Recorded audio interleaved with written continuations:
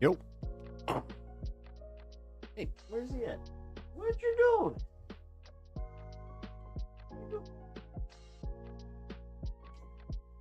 He was on his bed before I started stream.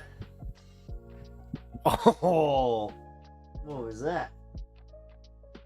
He's in a mood today. He's very grumbly. Anyway, how is everybody? Welcome. Man, having a little bit of a just rough having a rough day specifically because I kind of hit my head, like, and it was one of those just really dumb ones.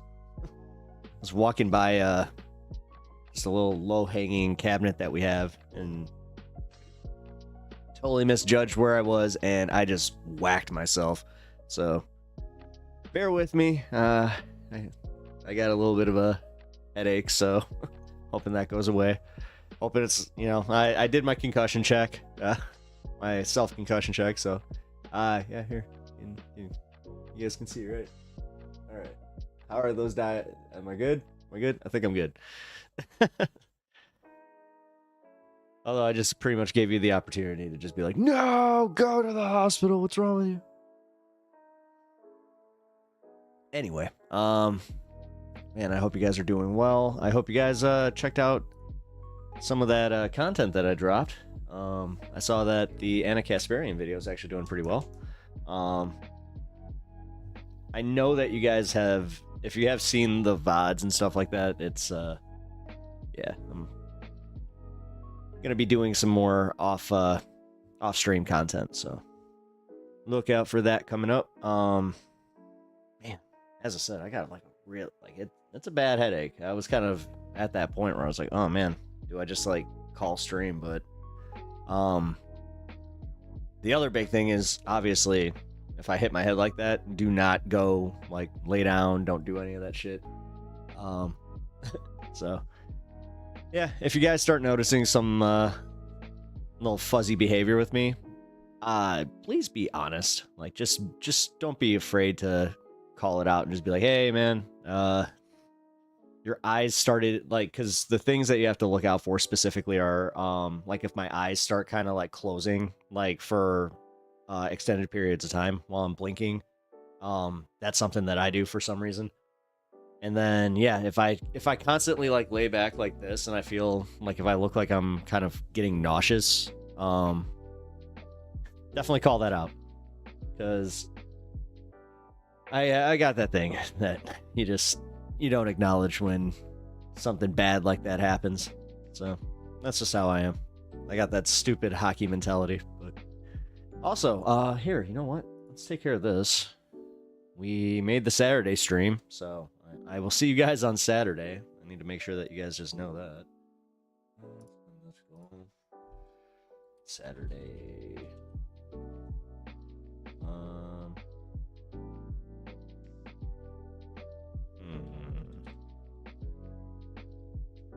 What's a daily goal that we could do here?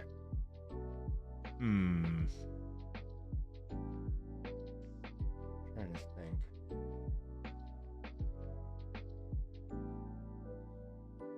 No.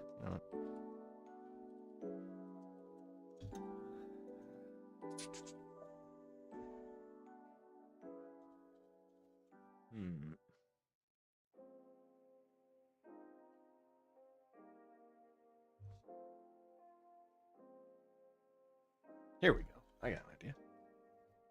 There. I'm going to set a new goal. Trying to think of something good though. What the hell's going on here? Why is like nobody here? Damn it. Oh no. Oh no. Oh, it happened again with YouTube and my alerts. Alright, hold on. Why does this keep happening, man? This is messed up. Okay, there we go. Alerts just went out. Hopefully that should help. That was over on Discord, guys. Anyway. Alright. So the new goal is set. Oh. Backed out of the damn page, and it reset it again.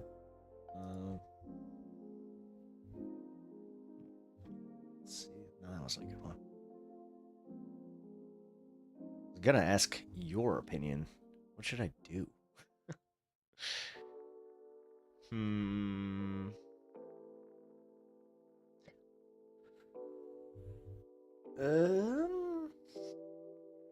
You know what? Just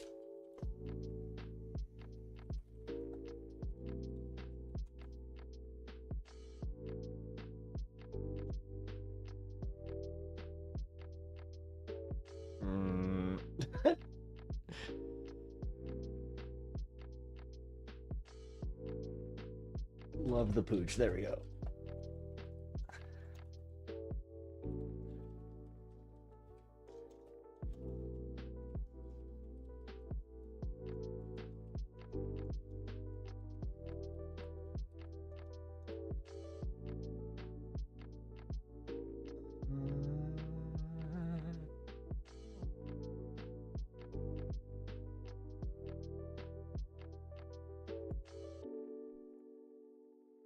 There we go. Sorry.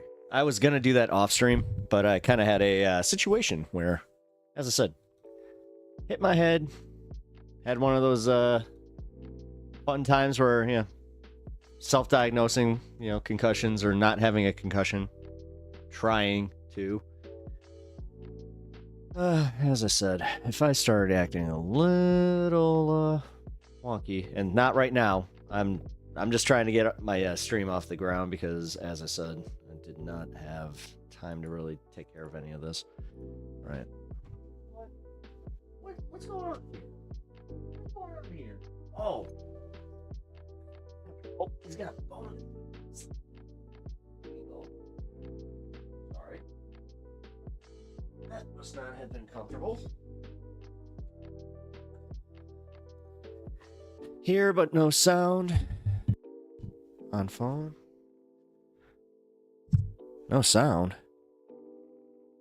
Are you serious? Hello? Okay, yeah. Here,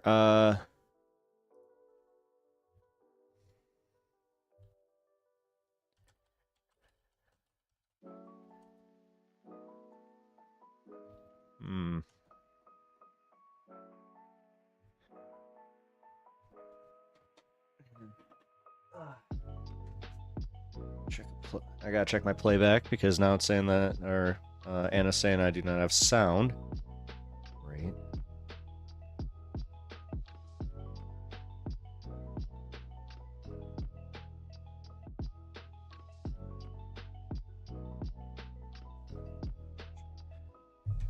Sound is good.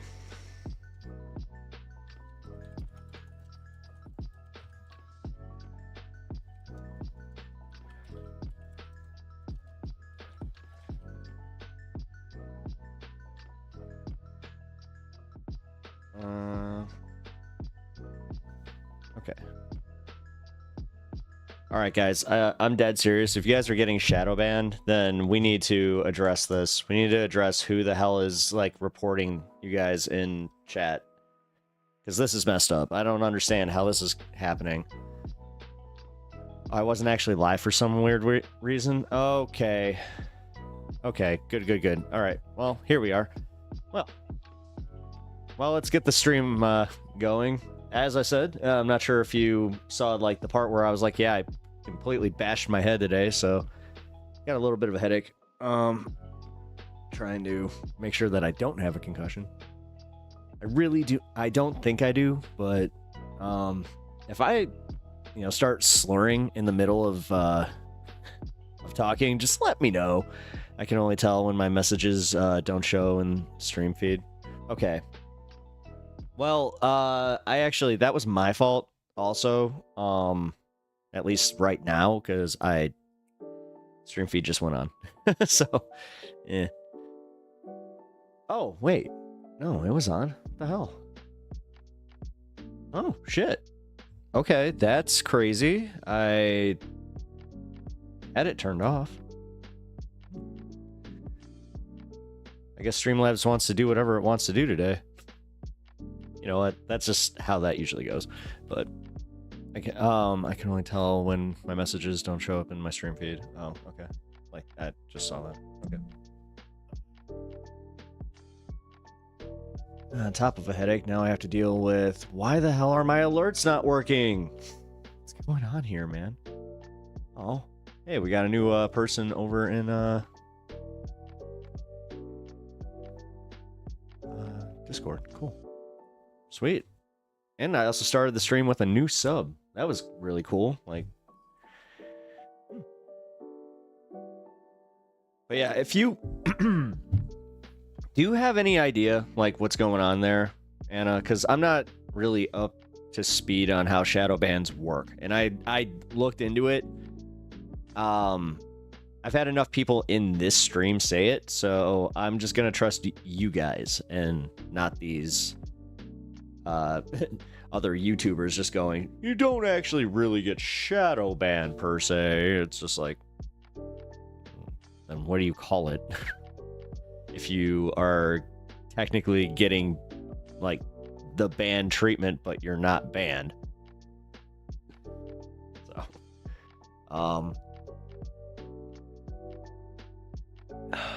I think it's specific words. Okay.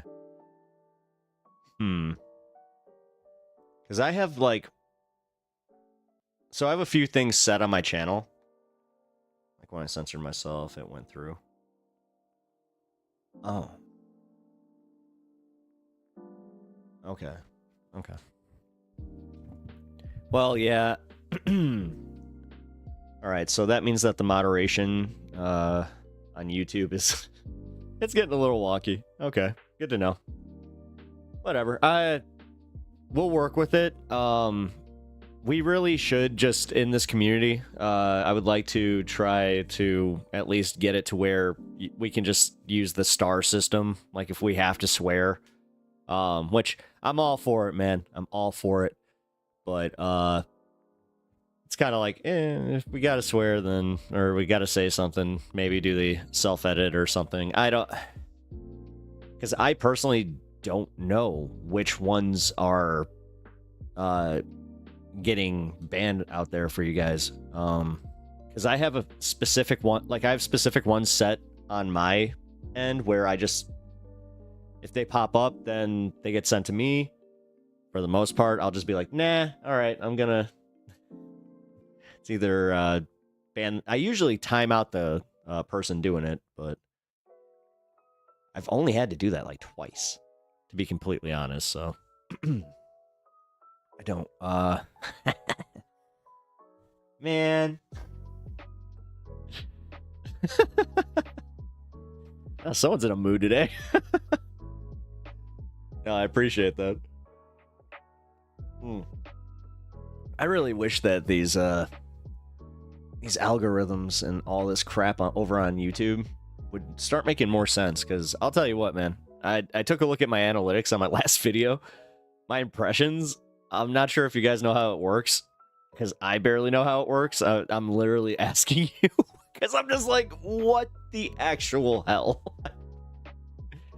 But Mom, I want to use all the... Oh my god. Okay, so as you guys... Okay, you ever get news that, like, also shakes your world?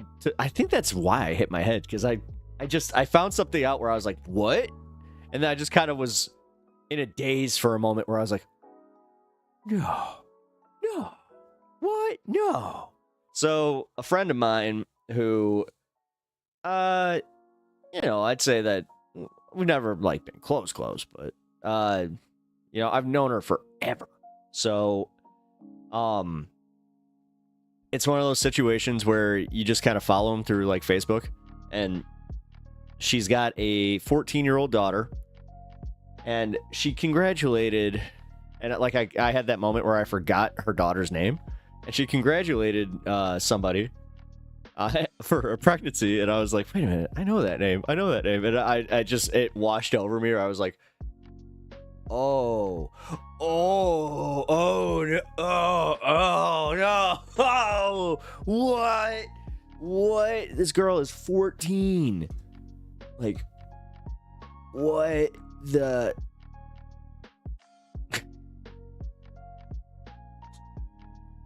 It kind of blew my mind. I'm just, yeah. And like, they're very religious, so they're just like, this is God's, this is they literally said God works in mysterious ways, but you know what? We go with what He wants and His plan and blah blah blah blah blah. And I just, I don't know, man. I don't know. And then on top of it, I also got asked, how? I don't think there's any way that's legal.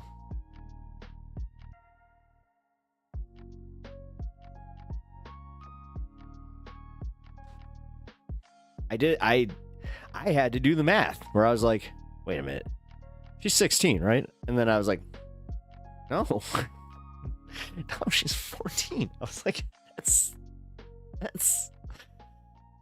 what?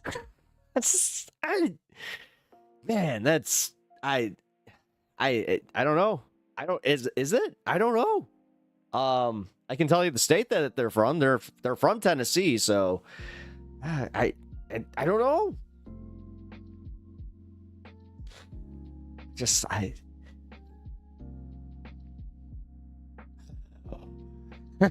kids having kids. Okay. I'm old. I officially had that moment too where I'm like, oh wow, it kind of hit me. Like, it's not because, oh yeah, she's 14, and it's like, no, I just realized, I'm like, oh my god, like, what? And then I want to say so much, but I can't. Because also her mom is like, well, my friend is, man, she's one of the hardest headed people I've ever met, so you can't really like talk to him. But I don't even think Romeo and Juliet law is even a cover 14 years old. Well, I think they're both, from my understanding, because I mean, dude, that's how I found out. They posted pictures of a baby shower, and I was like, what? And it was like, they had it dad, mom, like they actually did like a baby shower thing. I was just like, this isn't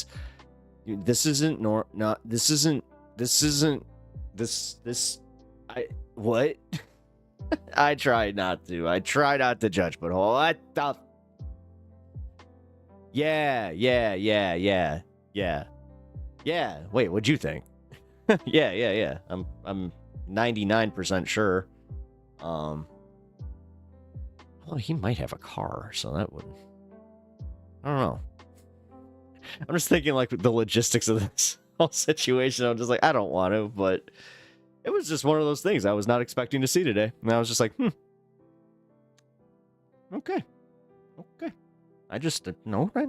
Okay. Yeah, really none of my business, but that's another thing. It's like, you made this my business. Like, you literally gave this out and just went, boom, this is your business. I don't understand that either. Why would you put that out? What's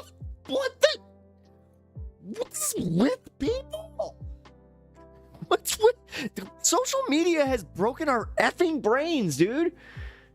I thought it was a case of statutory or worse. No. It was, from my understanding, like they were dating and everything, but I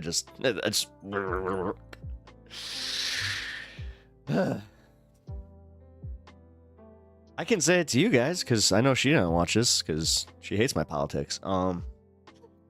So all I can say is, what the F? Like, for real. And like, how do you not just go, like, because, all right, this might be speaking a little out of turn or out of pocket, but at what point do you just go, I might have fucked up?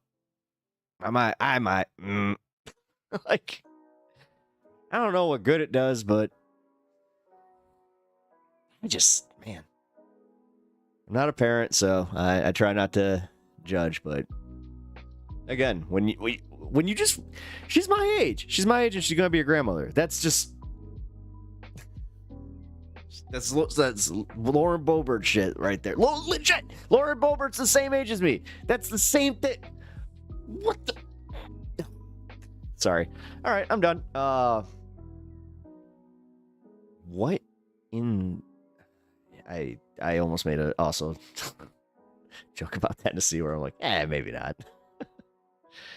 Coming from a Yankee, probably not the best idea, but either way, I'm also worried. Like, I am, like, worried, legit, but I know it's not my place, so I think I'll let it pass. I'll let it do, like, the tabloid thing where I'm just like, okay, well, she put it out there. I'm gonna make my quick judgment, talk about it with you guys, and then just kind of go, okay, well, this is just what it is. And, God, I hope I don't see her anytime soon, so I just don't have to go like, oh, hi. Literally just be like the Joker. Hi. Like, oh, man. Because she's very judgmental. That was the thing. She's, like, super Christian and, like, judgmental. So it's one of those situations, too, where you're just like, okay. Interesting. Oh, speaking of Christian and judgmental people. Okay, actually, Anna, you would be a good person to talk about this with, and also, if anybody in chat wants to chime in. God, I was hoping Allie was going to be here for this one. Hopefully she gets here soon. So, feminism. I got randomly tossed this one about contemporary feminism, and the fact that they even use the term contemporary feminism was kind of like me. I kind of went, huh, contemporary feminism. And they were asking me like, yeah, what do you think the merits are, and like, do women benefit from them? I was just like, oh boy, because I've never had like a more clear, just like a moment of just like, oh, I'm a little out of my element on this one, because I've never really thought about it. Like, I know that I'm kind of like, I know what I believe as far as like supporting women's, autonomy, like bodily autonomy, and also just like supporting women's rights, like to be equal. I've never understood that like whole thing where there are still people that are just like, no, we can't have that. And I have a feeling it was posited from a religious standpoint. So I don't know, man. Like, I guess my question is, number one, is it kind of dog whistly for them to even call it contemporary like feminism, and then to kind of almost corner me and just be like, hey, what do you think like about this, huh? Or what are you I mean, I appreciate it, but yeah, I think that's what sucks, is like that's pretty much my take. And they were kind of like, oh well, it's like we can very okay, it is all right, so I judged this correctly. All right, I appreciate that. Yeah, because the second they called it contemporary feminism, I was like, I have never heard that. Like, I had to go Google it. I was just like, I get where you're going with it. I think, but I was just like, wait a minute, what's this idea? And then seeing that it was just like, yeah, contemporary feminism is the idea that it blankets, trans rights and equal rights for people, like all people, and it's. And I'm sure there are some who use that don't mean it in a dog whistle way. See, that's kind of where I'm also like,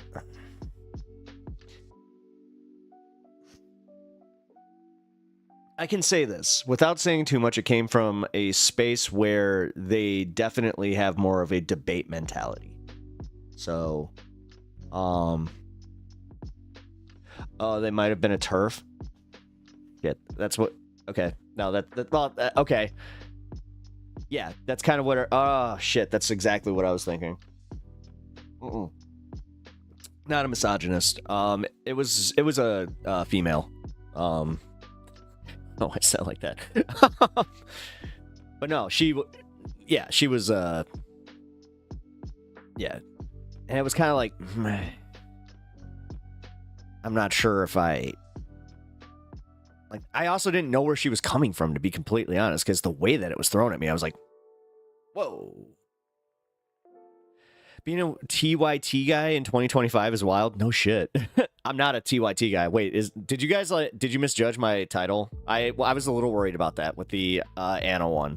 I'll be honest. I felt like people might have thought that I was pro TYT, which I'm not. I am I'm an ex TYT viewer, pretty much. Like, I like catch the Dragon Squad. You know, I still support John. He doesn't deserve what he's going through. Hey, Miss Alice, what's up? Hey, actually, I was just asking Anna this. I want your take on it too. I got asked about contemporary feminism. What's your take on it? Break it down. Give me a paragraph. Sorry, didn't mean to give you homework, but no, Anna just kind of said it. It's kind of dog whistly because it kind of came from like a debate space, and they were just like, "Well, do you think that contemporary feminism benefits women?" And I was like,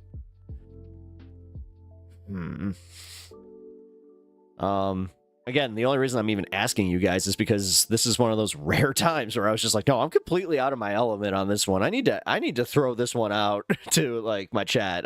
I feel like I don't know. Yo, what up, Undead Banana? How you doing, bro? How you doing? Yeah, sorry I had to reset. If you guys noticed, I did have to reset the thing because yeah, Saturday you guys are getting a stream, because that was one of the funniest ways that has happened as far as getting a donation. I'm not sure if you guys saw that live, but it was hilarious. There was this crypto bro in chat who he kept going on. He's just like, yeah, why you keep talking shit about crypto? Oh man, like I retired myself on crypto. I was like, oh, did you? I'm just like, you know what, man? Fine, prove it. Like, if you got that FU money, throw me 420 in the a 420 dono. I'm like, otherwise you're a liar. And then he did not do it, but Mitesh came through and he was just like, oh yeah, boom, flex. I was like, oh my god. So that was one of the funniest like flexes I have seen in chat since I've been doing this. Just gonna say, haven't heard that yet. Shouldn't it be feminism unless discussing the ways? Thank you. See, this is why. Thank you for engaging with it, because I don't know. I'll be honest. The fact that hearing the term feminism kind of threw me back, where I was like, dude dropped $400 on me. Yeah. Yeah, he actually met the 420. Like he did. I was like, yeah, right. That's kind of. I was like, like I'm actually so. I don't know, man. I'm uncomfortable. It was crazy. It's like, holy shit. But I'm so. I don't know, man. Like, I really am so thankful and humbled. Like, I don't know. Yeah, when I saw that, when he did it, number one, I had that moment where I was just like, whoa. But then at the same, like, it was the funniest fucking thing that happened.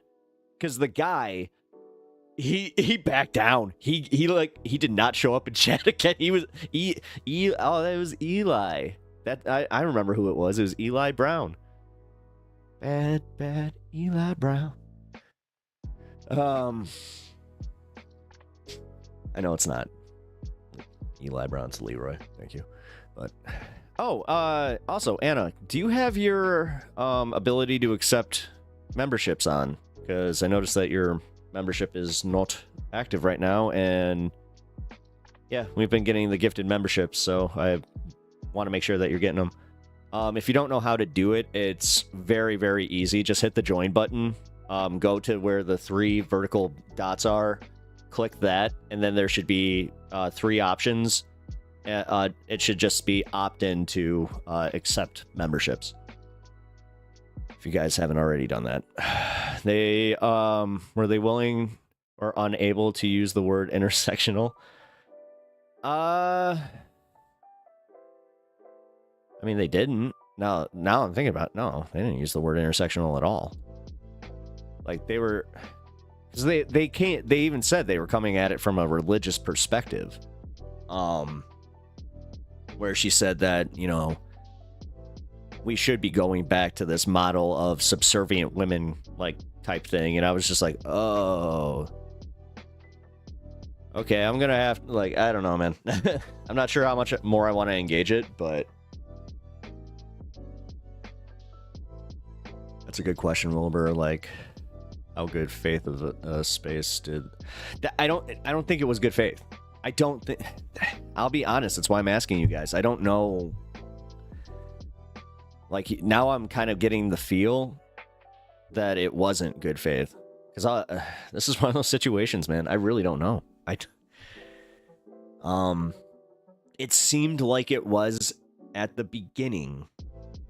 And then reading deeper into it, I was like, I don't... It seems like... Because it seems like they want to trap me in these things. Like, it seems like they want to use me for, like, sound bites or something. Because, like, this is... It's a professional situation, so I, again, don't want to go too deep into it, but for real, I'm like,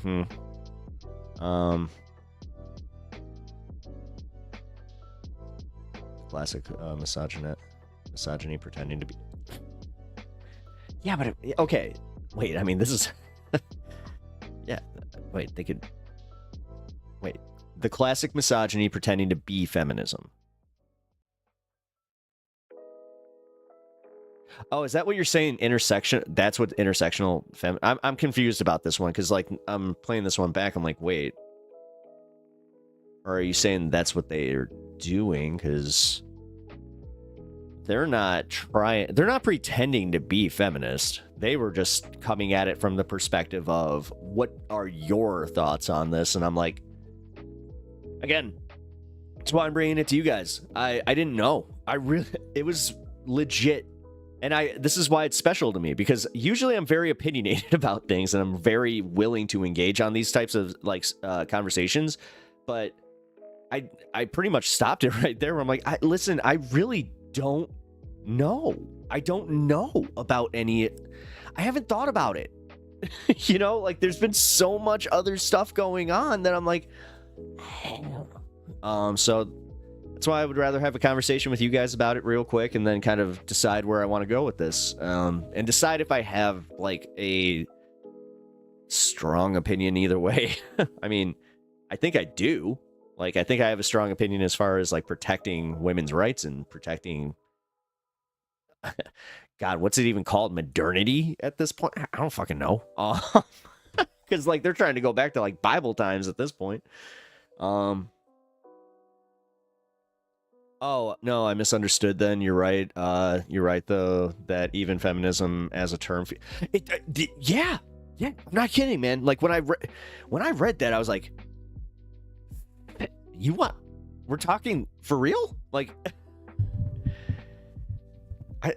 Dude, feminism feels so outdated that, like, I've never... That's why I don't think I have an opinion on it much, is because I've never really had to. I thought we, like, most people, even religious people, were kind of like, hey, we're... You know, yeah, we're kind of, like... The only time that I would hear, like, radical actually, I'll put it this way. The only term that I heard feminism was when they would use it in the context of, like, radical feminism, and then they'd be like, these blue hair radical feminists. Like, that's the way they would do it. But, yeah.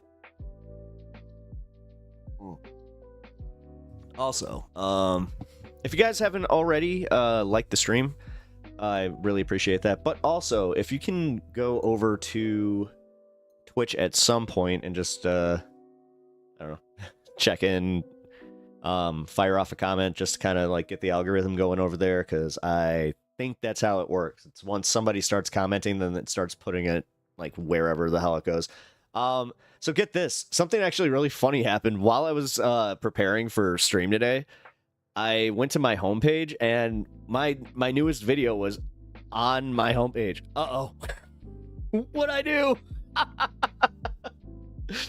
Cracks knuckles. What'd I do? Hey, I thought everything was cool. I thought,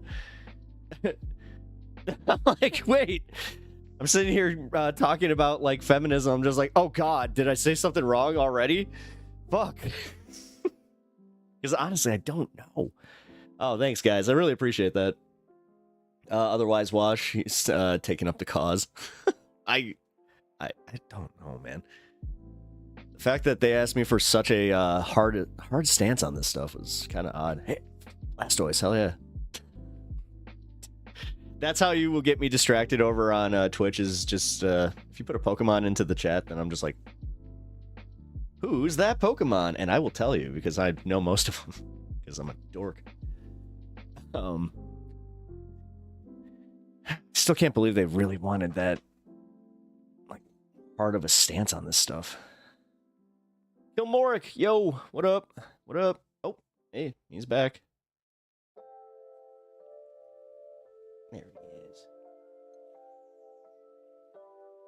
Alright, so I'm thinking that seriously, feminism or feminist get so vilified that I tend to think of myself as being into equality. That's where I was kind of, I don't even want to throw around the term dog whistle, but it kind of felt dog whistle-y to me, the way that they were like, yeah, you know, contemporary feminism, and like throwing in, because the way they defined it, they were just like, yeah, it's essentially basic equality, and I'm like, wait, is this getting into DEI like stuff? I have a feeling that they're gonna say DEI next, and like I was just like, I don't know, like I kind of threw him for a loop, where I was just like, I really don't know. And I think that anybody that's in this chat, especially Honeybee, would know I'm pretty opinionated, so if I don't have an opinion on something, that generally means that I'm not gonna sound off too confidently. But I am curious. As I said, I want to. But if you also have like knowledge about this, like, is there a movement that I'm supposed to have heard of here, or what? What they want is what's fair. Equality is hard when everyone's different. Yeah. Well. Yeah, but there should always be like the line of basic human right. Like I guess this would be my opinion on women. Like, because again, I'm pro-choice. Like, I just you know, women should not just be seen as, you know, controllable incubators. Like, I don't think that that's right. Agency is very important. Otherwise, it's just, what are you doing? You don't view them as people at that point. And also, I've always been bothered by, like, I saw this a lot specifically in like my school. These dads, man, they were the weird dads, where the way they would talk about their daughters, like as property, was openly too, was wild. I'm talking like uncomfortable. They had daddy-daughter dances up until high school. Like, that's not, like, we didn't have dances. Like, we weren't allowed to have dances until, I think, junior year was our first, like, official dance. Like, we had a winter formal. It was, yeah. But daddy-daughter dances every year, those were important. And they had, like, the mother-son ones, but every single one of us were like, nah, we're good. I don't think any of them ever signed up for that unless... Wait a minute, I'm thinking that Teacher Boy did, because we had one, sorry, that's his nickname. Because Teacher Boy, his mom was one of the teachers. I have a feeling that she would make him do that. Either way. But yeah, so I think does that kind of play into this whole thing that they were asking me about the feminine, like, because I know where this is gonna go. I know where this is gonna go if I continue to engage. Excuse me, I got to dry mouth. But they're gonna take it from that, then they're gonna pivot to religion and religious, like, autonomy, and how much do I believe in, like, Christian fundamentals in America, especially, you know, given my position.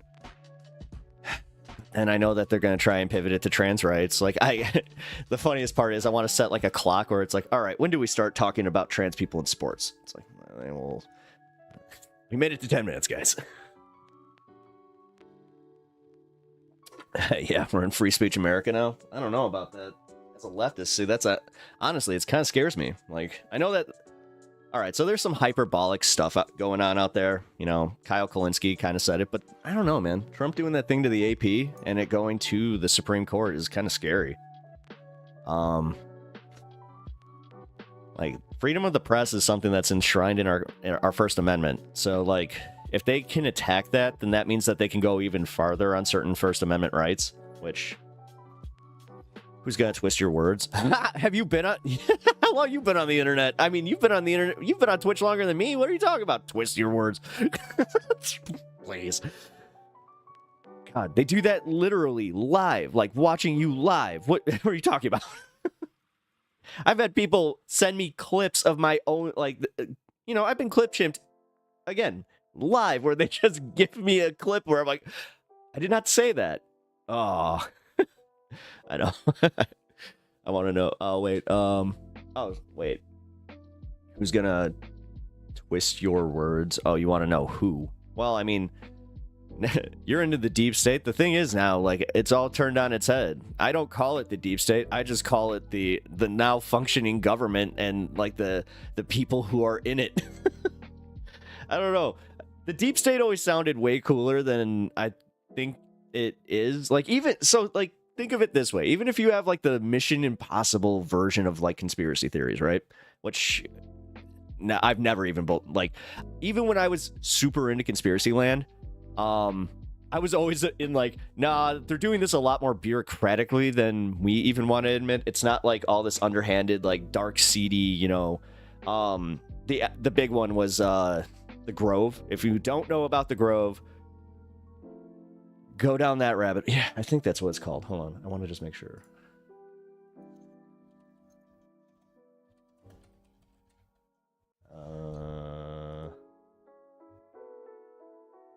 Wait.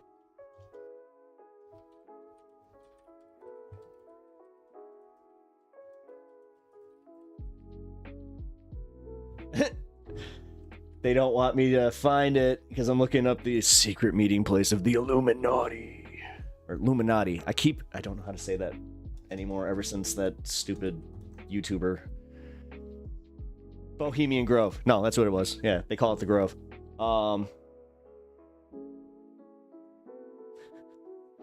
Yeah, you want to go down a rabbit hole, go down that one. Because that one actually exists. Like, Alex Jones, this is when I was actually watching him. And, like, this is kind of what got me into him. He did that thing where he was just like, I'm going down to find the globalists. Look, they're doing their weird little. They were like doing like a pagan ritual, and he was like, look at him, and he's in the bushes, and he's just like, I think they saw me. It was crazy. Yeah, I mean, I looked into it, but yeah, rich people would be bored going to summer camp. Pronounced the same. The YT guy I watch is exposing. Pam. And Trump. Nice.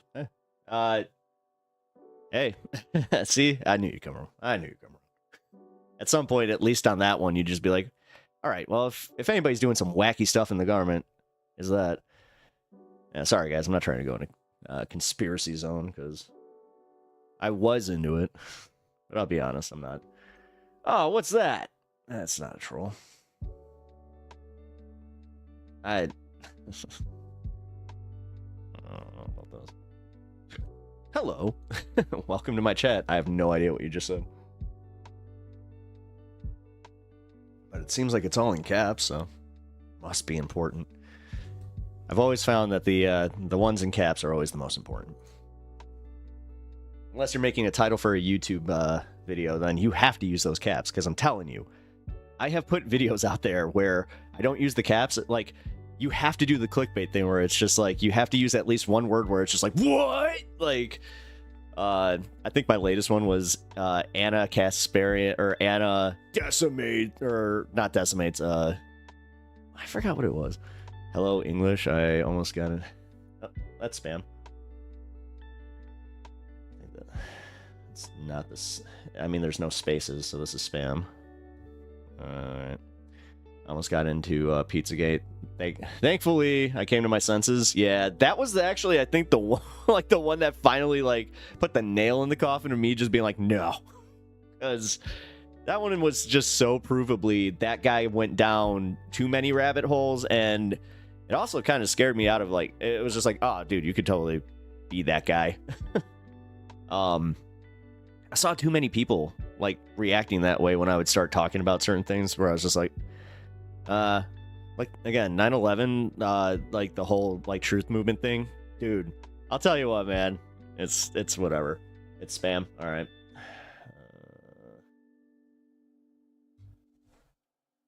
Thank you. I appreciate that. He has been banned.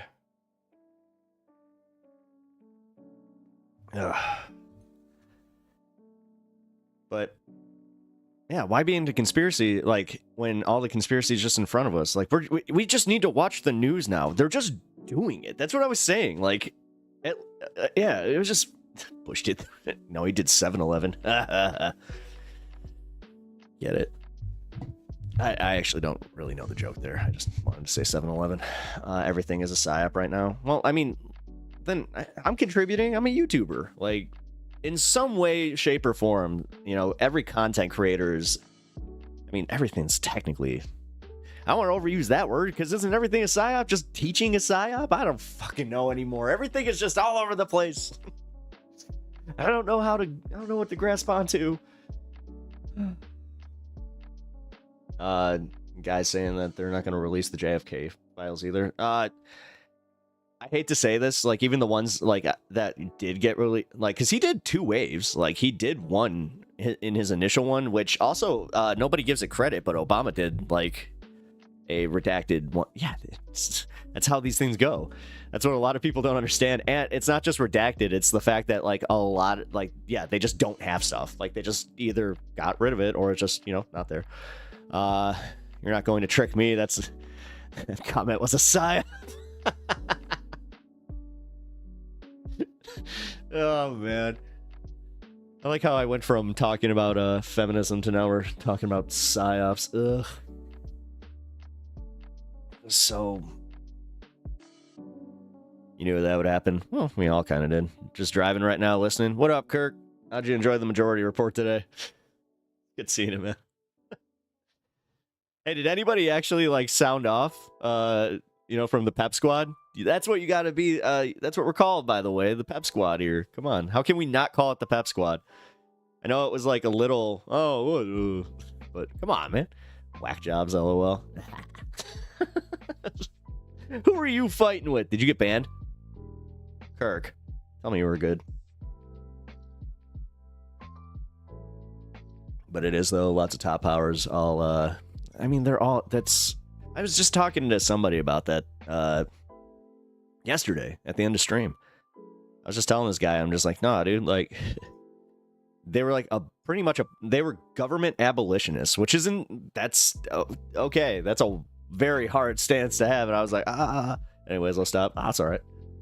I don't mind, engaging. But yeah, oh, wait. Oh, yeah, that's what I was saying. About, like, then all of a sudden you become the power. Like, nobody's incorruptible. Like, nobody.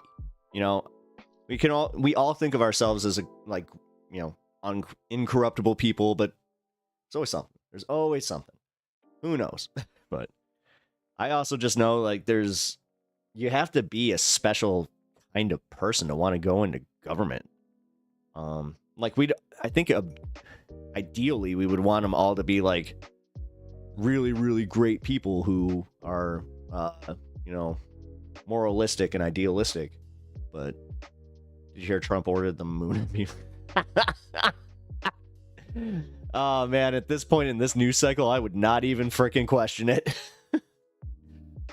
But yeah, no, just some weird people in that chat. Yeah. Yeah, I mean, they're nice. Like, they're cool. They're cool people. I'm just wondering, were they nice to you, and were you nice to them? Like, as a representative of this community, I would like to know exactly how did you conduct thyself? I just used thyself. Jenks' motto was get money out of politics. That admits he takes corporate donations to run for Congress. Yeah. Again, did we not say that Jake is wildly inconsistent, and this is also why it's hard to take him seriously?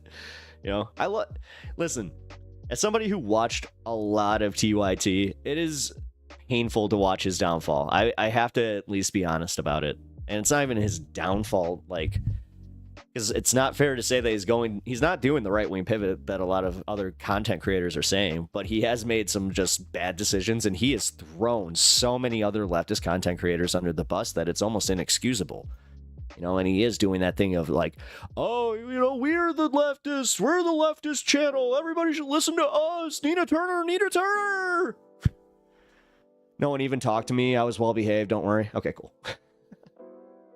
I am busting your balls though, bro. I thought Ruben was there. Wait a minute, where the hell's Ruben? How the hell Ruben gonna be in majority report chat, but not mine? Now I'm getting jealous. Uh-oh. Oh no, I'm starting to get jealous of chat. You guys pop up in other streams, oh no.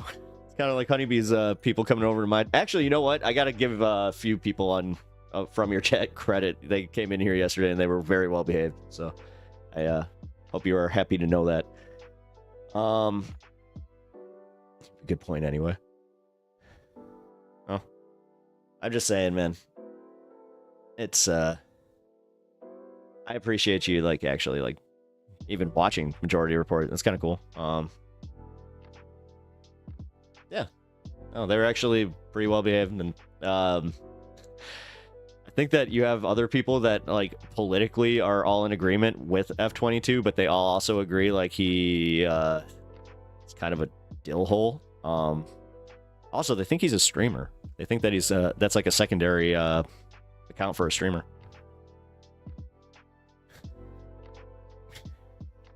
Now there's the conspiracy.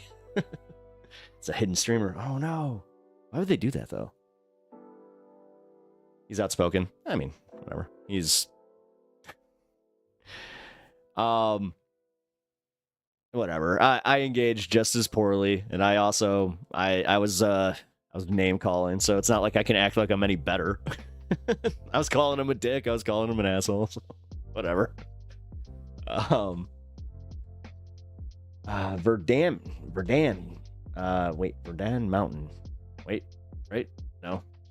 I don't know how to say your. I'm gonna just call it Verdun. What up, dude? How you doing? He's a cop.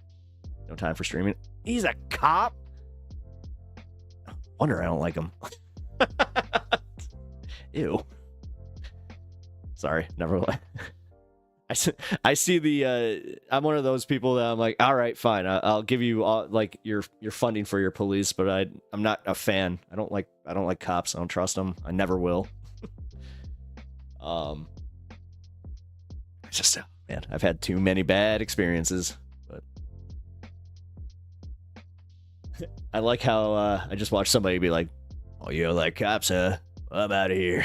What do you think about Zelensky? I think he's fine. Yeah. What do I think of him? I think that it's insane that they do you realize what they did? They threatened a new axis of evil where they met with Saudi Arabia, who I'm not sure if you know like their whole issue with us and why we should have some issues with them, and then you know Russia, and then you know all of a sudden Trump's like, hey, you know what, if you give me some minerals, you give me some of them sweet minerals, I'll back off and I'll back you. I'll give you your funding back. Quid pro quo. It's almost like I was doing the thing. I kind of learned what the first time when they accused me of quid pro quo, I didn't know what it meant. Then I understood that actually that sounds pretty good. Why aren't we doing more of that? Now that I can do anything in office, why not? I just make any deal that I want. I just threaten, and then make a deal. Actually, that's kind of what he's doing. He's gonna, I mean, Trudeau and frickin' what's her face over in Mexico, like they're all gonna do the same thing. So, but it's not it's all superficial shit. Like until I see them like do the capitulation, what do you call it? Like until they capitulate over their tariffs, I'm left. I'm a lefty, but I will. Your impression's great. Thank you. Oh, thanks. Thank you. I know it's the best, just like I am.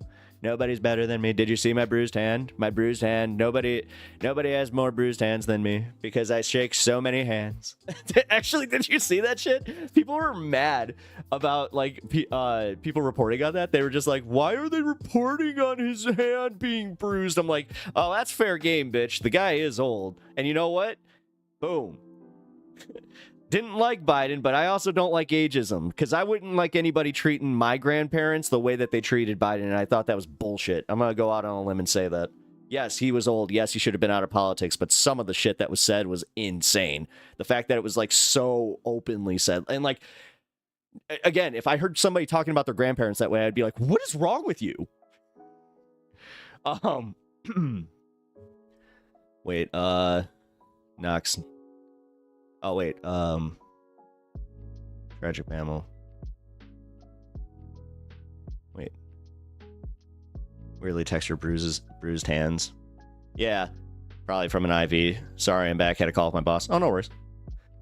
I always said no one in politics is good or a savior or anything. I'm just realizing in the spanking Trudeau is getting. Yeah, well, I mean, hey, or relishing. Yeah. Again, the fact that you got like I hope you understand how many like leftists also agree with you. They do. Trudeau's not popular. From my like I did a little like research and Lance from the Serfs and Rational National, they actually had two really good pieces about why Trudeau is not popular and why he's, you know, why he sucks. So oh, how do I check? Okay, I accepted. Yes. Okay, cool. So that means, that explains why you never had it. Okay. I was wondering about that. Is that how you do your relishing? What's that? What's spanking? He resigned. And the polls are shifting rapidly. I do my relishing through looking at people with buyer's remorse, like, that are getting fired from the federal government that were Trump supporters. I do think that's kind of funny. I'm not gonna lie. I don't know. I kind of think that like gifted sub is on. All right, cool.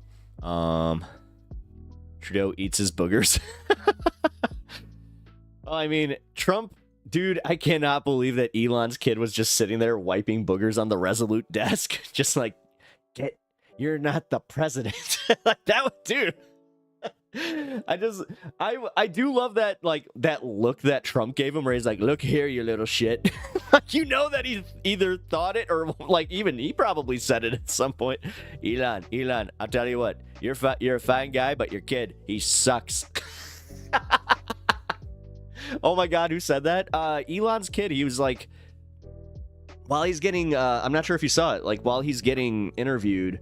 Elon's kid at one point is just like, you need to shut your mouth. And then he, at one point, like it's the second one where he's like, you're not, something about you're not, I'm not sure if he said you're not the president, but he definitely said like, something with authority, where he was just like, you just watch him go, you hear that? No, who said Trudeau eats his boogers? One of my chatters over in YouTube. You can see him on the screen up here. Oh, well, not anymore. But yeah, that was Kirk said that. Monica was shocked from under. Monica's still under there. She's just like, they haven't let me out since 1998. Shut up and get back to work. She did either that or she just. Sorry, that was not cool. Actually, Monica Lewinsky is pretty based. She did strangely enough, she did like a weird stand-up like special thing. It was pretty funny. I gotta say, she was not that bad. Elon's kid is an asshole. Oh yeah, Totally, man. Like the way he was. Is it bad that like even in that? So that's one of those rare times where I have to say I kind of felt bad for Trump because you were not only getting upstaged by Elon, you were getting upstaged by his kid, who is literally looking at you and just going like, "Shut up! I want you to shut up! Like shut your mouth!" Like when he said, "I want you to shut your mouth," I was like, "Dude." We've all wanted to say that to him. We've all wanted to say that to him. She voted for Dems after everything. Weird. Not based. Who cares? Voted for Dems. You said you liked Obama up until a certain point. Why would you like hate her for that? Like, I vote for Dems every single time just based on the lesser of two evil effect that we all have to bow down to at some point, unless you're like, you know, very principled, which I do. Like, I'm almost jealous of that. I'm just like, I can't. I have to feel like I've participated. I guess. I don't know anymore. Send you an unreleased song. Hell yeah, bro. That was a mixture of boy and bro. I vote for Zelensky every time. Well then, isn't that just once? Because, yeah, I mean, I did get the update from my friend. My buddy is a teacher in Kyiv, and he told me that he was like looking into the Constitution and why there hasn't been a election. And I guess you guys have a wartime martial law order where once martial law's been called, then yeah, it puts elections off. So. Oh yeah. Otherwise, it's Poroshenko. Well, I like the Zelensky experiment. I like the Zelensky win because it kind of shows like that Jon Stewart could technically win. Lame. I mean, whatever. For the most, well, the thing is, I'm not like necessarily a down ballot guy. So, like, I voted for Republicans in certain things and also, you know, other types of candidates. There was one time I did vote for a Libertarian begrudgingly, but he was better than the Republican who was running for the seat, so. Not you, martial law. Oh, yeah. No, not Jon Stewart. Why? Jon Stewart is, like, the thing is that when he's serious, like, he actually gets stuff done. When he got those 9/11 first responders their healthcare, when he got those soldiers, you know, their healthcare, I don't know, man. He's done more than a lot of politicians have already done. So I like the idea of an outsider, edgy candidate, but not him. Why? The thing is, we've already proven that we have an appetite for celebrity. We've already proven that we like witty people who also tell it like it is. He has both those things. He is smart. He's like the smart version of like what Trump could be, I guess. He's just he's joined the don't call them Nazis, it's not helpful train. Wilbur, I've said that on this program before. Like, I just think that now it was so funny for, I want to say like the first 2 months, like since November, what has it been, 4 months now? I'm media now. Yeah, thanks for that. I do have to remember that. Yeah, right. I'm part of the problem. Oof. Whatever, Wilbur. I got some bad takes, like, according to you guys. You're not gonna agree. I've already told you guys this. I'm never gonna be your perfect streamer because that's weird. But I feel like that's just one take that you could kind of go, yeah. But also, I've walked it back, Wilbur. I will say that I kind of, again, if it walks, you know, walks like a Nazi and talks like a Nazi, then you know what? You got what was I saying? If the jackboot fits, like, don't you want to be the media? I mean, I am. I'm alternative media. I consider myself that. It's kind of weird. Like, I was gonna be like, I consider myself, you know, a reporter in some regard, like a journalist, but I couldn't even say it with a straight face. Did you see that? Like, I had a smile on my face the entire time. I'm like, journalist. No, I don't know. I should probably actually, like, take that a little more seriously. People want real takes, citizen journalism. Well, that you will get from me. That is 100% ride the wave. I have been. I mean, I've only been doing this since August. Like, I literally started my channel in August, and then I started live streaming in November. So, I'm riding that wave. Bro is smiling. I can't. The thing is, I couldn't even say it. When I say I can't say something with a straight face, I mean it. Because I don't want to take shit seriously. Taking life seriously sucks. God, that's the one thing that, like, when people are just like, how come you can't take things more seriously? It's because it's a really shitty way of looking at things. I don't like it. It's like, I didn't want to grow up. I took the Toys R Us oath, and then they took Toys R Us away from me.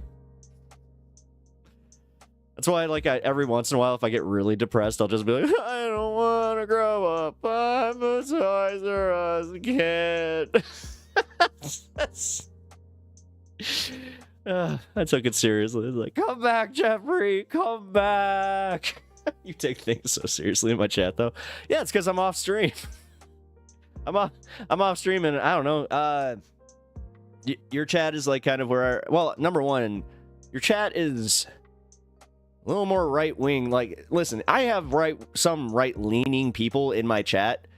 Your chat, like, these guys, they're definitely more of the I want to troll libs like brigade. Like they I think that's one of them said that yesterday, where he was just like, this is the reason I like you, and he was just like, I respect the fact that you will engage with us in good faith, and you do take, he's like, you take kind of a beating. I'm like, thanks.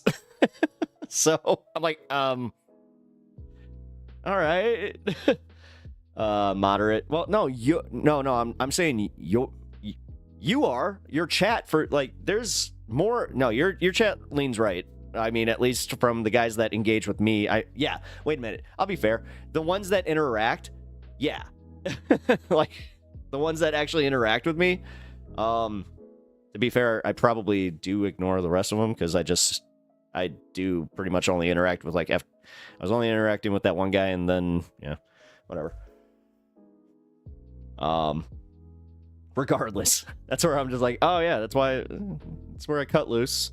Also, like I was saying, I kind of find it funny where they're just like, yeah, man, I'm a hardcore conservative. Kirk, then yeah, actually at some point you just need to join our chat, so like I can just throw you like in front, so it's just like, here, you're my boy. just push you in front, and then I'm just gonna walk behind you. It's like, and you're tipping your MAGA hat, just like, howdy. Wait a minute, who's that?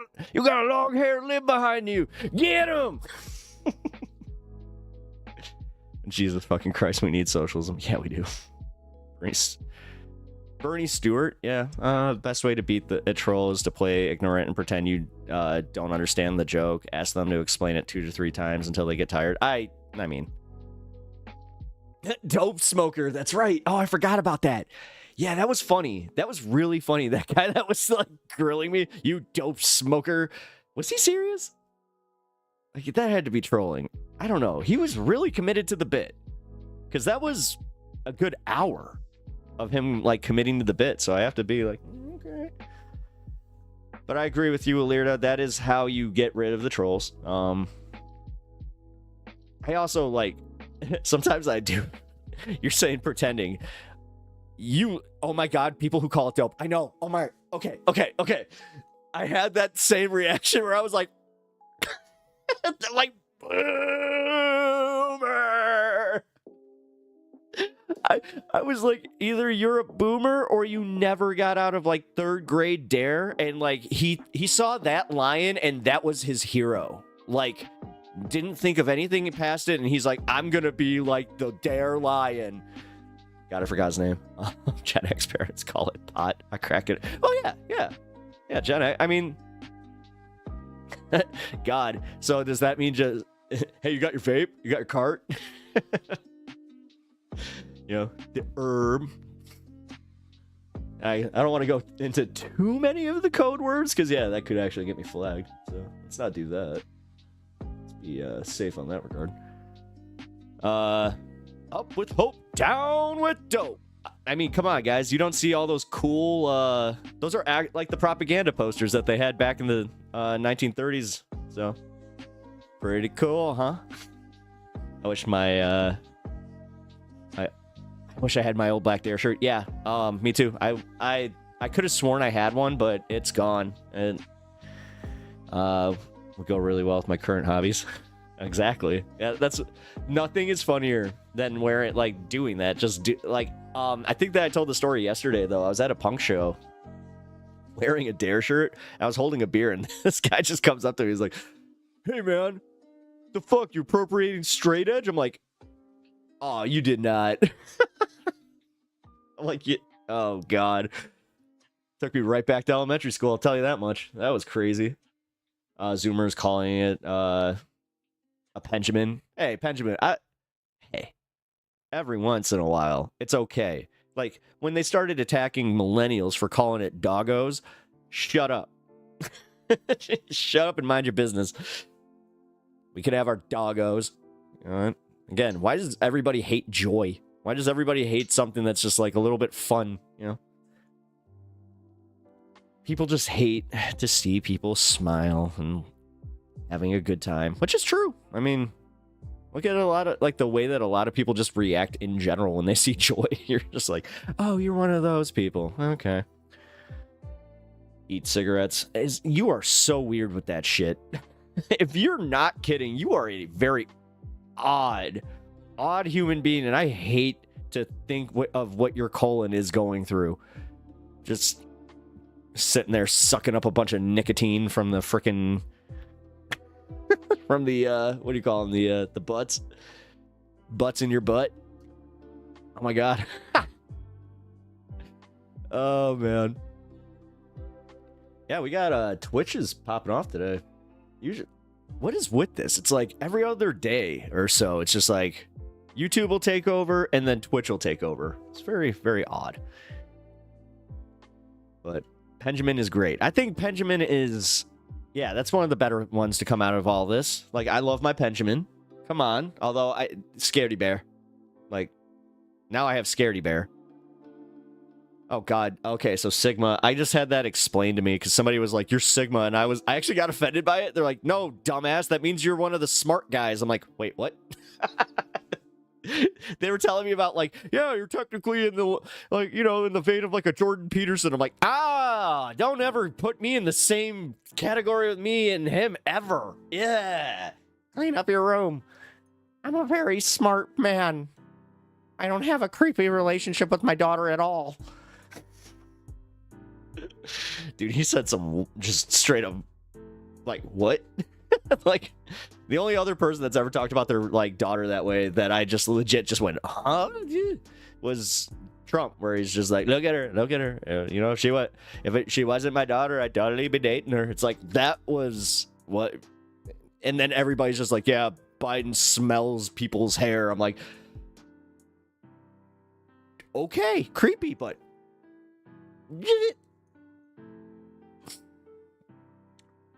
just gonna go. It's just because he says so much wild shit that nobody cares. Nobody cares. You know, that was the first time where, like, he probably did it, right? Like, he's just like, grab her by the pussy. Look, it worked. See? Nobody cared. He literally did the thing from Jurassic Park. It's like, grab her by the pussy. Grab her by the... See? Nobody cares. Grab her by the pussy here. Dotson. See, nobody cares. T-minus 4 minutes. Oh, hell yeah. Thank you for the warning. Be right back. Gotta make some calls. All right there, Mr. Professional Man. Dude, I saw a guy in a really nice truck, and he had his HVAC business. I was just like, I know Kirk's got one of them. He got one of them big-ass trucks. For his HVAC business. I know. Oh, thank you for sending that thing, by the way, yesterday, man. Going to be buying that.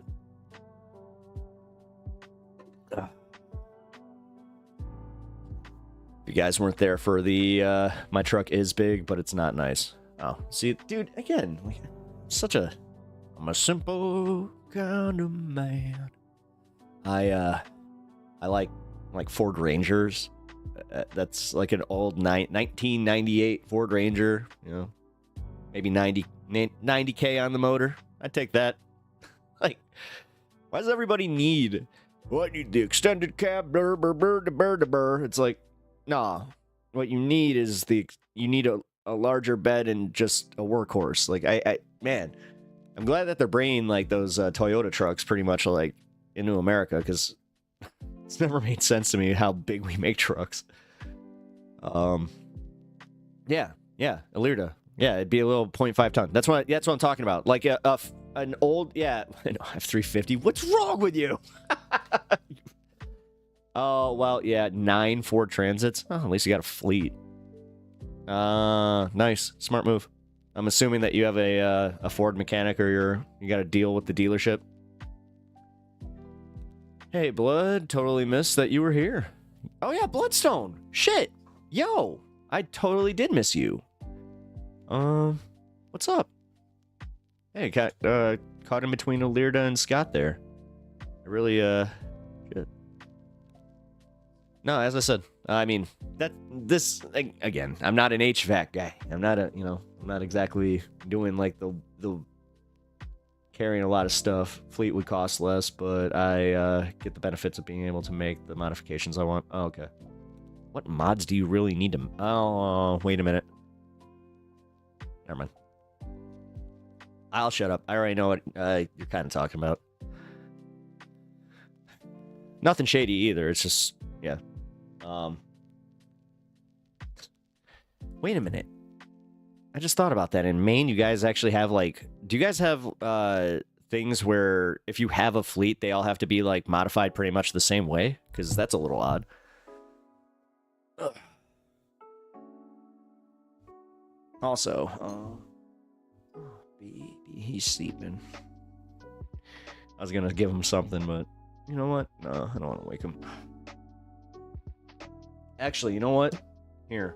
I feel bad. Tribute to a new desk. Oh my god.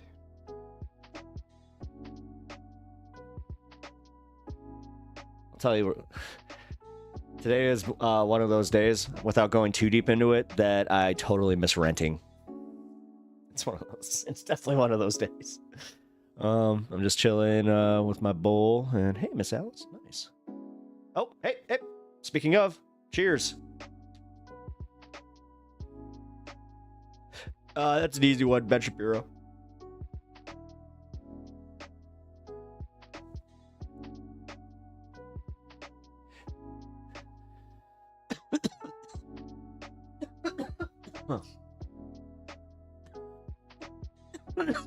Jordan all day.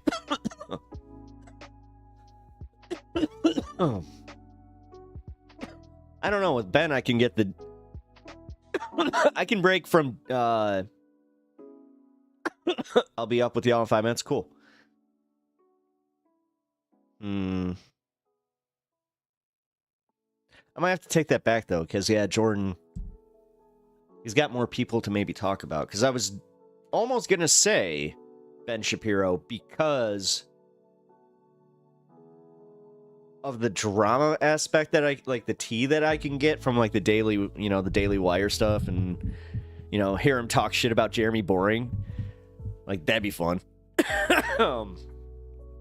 But, and I don't know. No, because Jordan Peterson's an insufferable dick that, like, eventually you, like, I have a feeling that he wouldn't shut up.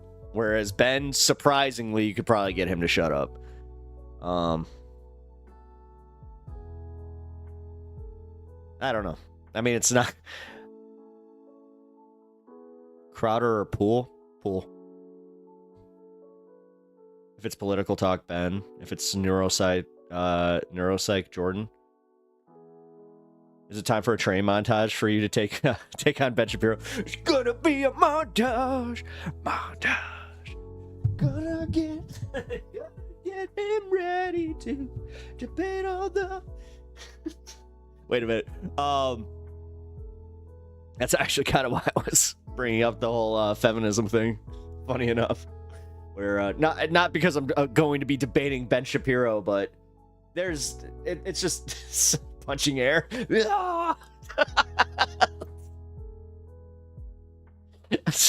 Yes, that's what I do. I mean, that's not just a workout. It's just that's how I get my rage out.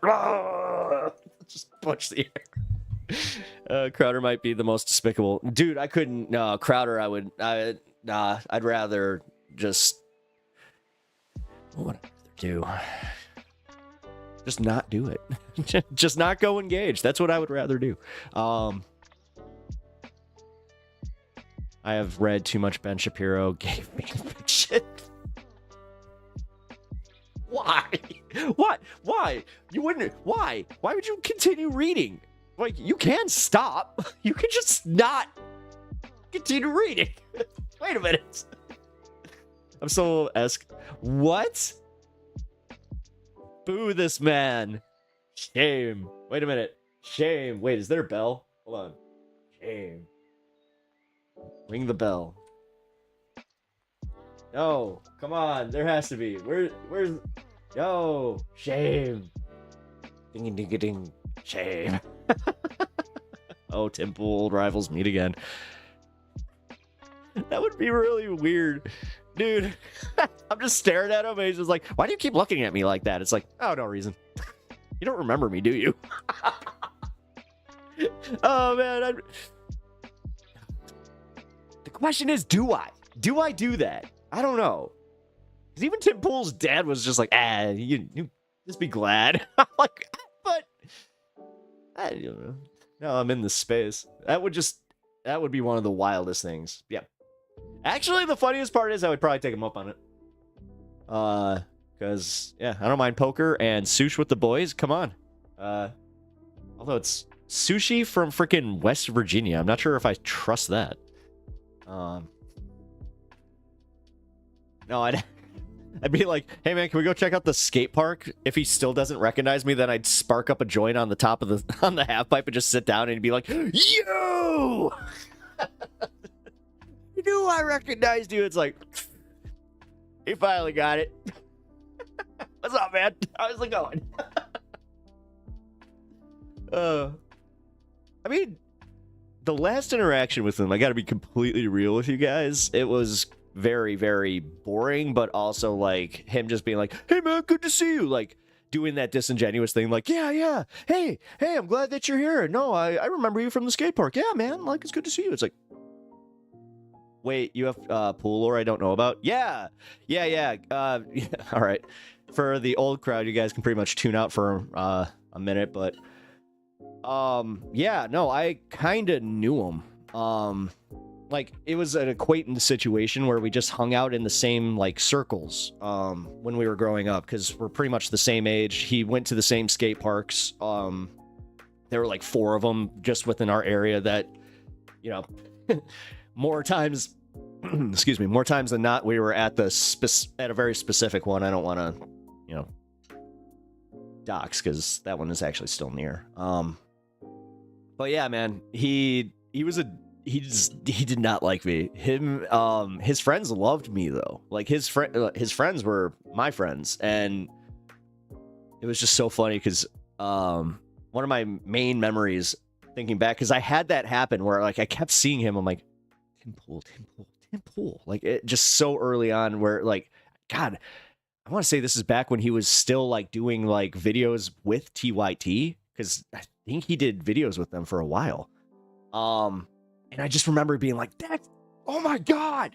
And then finding out where it was like, oh yeah, he totally did. And like, he was part of like the same chapters and everything. Because years later, like after he told me that he didn't, like, he's just like, you shouldn't even be here. Cause I wasn't really skating. If you need the full context of why he didn't like me, it was because I was one of those guys that was there for other reasons than to just skate. You know, I'd sit there with the skateboard because I wanted to at least play the part. You could dare call me a poser, but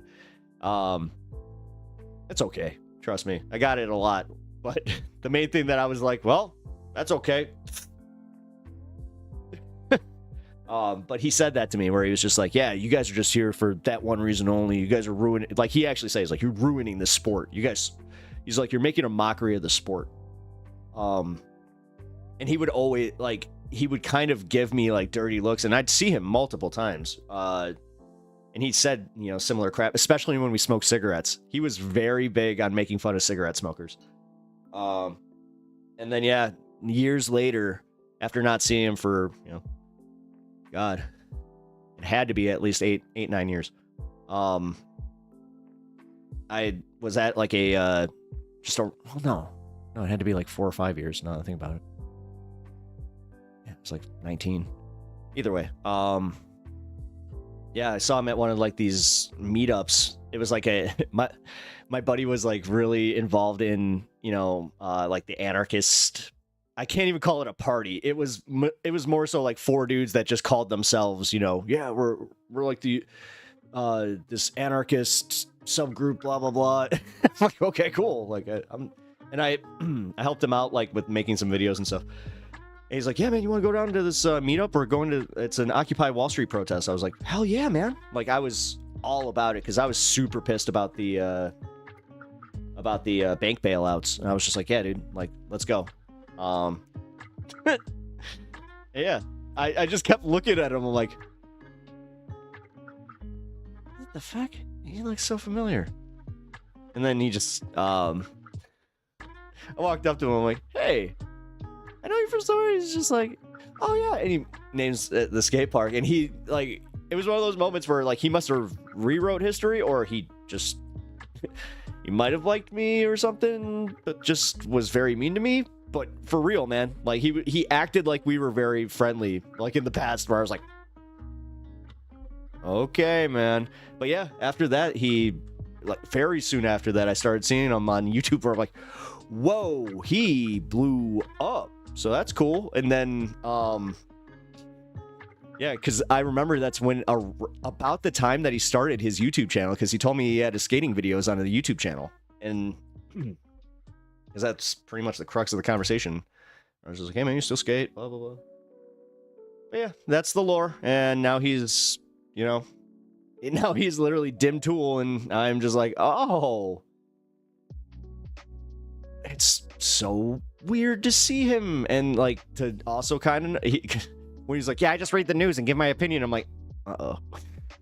I'm like, wait a minute, but you don't even have the, like, you don't have this part. This is what you need. To chill you out. But yeah, whatever.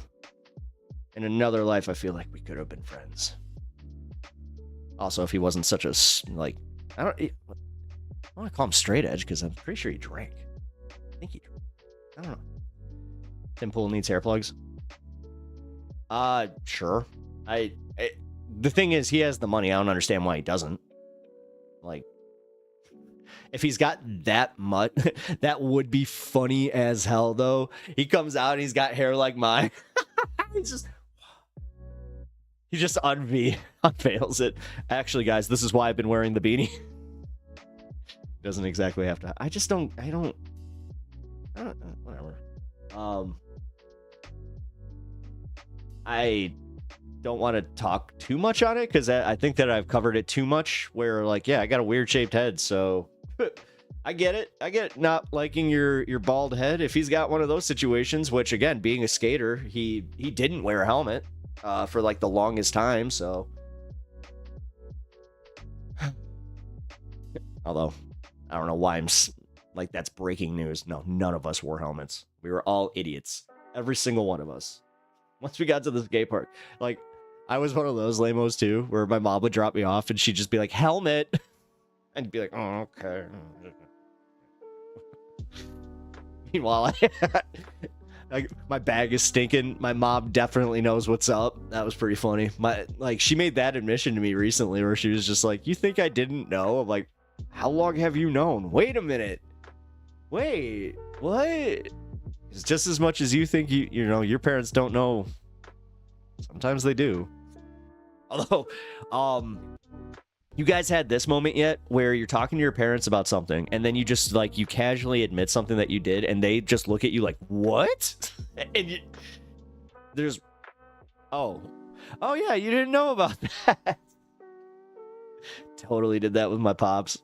Just dropped something where it's like, I had no idea. I'm like, yeah, it's because you're handling my biz.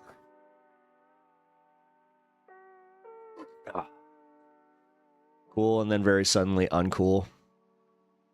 Weird. Thanks for the fill-in. Are the compound people like a company situation? Every now and then I get a vibe. Yeah. No, that's they're all like his friends and like his crew, but yeah, most of them have become like, yeah, disenchanted is the word I guess I'm looking for. Cool, and then very suddenly uncool. I'm telling you, man, it was. Yeah, it's one of those weird, was it not even like second degree of separation where it's just, and now that I started this, I'm like, oh, okay, I'll tell my story. Like, I want this out there. So like, if he can go to like a playback and just be like, so it's like, hey, like, you mind if I oh man. That would be the funniest way to handle that. Yeah, but I actually talked to Tim. The funniest part about all this is I talked to Tim Pool's dad in Majority Report chat, and he was asking me all these questions about like where I grew up and like just all this stuff. He like actually like private messaged me. I was like, oh man, this is crazy. I think I'll be able to possibly get him on here. That'd be freaking cool. He's a lot more conservative than people say on the Majority Report chat, by the way. I'm not sure if he made his politics known to the Majority Report, but yeah, he doesn't have to wait. Oh, his hair. I was like, wait, he doesn't have to hide. Why would he have to hide? Oh, thank you for the follow. Otherwise, wash. Once in a while, I get like somebody's name, or I just go, huh? All right, I'm getting my frequent flyer miles. Yeah, that's the thing. I do like the way Twitch does that, where yeah, you get your little emotes, you get a little. I'll admit that Twitch is I get it. I understand the format a little bit better. I am so old though. When I started, I'm like, I don't know how to set any of the stuff up. I couldn't even get my emote set up, so. Oh, you're flying up here. Oh. All right. God. Upon another rewatch of Dazed and Confused, it makes me think Matthew McConaughey's character was quite problematic. Lucario, what up? See? As I said, I have that thing where if I see the Pokemon first. So, hell yeah. You choose one of the best ones. Actually, Lucario's awesome. I found out recently about the people that, like, they do weird fan stuff about Lucario. I'm like, wait, what? Okay, packed a bag and boarded a plane, and I'm gone again. Yeah, nice. Wait. What?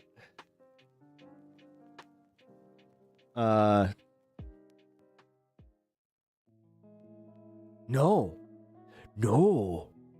I only just recently heard about that when somebody told me about like these.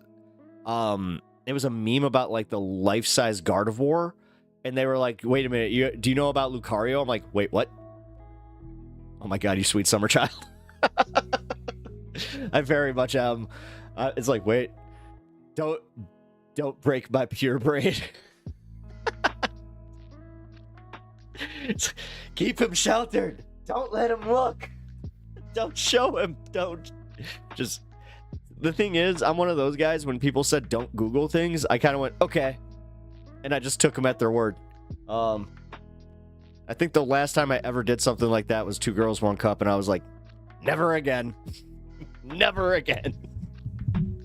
My morbid curiosity got the better of me on that one. Yeah, that one came back. Jeez. I always look it up. What's wrong with you? Number one, what are you doing to your computer? Number two, what are you doing to your brain? Like, again, I am the sweet summer child. I must protect the innocents. At this point, nobody else is going to protect my my inner child, so I have to do it for me.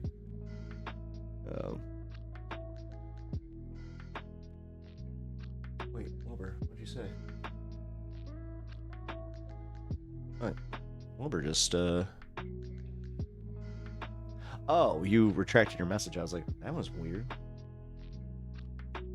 Anyway. Oh my god, you guys. I did it again. Man, I always do this whenever I just kind of stun lock. But yeah, guys, cool, at least I can skateboard and get sushi with the boys. Crowder would probably try and expose himself to me after a joke. You can play poker with the boys, but you have Tim Pool more. Yeah, okay.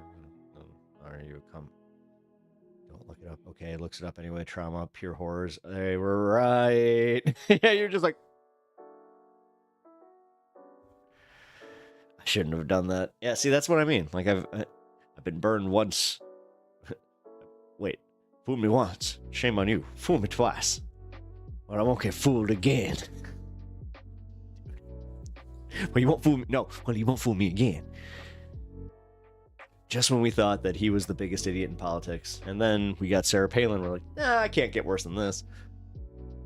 Hold my Trump. Hold my beer. I don't even drink. Somebody gave it to me, and I told them I don't drink. It's the one thing that I actually told people, and it's the total truth. Even though I don't drink, don't do drugs. It's like, okay, Donnie. No, it's fool me. Can't get fooled again. All right. Fool me. Can't get fooled again. Yeah. Okay. Yeah. Man. Again. That was gold, okay? Like, we can admit that was hilarious, but I like how you essentially did the FMK, like, except you like just you just did two. You're just like, all right, we're gonna play the who would you rather. Bushisms were the tragedy. I mean, God. I'll say this, without the Bush administration, I would not be as radicalized as I am, like, politically, or like as active as, I don't like that word, as active as I am politically. That's a better word. Fool me a third time. Why would they be such meanie bobinis? Why would you do that? You're so mean.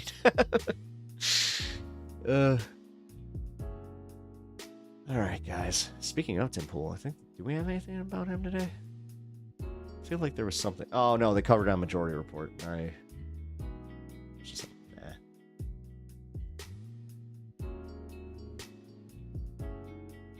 Well, I appreciate you guys giving me a little advice on the feminism question that I started the show with. Also, a little side conspiracy arc was a little fun. Actually, you know what? Real quick, what's your favorite, like, conspiracy theory? Like, we all have one. Like, what's yours? Name yours. I'm actually genuinely curious.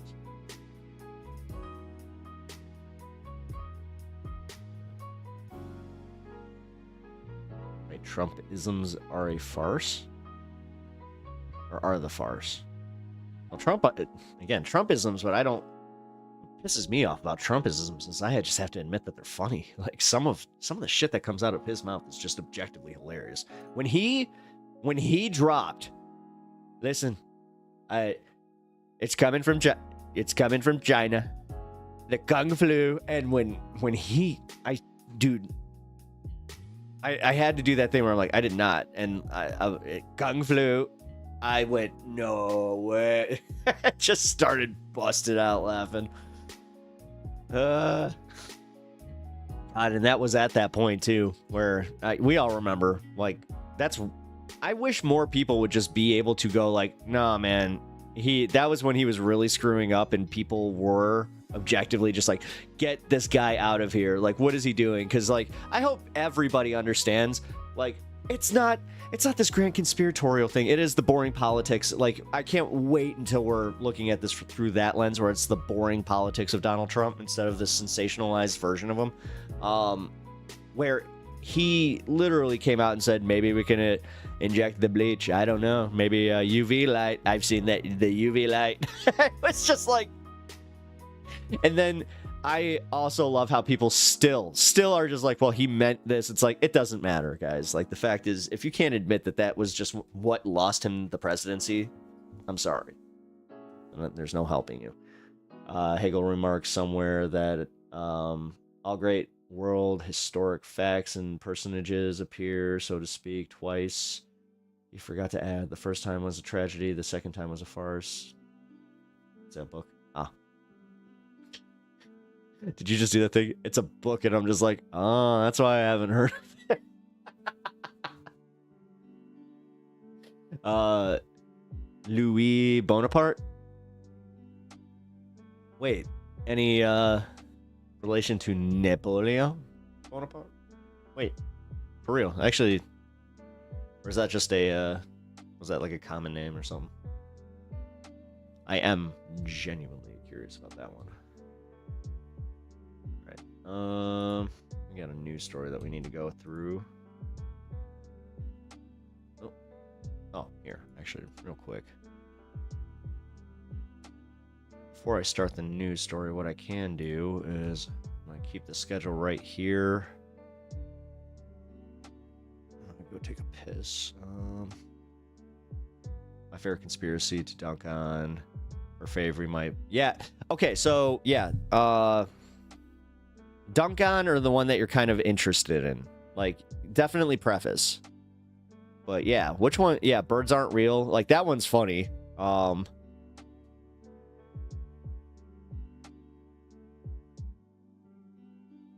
Fool me third time. Why would you? Oh, what the hell is going on with YouTube chat? Oh, it's because you were in YouTube and. All right. We've had a few messages retracted just like right away. Are you guys retracting those like yourselves?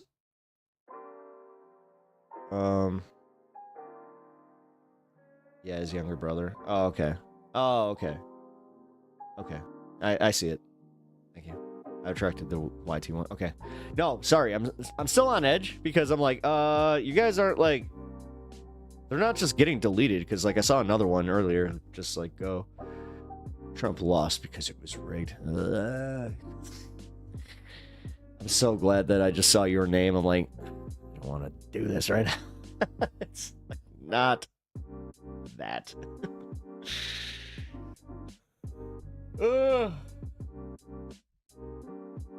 That was kind of my broader point, though.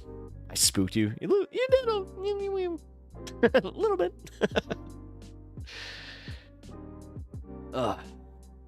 Kind of, I gotta not read these, you know, manga style, where I start pretty much from the back and then go right to your name. You can't clip that. I just was like, wait, can they clip that? No. The Supreme Court handling the Bush election was a tragedy. Trump claiming the election was falsely rigged is a farce, is in this analogy. Oh, man, you got some good examples for this analogy. Like, you keep going, so I'm like, oh shit. The ancient alien stuff is also hilarious to me. I'm glad it's all memes now. Yes. Oh man, the time that, okay, so there was about a year in between my revelation that things are just too stupid. Wouldn't you like to be a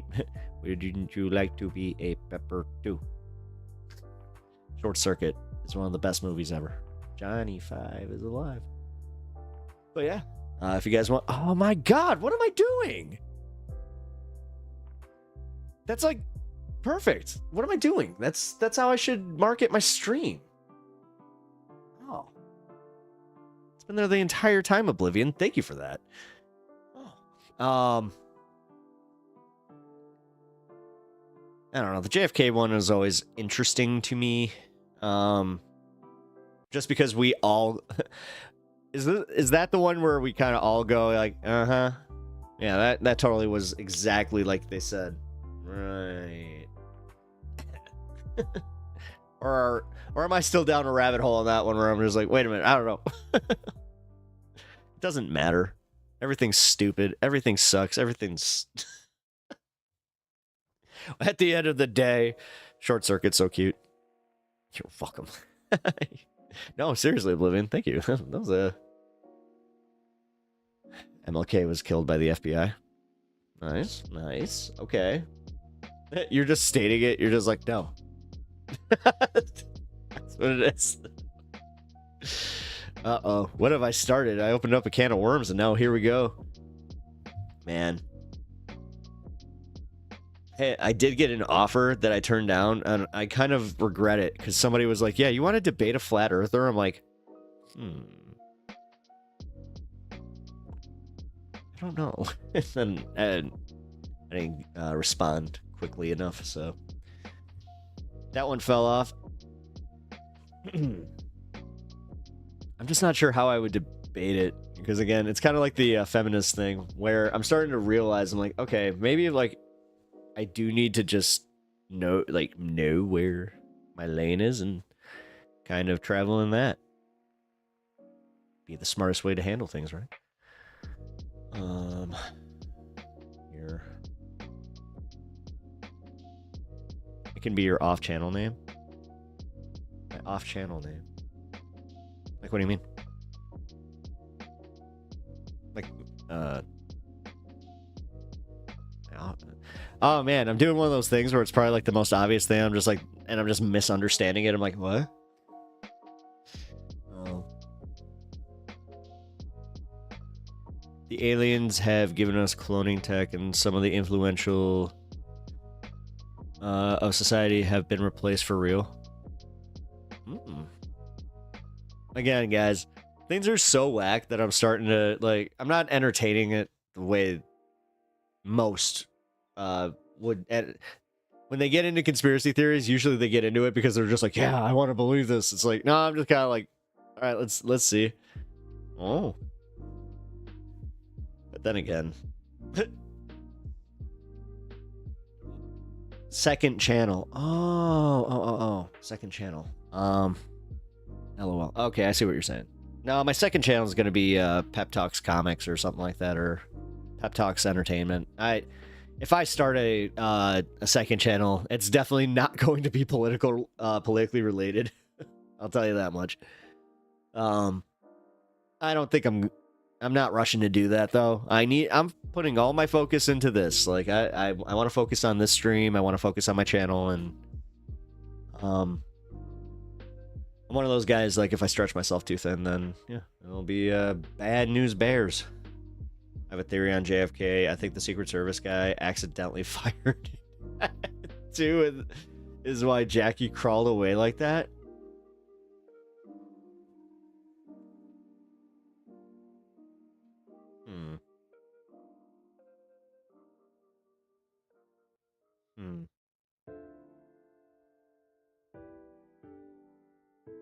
I don't know. Alright, interesting. See, now that one, I kind of did say, like, you know, this is the one that kind of gets me sometimes. Actually, nobody. His head just. What the fuck? It was Charles Xavier. Okay, what's. Oh my god. A time-traveling Little Nas X, he comes out on a horse. It's just like, what in the... It just... Blah! That's not funny. I mean, Little Nas X being a time-traveling, you know, like he comes out of, like, the Marvel portal, that's a little funny.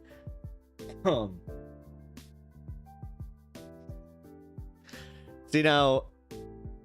This is the game that we should be playing, where it's just like, okay, now we have to outdo what the actual theory is, and we just have to keep adding to it.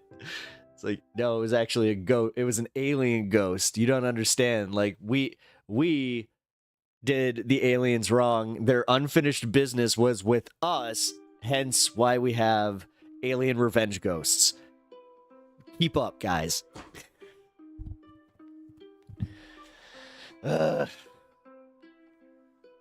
Sad part is, if I said that to the right person, they'd be like,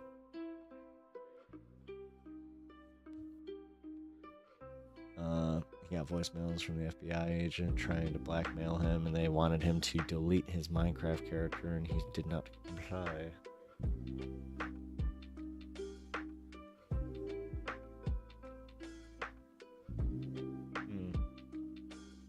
Well, no, I know about that one. I thought that one wasn't really, like... I guess that is in the same vein, because it's never, like...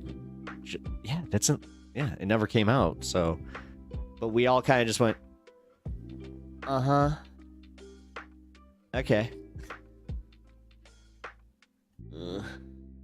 This is why I don't think, like, a lot of people... I try to, like, give more credit, where I'm like, no.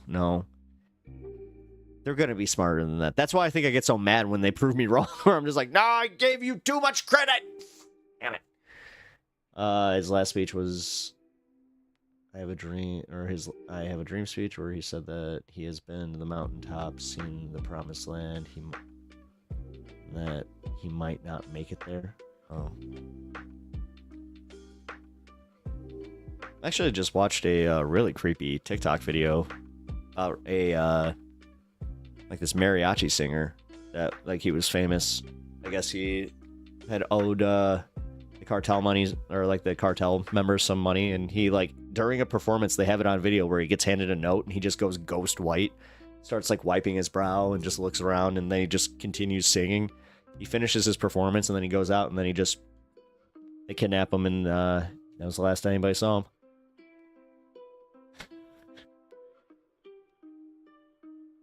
Oh my god. I'm stepping on Mr. Ballin's feet now. Oh wait, no, I have to put a backwards hat on though. Like, wait, if I do this and then put a backwards hat on, then that works. If you guys don't like Mr. Ballin, let me know why. Because I have had a few people, like, in my life, just, I've put one of his videos on and they're like, I don't like this guy. I'm like, huh, interesting. Mr. Ballgag is awful. Oh, okay. What's up with this? Okay, why? What's up? Like, is it because, like, do you have the problem I have where I'm like, how does he know this story? Like, how does he know this from the perspective that he's telling it? Is he making this up? I feel like he's making this up. Would you like to apologize for what? Because I'm contrarian. Frankie Sense. What up, dude? There's a time machine already on Earth. Runs itself. Wait. You mean the Earth itself? Like in the just like time, like existing in space-time, or uh-oh, you got me in sci-fi mode. Gravity. No. Aliens. I wish I could just get my hair to go. Aliens. Mindbender. Yeah, dude. Time is relative. Not exclusively to Earth. Time is a construct that... good to know that people in the left... what people in the left is like cursing children to have a disease just to prove a point. Oh my god. Oh yeah, you're on that. Like Mr. Ballin, I don't like chills, if you know about him. No, I don't know about him. Yeah, I don't know who Chills is. Yeah, actually, is Ivy, are you? Yeah, I was about to say. Like, he's going off about something I said yesterday. Like, whatever. Again, you know, these people who are Elon Glazers that are just like, make comedy legal again, are the ones that are like, I don't like the funny that was made about me. It was not funny. I want it taken back. Take it back. Are you going to say you're sorry? Are you going to... He literally... It's like, are you going to apologize? I feel like I was at recess and he's just like, apologize to me. My mommy said you gotta apologize. Time is just the consequence of stretching out. If space was an infinite point, time also would be... Oh...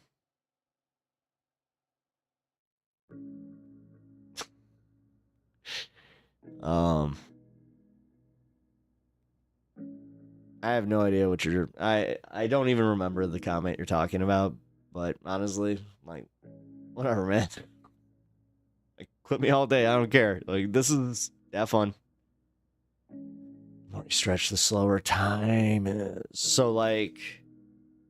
So, wait, so, like, if I do this, like... Ooh, that felt good. Did time just slow down, from, like, in general? Like... Which child, which disease, context, please. I have no idea.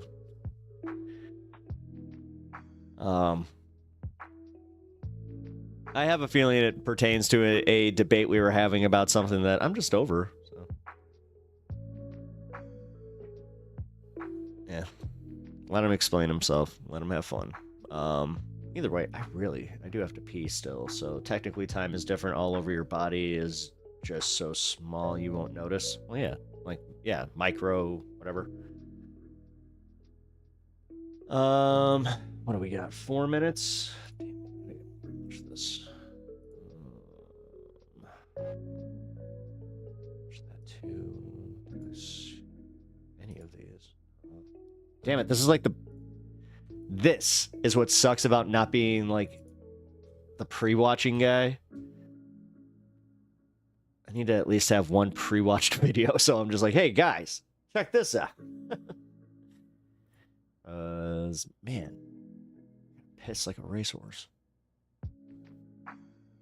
I've never seen a racehorse piss, so... Is that, like, a thing? Is that, like, actually a thing? I don't know. Ever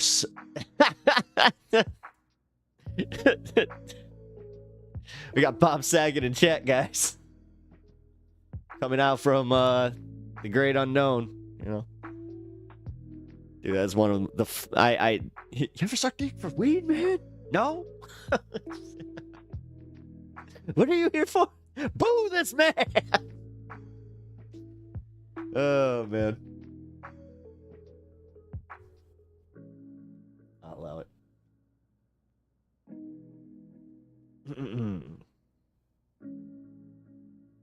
Alright, guys. Screw it. Give me 2 minutes. I really do. I gotta go. I can't even wait anymore. Oh my god. Oh my god. Ow. Oh.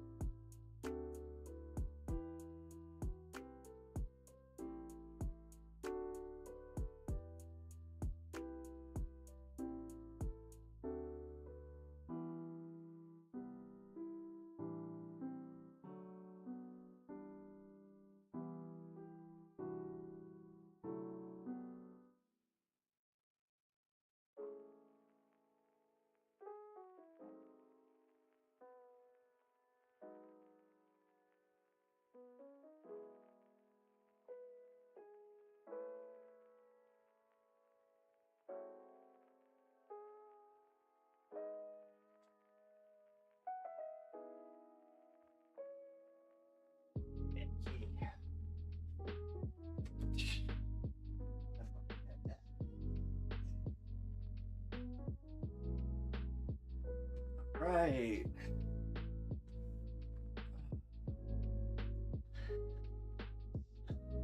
Wait, what's going on here? Clear's chill. He doesn't think trans is a disease. Hopefully he didn't mean that. I didn't say it was. What? You've imposed your belief on what he said, then you can get offended by yourself. Not here. It's annoying. Now he hoped... now if he hoped your child was Republican, then I could see getting mad.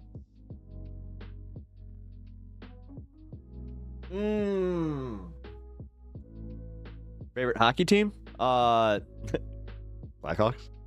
Come on now. I'm a Chicago boy. Very proud of my Chicago. I was about to say like pride, but I'm like, having Chicago pride like as a Blackhawks fan right now is. I have more city pride than I do Blackhawks pride. I'll say that much. Oh my god, they suck so bad. They really do. All right. Let's get the story. Oh.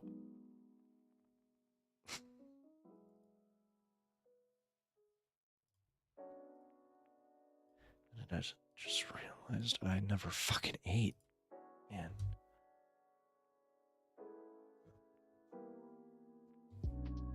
All right. Did you guys see that there was a near miss at an airport right by me? So let's take a look.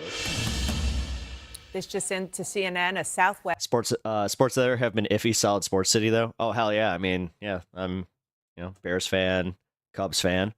But as a Cubs fan, I even have to say I do feel bad for the Sox fans. Jet had a near collision with a private plane at Midway Airport in Chicago. This happened Monday. CNN aviation correspondent Pete Montine is back. Walk us through what happened. Well, it happened at Midway Airport. It happened this morning, not Monday.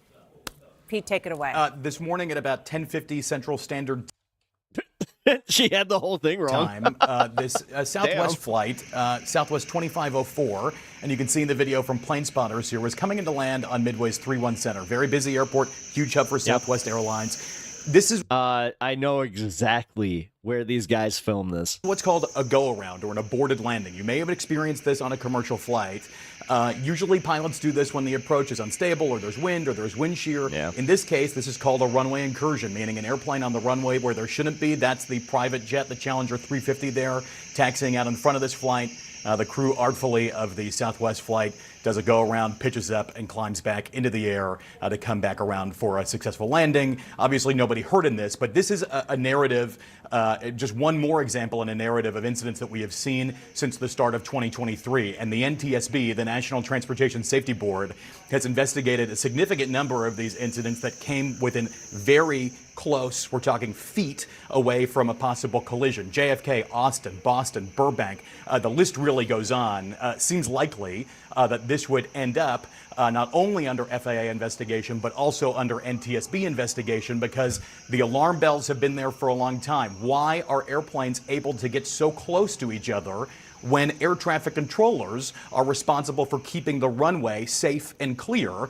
There are a lot of factors here, and of course we're still at the very, very early Oh, Leardo, thank you for the subscription. I really appreciate that. Thank you. Stages of this, so don't want to speculate, although you have to talk about this while mentioning good to see you. Air traffic controllers are under an incredible amount of stress right now. You have to connect it back to the big story. DOJ is making cuts at the FAA right now, and also they don't want. Notice how they save that to like the very end here. FAA They're just like, this kind of does tie back to DOJ, but we don't want to focus on that. Just had to essentially justify their jobs with 5 bullet points to Elon Musk. 10,000 of them responsible for controlling the airspace in the national airspace system, and many of them are working mandatory 6-day weeks of 10-hour shifts. We're talking mandatory overtime.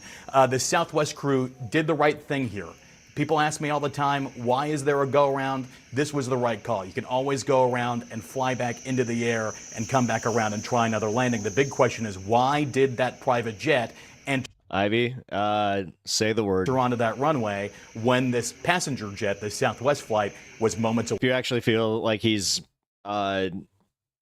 he's dangerously close to getting banned. Away from landing. Very scary. Yeah, that looked like very quick thinking by that Southwest pilot. Thank you so much for bringing that to us, Pete. You know, we were just talking. The last place we need. Do you even know what DEI is, or are you guys just that, like, you're doing the thing where you're like, oh, I heard DEI and it controls the libs. Look, they get so mad. Look, DEI. Whoa, mad lib. It's just, number one, if you're not using it for coded language, then do you even get this? Like, do you understand how also the bigger story here being the NTSB not being fully staffed for a long time? Like, this goes back to 2023, man. Like, we've already had a shortage of air traffic controllers again, because you know what? I don't see a lot of these whites, these qualified whites going to do this job. Where are they? About, I think you were mentioning it, Abby. I'm just doing it. Thank you. About just the anxiety in this country. And if you just take air travel as one Appreciate you, mods. example, and the idea that people are afraid and connecting it back to the chaos, just the FAA, for example, and the cuts at the FAA and the fears at the FAA. And the thing is, you could have done that without firing anybody. Like, the fact is, you can't do performance reviews when these people are already fired. Like, they never did performance reviews. They just went, oh, this person's black. They were hired based on DEI. No, they were fired based on anti-DEI. It's actually kind of funny, because you can't prove that. You can't prove that, like, every single person that was fired or hired was hired for a DEI cause. They don't put that in the they don't actually mark that in every single case. Like, I will say that in some cases, maybe. I'll make sure that, because I'm not exactly 100% on that, but I'm just going to say that it's not the main thing. And this is one of those classic And also, like I was saying, how do you qualify DEI? Because you just said that, and then it's like, well, how about the people who are disabled that are doing air traffic control? Like, I actually know a disabled air traffic controller who has been doing her job for over 25 years. Would you call her DEI? government agencies. And if you would, then what the fuck, dude? Get on it. Get to your local airport and go get your fucking job. What are you doing? Supposed to be there for one reason, and one reason only: to make us all safe when we fly.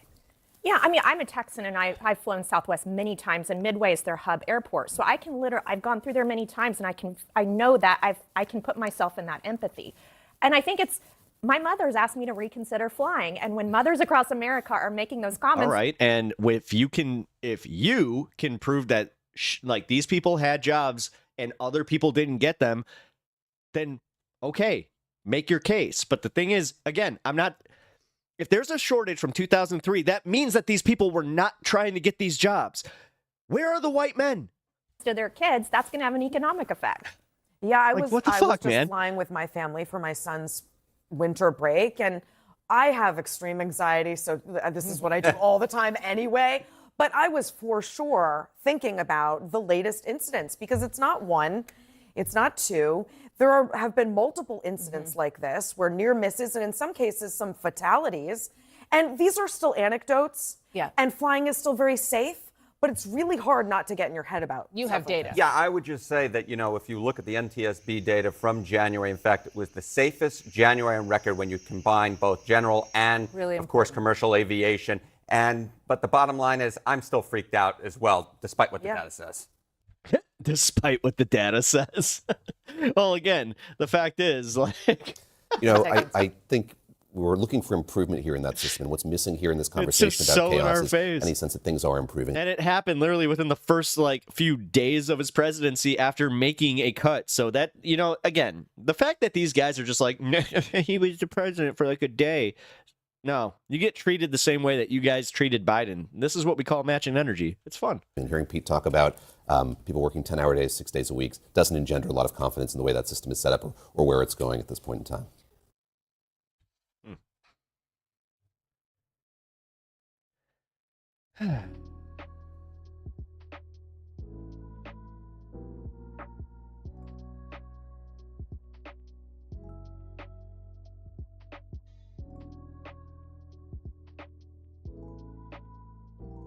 How do you base merit then? What's your how do you actually test for merit? What's your merit? Liberty. You seem to have a really good idea of what actually constitutes that. Combo Weasel, Bosnia. Okay. You don't think these people had work experience that were already like, do you guys really think that these people were just like, yeah, you know what? I'm black. They'll give me a job at the government if I want this really, really hard job that has, you know, multiple years of training and qualifications. Yeah, you know what? They'll just give it to me because I'm black. Are you fucking, like, if you guys really do think that, there is no helping you and you really are just here to troll, which, fine, have fun, like, do your thing, but just know that, like, I got pretty good mods, and your fuckery will only be tolerated for so long. Unless you are here to argue in good faith. If you're here to actually argue your point in good faith, then, yeah, you will be fine. Oh, excuse me. It's a matter of mere experience. Because we live in a society with a history of really caring about skin color, and that did damage. Yeah, again, they don't care. This is what I was saying about the whole Nazi like thing, and why they started doing like the Roman salute again is because you don't have a bunch of Holocaust survivors that we can actively put on the news to go, what do you think about this? The problem is that we live in a world where a qualified black woman will be passed up in favor of a less qualified white man. Yeah, DEI is a control and counteract the bias. Yeah, they also pretend that like they don't already have the one up where it's like Tanner's dad actually works at this place, and like I'm going like Tanner's dad told me that he could totally get me an interview. Like, fucking shut up. What do you think? Where do you think these Doge kids got their position? You want to talk about DEI? Where do you think they got that broccoli-headed idiot? Ugh. Woke orchestras are an example. They eliminated blind auditions because too many whites were hired. So made it so musicians have to... What? Yeah, I'm gonna speak anecdotally on this one, just because like that seems like bullshit. No, you know what? That's every single time that I saw it in my school, at least. If we had those auditions, you know, like you're saying, yeah, the Asian kid still won. Like I was gonna say, specifically like the Chinese kid, like every single time.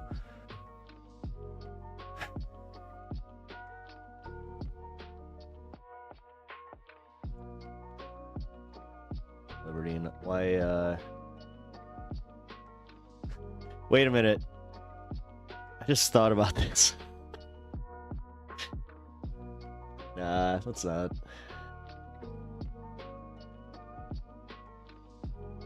We, have to consider other things than merit. How will the person fit in with the other team members? What are their family? What's their family life like? Are they stable? All those are meritless contributions.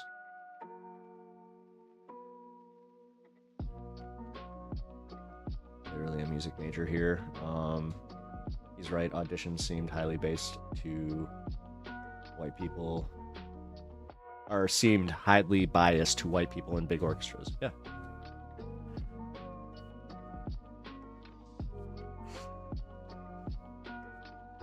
But I seriously don't get what he's complaining about.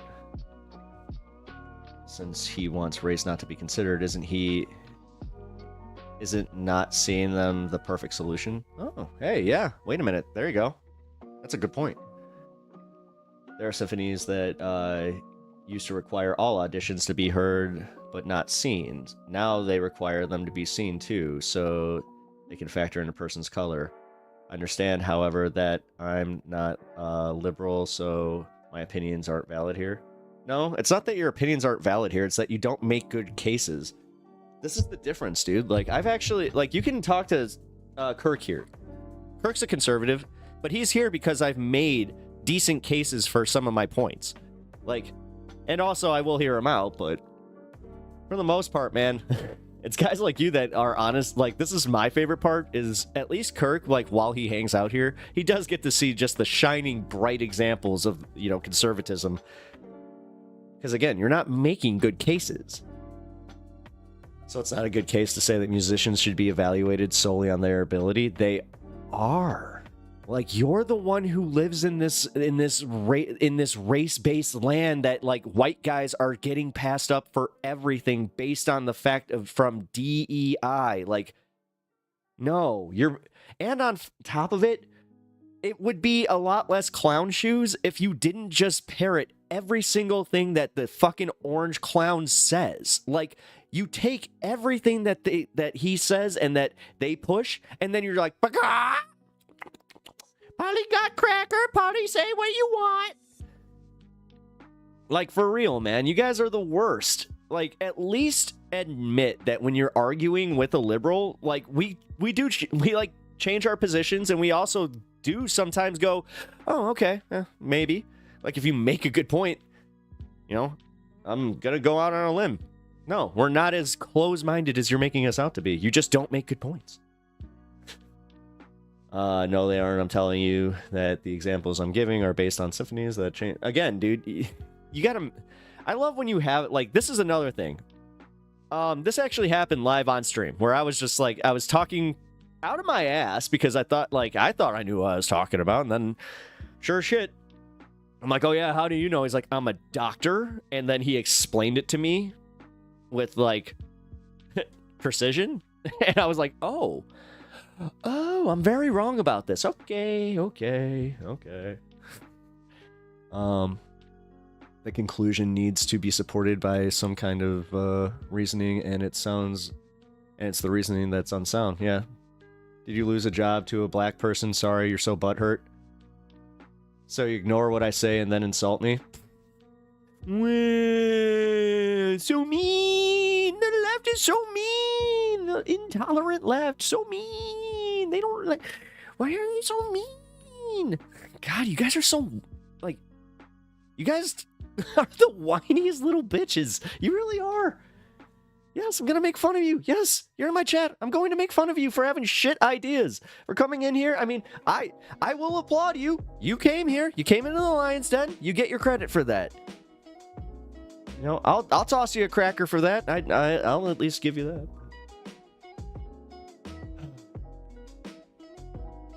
Right, so what is the downside of hiring with race, assuming they're qualified? You're upset, I think, because my examples show that DEI is silly. It's not... Oh my god. You didn't say that. No, again, trying to do the whole putting words in my mouth. It's whatever, man. It's because the only way that they can actually, like, claim that their ideas got through is if they can try to put words in people's mouths. But Local 420, hell yeah. Oh yeah, hey. That's West Coast, so let's celebrate the West Coast. California.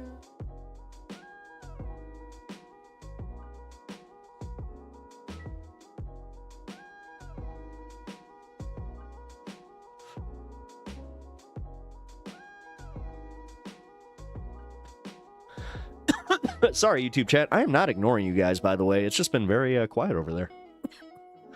I don't know what's going on. All right.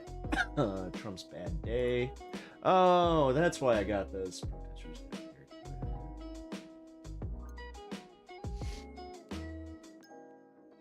All right. Well, I'm going to play the next segment. Let's go.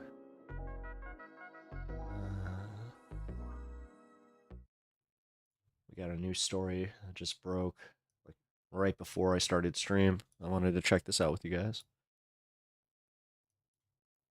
It's been a tough couple of days for Elon Musk. We've seen his family drama exposed and blowing up all over social media. We see his plans completely backfiring as the MAGA heads of federal agencies are telling Elon Musk to shut up, go away, and that they will not be listening to any instruction that he gives. And Doge was actually just dealt its worst blow yet from inside, as there were dozens of Doge staffers who are quitting, sticking it to Elon, and calling him out. Yes, his own agency is completely crumbling, and we are only a month into this. Didn't and of see course, that he's coming. losing it, and we're going to get into all of that. But before we do, if I could quickly ask you to leave a like on this video, and if you haven't already and you enjoy our channel, to hit that subscribe button. It goes a long way, and it really does mean a lot to me. Now, before we get into this breaking news, Every time that I see a YouTuber saying that, I used to think it was disingenuous, but no, for real. I think that every single one is like,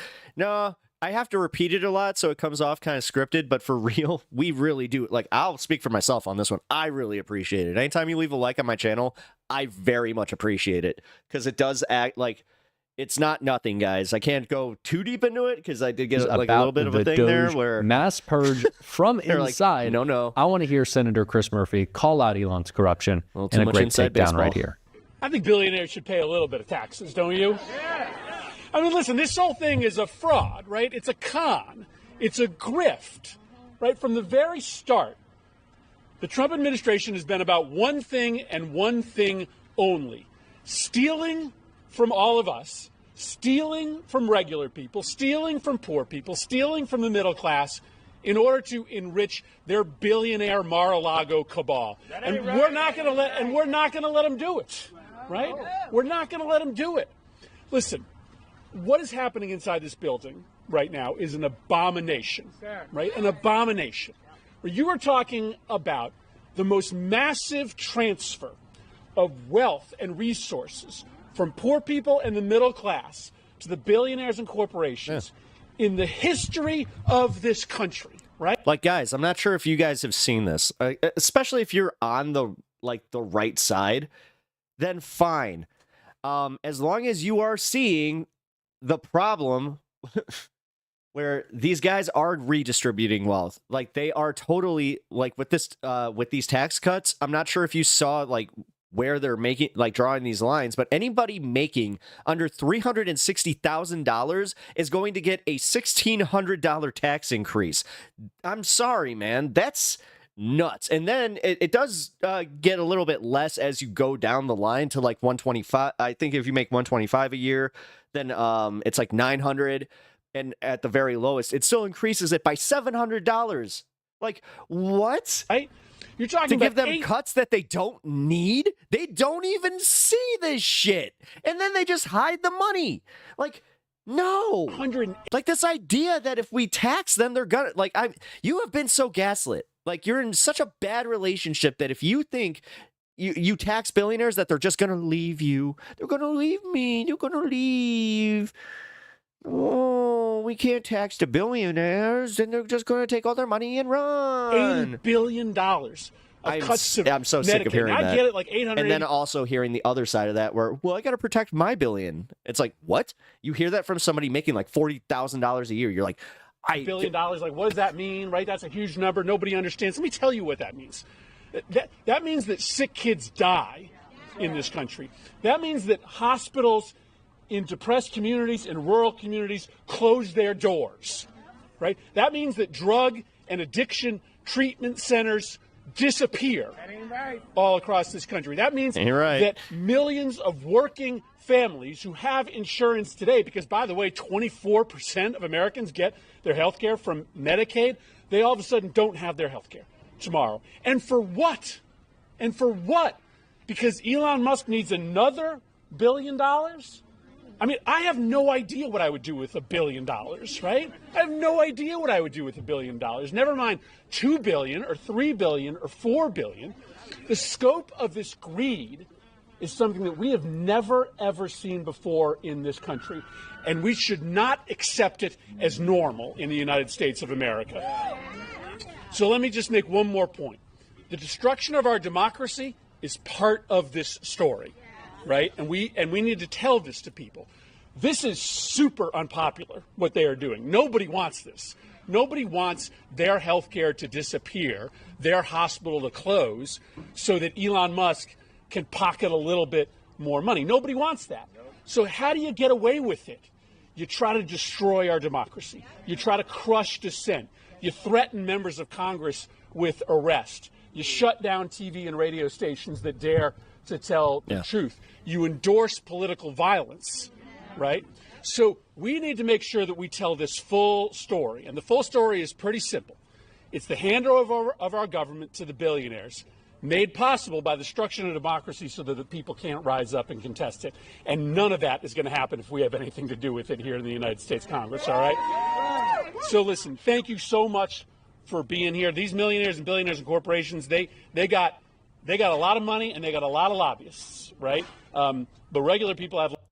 efficiency is being used as a euphemism. Efficiency is doing the same for not doing less. Good, yeah.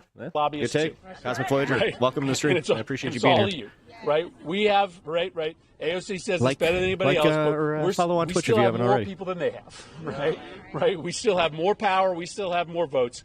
And by showing up here every single day, you prove that. Thank you very much. This is exactly how we have to be taking these guys on. We have to be applying the pressure all the time. As I said at the start of this video, we are seeing Donald Trump's own appointees at federal agencies, his own cabinet members, tell Elon, no, you're not going to fire my employees via email. The power struggle is beginning. It's starting to play out. There were a lot of predictions that this would be the week where things would really start to fall apart, and that is certainly playing out, as we can see right here. Federal technology staffers resigned rather than help Musk and Doge. More than 20 civil service employees resigned Tuesday from billionaire Trump advisor Elon Musk's Department of Government Efficiency, saying they were refusing to use their technical expertise to dismantle critical public services. We swore to serve the American people and uphold our oath to the Constitution across presidential administrations, the 21 staffers wrote in a joint resignation letter, a copy of which was obtained by the Associated Press. However, it has become clear that we can no longer honor those commitments. The employees also warned that many of those enlisted by Musk to help with his slashing the size of the federal government under President Donald Trump's administration were political ideologues who did not have the necessary skills or experience for the task ahead. The mass resignation of engineers, data scientists, and product managers is a temporary setback for Musk and the Republican president's tech-driven purge of the federal workforce. It comes amid a flurry of court challenges that have sought to stall, stop, and unwind their efforts to fire or coerce thousands of government... Wait, but so when they say civil employees, then, are these people, were they conscripted into Doge from a different department? How'd that work? workers out I'm of a little jobs. confused about that. The staffers who resigned worked for what was once known okay, as the there we go. United States Digital Service, an okay, office okay. established I was during like, President wait, where'd Barack they come Obama's from? administration after the botched rollout of healthcare.gov, the web portal that millions of Americans have used IFA taken off? to sign up for the insurance plans of the Democratic president's signature healthcare law. All had previously held senior roles at such tech companies as Google and Amazon and wrote in their resignation letter that they joined the government out of a sense of duty to ChatGPT gave me a lengthy explanation about why this is a public euphemism. service. Trump's empowerment is of a Musk euphemism. upended that. The day after Trump's inauguration, follow. I the appreciate that. staffers wrote they were called into a series of interviews that foreshadowed the secretive and disruptive work of Musk's Department of Government Efficiency. According to staffers, people wearing White House visitors badges, some of whom would not give their names, grilled the nonpartisan employees about their qualifications in politics. Some made statements that indicated they had a limited technical understanding. Many were young and seemed guided by ideology and fandom of Musk, not improving government and technology. Several of these interviewers refused to identify themselves, asked questions about political loyalty, attempted to pit colleagues against each other, and demonstrated limited technical ability. The staffers wrote in their letter, this process created significant security risks. Earlier this month, about 40 staffers in the office were laid off. The firings dealt a devastating blow to the government's ability to administer and safeguard its own technological footprint. These highly skilled civil servants were working to modernize Social Security, veteran services, tax filings, health care, disaster relief, student aid, and other critical services, the resignation letter states. The removal endangered millions of Americans who rely on these services every day. Their sudden loss of their technology expertise makes critical systems and America's data less safe. Those who remained, about 65 staffers, were integrated into Doge's government slashing effort. About a third of them quit today. We will not use our skills as technologists to comprise core government systems, jeopardize Americans' sensitive data, or dismantle critical public services, they wrote. We will not lend our expertise to carry out or legitimize Doge's actions. Okay, I hate to do this, but this makes it seem a little like it. I thought that Elon's own staffers abandoned him. No, the full story is, let's be fair here. Ugh. I wish I wasn't even put in this position. Like, come on, guys. I get we have to do clickbait bullshit, but this is whack. Like, I don't like when they start doing disingenuous reporting on it through even like the titles. Because again, I had to ask that question. What they get 6 minutes in? Where I was just like, where'd they even come from? And then they're like, it turns out that they were from a department that was set up, during the Obama administration. It's like, wait a minute. Oh, it's like, so they got brought into Doge because they already had these expertise. They were getting paid from essentially they were just getting taken over and just rebranded. And then they're like, no, we can't continue to do this. I hate to say it, man. It's a lot different. Like, God, all right. No, I can't even, I'm not going to do this. Sorry, Jack. Like that actually, I don't like what that kind of reporting, honestly. And the Midas touch and all these guys, I understand where they're coming from. Cause I heard, I think it was Ben Marcellus or whatever. He was asked if doing these clickbaity articles or any of this shit, they're like, do you feel essentially any shame for it? He's like, no, we got to play the game. They always sensationalize things, like Fox News sensationalizes things. This is how you get people to even pay attention to you. So, but for me personally, no, that's not sensationalizing what Jack was doing there. That was burying a significant part of the article to make it sound a lot better for you and a lot worse for whoever your opponent is. And that, again, I don't like disingenuous reporting. So we'll move on from that one. Oh, here we go. This is what I really... Is it UZA? Yeah, right. Oh, shit, dude. Okay, it's getting reamed. Here we go. This is what I wanted to watch. Because, yeah, man, these town halls, they are going off at these things.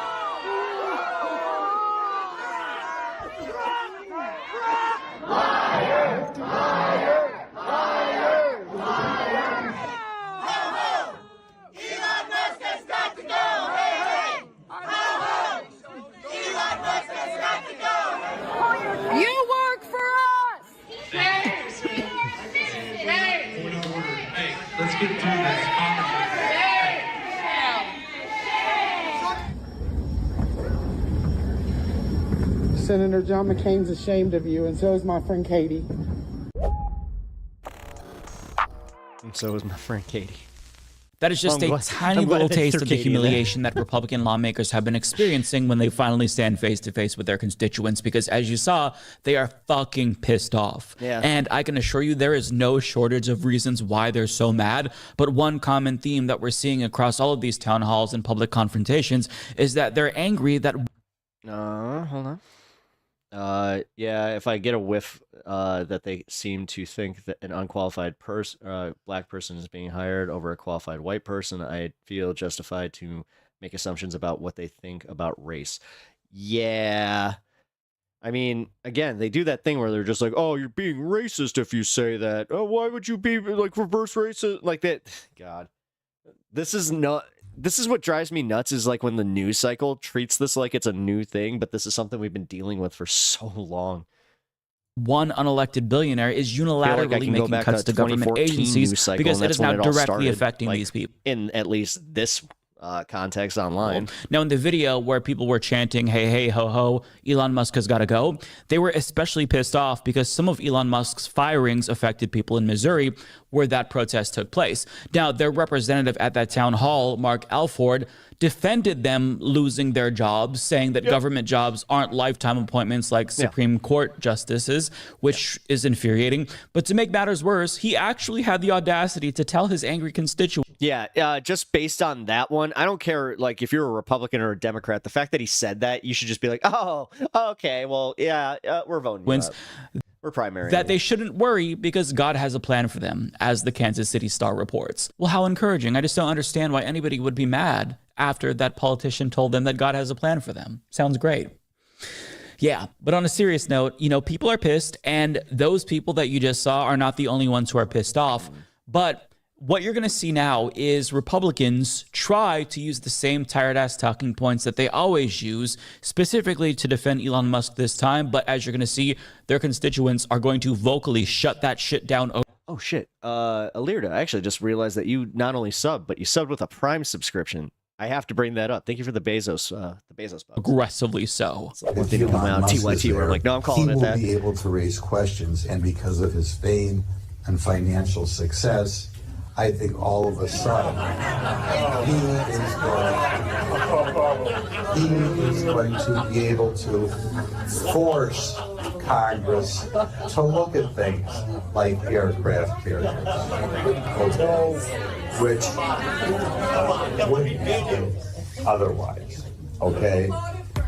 The end result of the fraud and abuse that has been discovered already. When you hear it at the end, it's like, wait a minute. Things are happening at warp speed, illegal things that are having consequences right now. And we need you. Yeah. Elon Musk.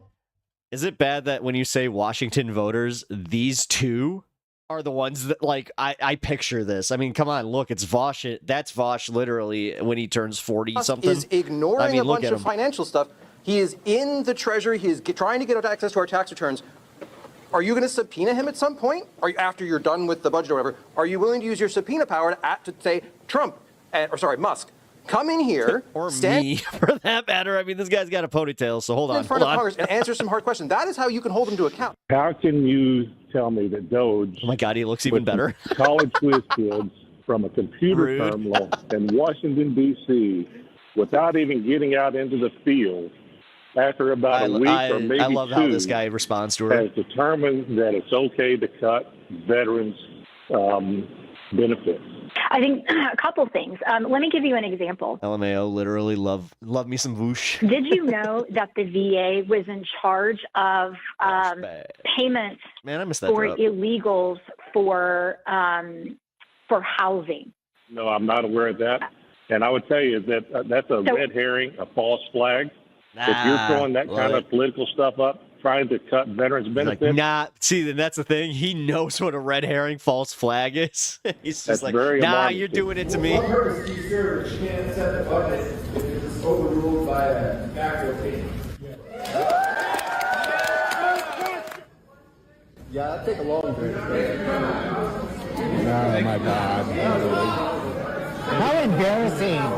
The question was, would I be supporting President Trump's efforts to reduce spending? Is that right? How can you spin that? What a dick! Your responsibility, not his. What are you going to do about that? Okay, so there's I think efforts by the president to reduce spending inside agencies. He's doing it in a number of different ways. The first one, everybody, if you want me to answer the question, you'll have to stay quiet so people can hear my answer. Don't gaslight! That was so incredibly satisfying to watch. Is it bad that just like the way that they said their thoughts? It's like being in a Facebook like comment space. Watch, because as you saw, their constituents were not letting them play dumb or deflect or obfuscate or use any of the tactics that they usually use to get out of answering questions. That's and with that illegal as hell. Last clip there regarding Cliff Bentz. I think he is the quintessential example. Dude, Lex, what up, dude? How you doing? Of a politician that doesn't want to answer a fucking question. You know, they'll try to do things like rephrase the question by saying, oh, well, it seems like if I'm understanding your question correctly, you're asking me X when people are asking Y. But they're just trying to reframe the question so they can give a bullshit answer. But as you saw, they weren't letting him get away with it. And my favorite part from that entire compilation was when he tried to take a slow sip of water and they started to heckle him for it because it was obvious he wasn't comfortable answering the question and was trying to give himself time to think about how he was going to get out of it. So he tried to get around it like a little weasel. Now, when it came to Stephanie Bice and her teletown hall. You asked me a hard question. Hold on. I'm quite parched. That constituent who was talking to her, who didn't buy her distraction tactic. That's a Republican, by the way. But he wouldn't let her change the subject when he asked that question because it was obvious that she had no good answer as to why she's letting her own constituent get fucked over by an unelected billionaire, and he was pissed off, as he should be.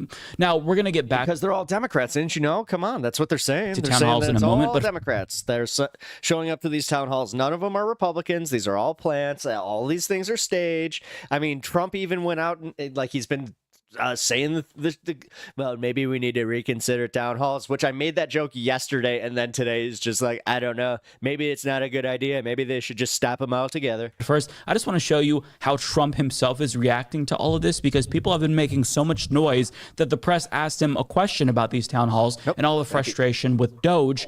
And here's his bullshit response. Some members of Congress in red districts are facing pushback from voters in town halls. We know that Americans voted for you on immigration and the economy, but these voters say they're angry and frustrated by these firings. They don't like the work of Elon Musk and these other actions. What do you say to them? Let me just tell you that I have today the highest poll numbers I've ever had.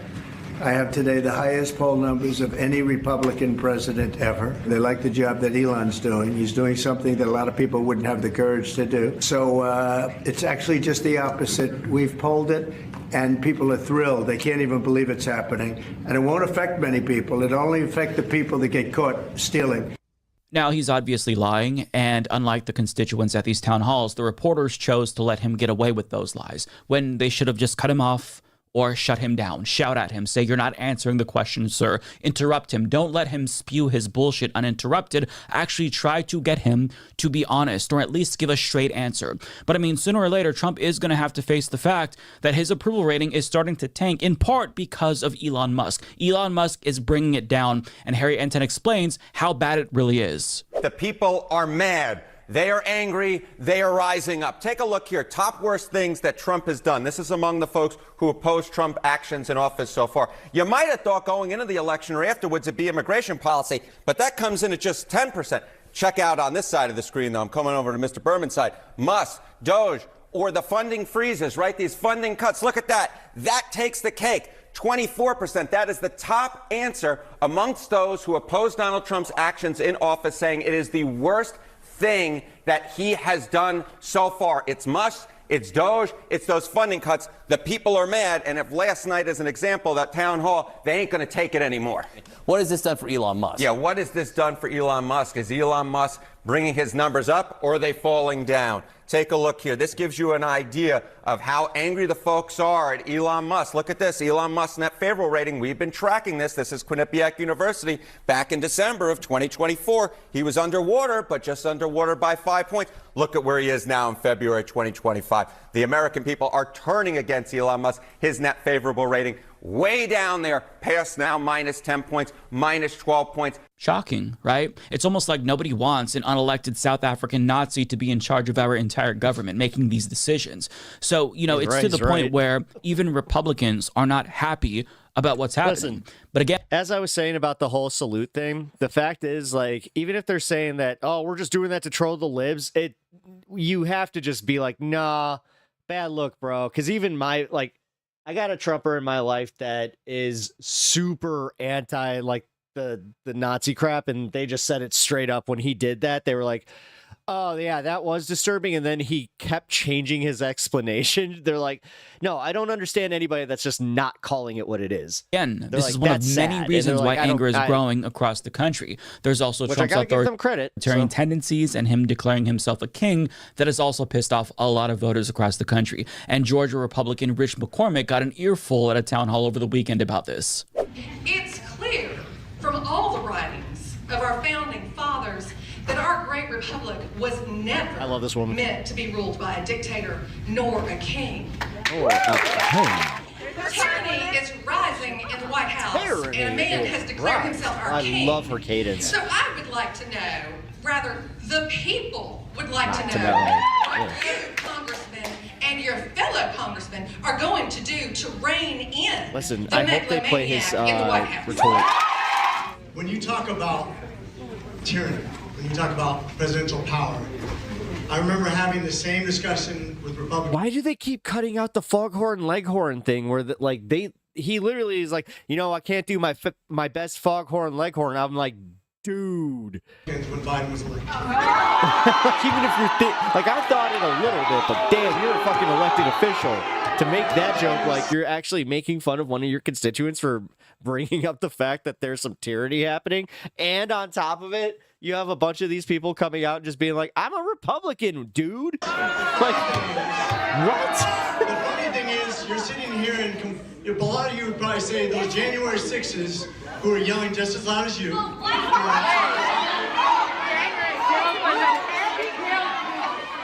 Look at the way he tries to weasel out of answering that question. He's old enough to know foghorn leghorn is racist as hell. I say, what now? January 6th, an actual insurrection is comparable to angry constituents at town halls. Looky here, Junior. Yeah, trying to get their representative to answer one fucking question. Amazing. Wow, good job, sir.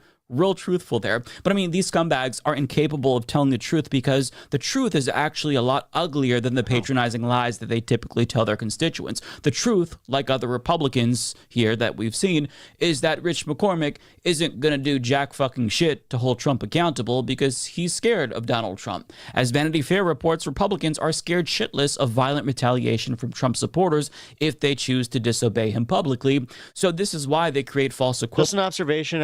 I get kicked out of communities for being critical about many ideas. I was called a Nazi here so many times. Ask Pep. You were. Or try to especially in the early you were. Reframe the question or take long pauses to drink water so they can come up with some better excuse. I'll be honest, that's why it was easier for me to start calling out like the hyperbolic nature in which they were using that, especially around that time. But at least, Kirk, I hope that you can see that now, when people use it. I mean, after that's kind of where my point was with the whole, them doing my heart goes out to you. It's like, no, now we have a reason to call them that. But in actuality, the truth is that they're cowards who aren't going to do shit to That's also why I have, dude, I've been trying to be as welcoming as possible, even to guys like that Acklear's asshole. But, dude, they don't come here to engage in good faith. They come here just to get their points across, trying to piss us off. That's it. And half the time, it does make me just question. It's like, are you just a bot? And why? Hold Trump accountable. Who's They're going to let him run roughshod over our government, let Elon Musk pillage the government, loot the treasury, and they're not going to do anything because they're cowards. But these Republicans aren't just cowards because they won't stand up to Musk or Donald Trump. They also are cowards because they won't even look their constituents in the eye and tell them why they're supporting legislation that would directly fuck them over. For example, one woman asked Rich McCormick why he co-sponsored the SAVE Act, which is legislation that could disenfranchise 69 million married women who took on the last names of their husbands. And as you're going to see, he chose to just play dumb, but thankfully none of them were having it. I want you to look me in the eye and tell me why you are trying to take away my right to vote. Take away 69 million people's right to vote. I disagree. Every single news outlet, Fox, CNN, every news outlet. Oh my God, that guy literally did it's got hot in here. Oh man. That is reporting on this are saying that it is going to make it incredibly difficult for any woman who has a married last name. That's what I was saying. Yeah, call him one, not you. It is a voter suppression law that you signed on as a sponsor of, and I want to know why you're scared for me to vote.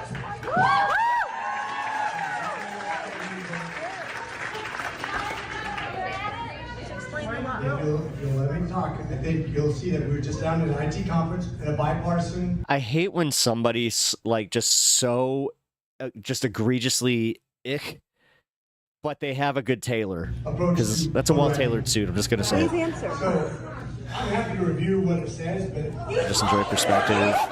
When a good argument or a valid point is made, I call it out. No matter what the side, he made a valid argument, just not a great one.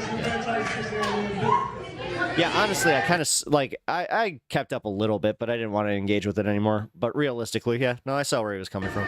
you can yell all you want, or we can have a discussion, and you can come in, we can actually go over it. Not that I agree with it. I think he's still stupid, and he's not recognizing the fact that, like, yeah, especially in the case of the FAA, like I was saying in 2023, where when they're coming out with reports saying, hey, we have a shortage in this very specific field, and then he's just like, DEI didn't hire the right people. Shut up.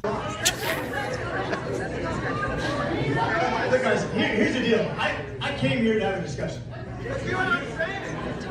Kenneth Copeland, AF vibes.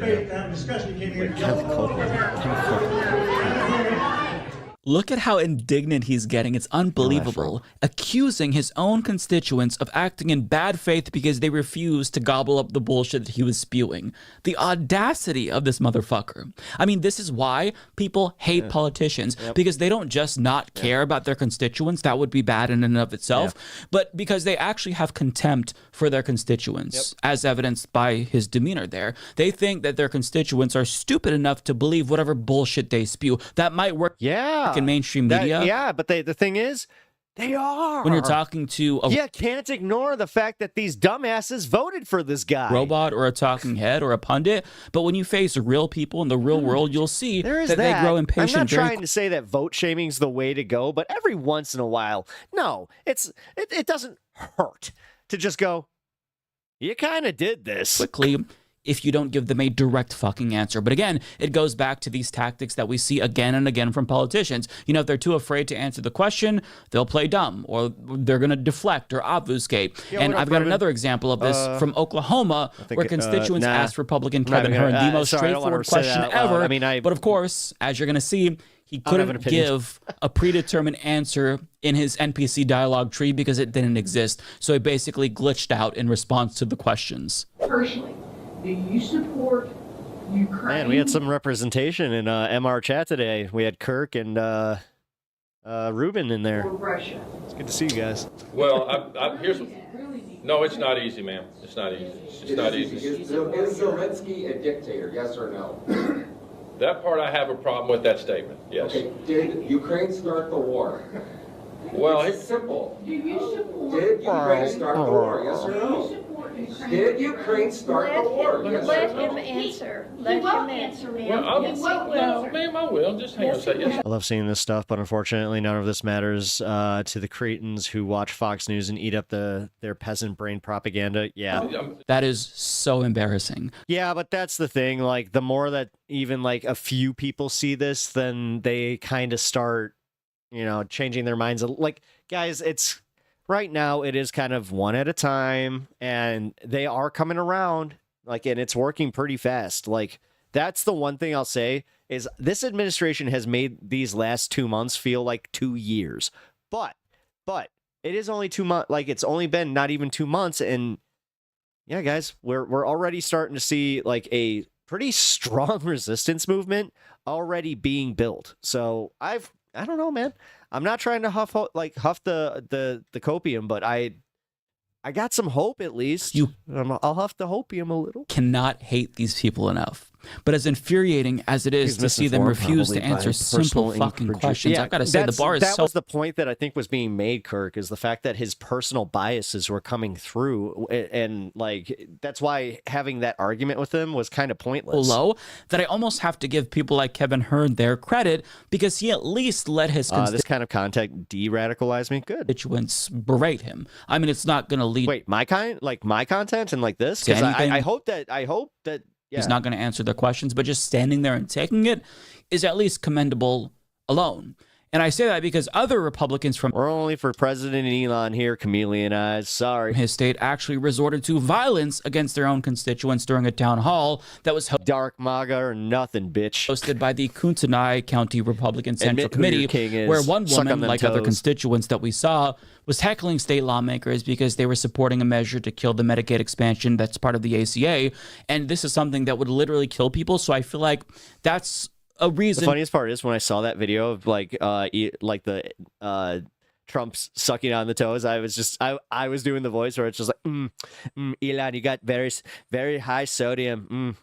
To be angry. I Have think you she was considered within maybe cleaning your toenails? her right to yell at them for this. And when she did that, when she challenged them at a town hall, multiple men tried to physically remove her from the event because she chose to speak up. And as you watch this, pay close attention in the background to the speaker who's antagonizing everybody who's triggered over Doge. I will call the No, I shouldn't be removed. I should be allowed to cry. You're not helping. You're not helping. You are not helping.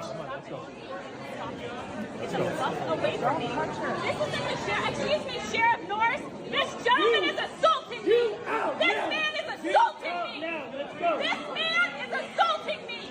Is this your deputy? Is this your deputy? No. Is he your deputy? Is he a deputy? No. He's my favorite deputy, and that's why he's about to zip tie you and carry you out of here. Handmaiden's Tale. Christ, guys. I mean, the thing is, at least the Republican Party's outdoing itself with their bad PR. You're hurting her. We know the government has been mismanaging. You are not deputy. Who are you? Jose, a lot of Ben Shapiro is lying to you. Jose, Sean's great. I do really like Sean's content. Jose's good. Silver, I'm glad that you're here, man. Show your badge. Who are you? Who the fuck are you? Yeah, that's what they say to rapists. You refuse to identify yourselves. Who are you? Who are you? Do you have a badge? They're pulling my hair. Where is your badge? Where's your badge?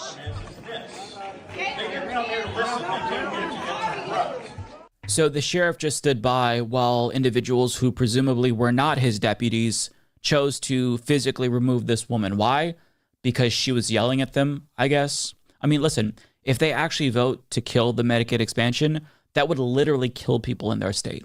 So they were lucky that that's all she was doing, because their victims would have been within their right to storm the stage and boot them out of the event, because what they're doing is killing people. Yep. But I mean, this is their mentality. They want to be able to fuck you over. Well, the thing is, and if they think that that kind of shit is going to stave off, like, because they really do think that, like, you want to think about how they're openly doing this shit, guys. They don't think that we have the power to actually organize anymore. Which that scares me. They're pretty brazen about this now. What do they know that we don't, where they are just like not worried about us retaliating? Like in and mass. They expect you to take it lying down. But as you can see, people are more pissed off than ever, and they're not just taking it anymore. And that anger is going to keep pepper spray in the face if that was me. No touching me. Yep. Because they're not just depriving us of essential the second that they put hands on things that we need to survive, like healthcare, but we can't even have the most. And I'm just saying, like, notice how he did that to a woman. Like, if that happened to a guy, like if a guy, that guy wouldn't even be doing that. He'd be like, come on, let's go. Let's go. Basic things that make life easier that all other developed countries even have a things like security high-speed jacket on. rail. That was the worst now, a part. Republican from California got a very rude awakening when he showed up to an event with a reality TV show star that turned into our transportation secretary for some reason, Sean Duffy, because they were not happy when he decided to shit on high-speed rail. And as you're going to see, even my mom, who's been a sycophant of the president's President Crypto Scam for 10 years now, is starting to question if what the fuck is he thinking. That's what I'm saying.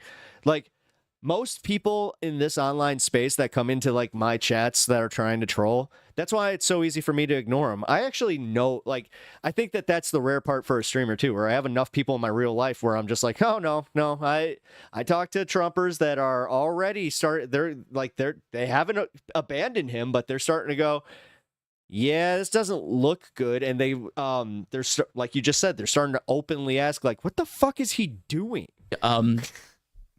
he was shocked by that. Good morning, I'm Kevin Kiley. I represent California's 3rd District. California's high-speed rail disaster is the worst public infrastructure failure in U.S. history.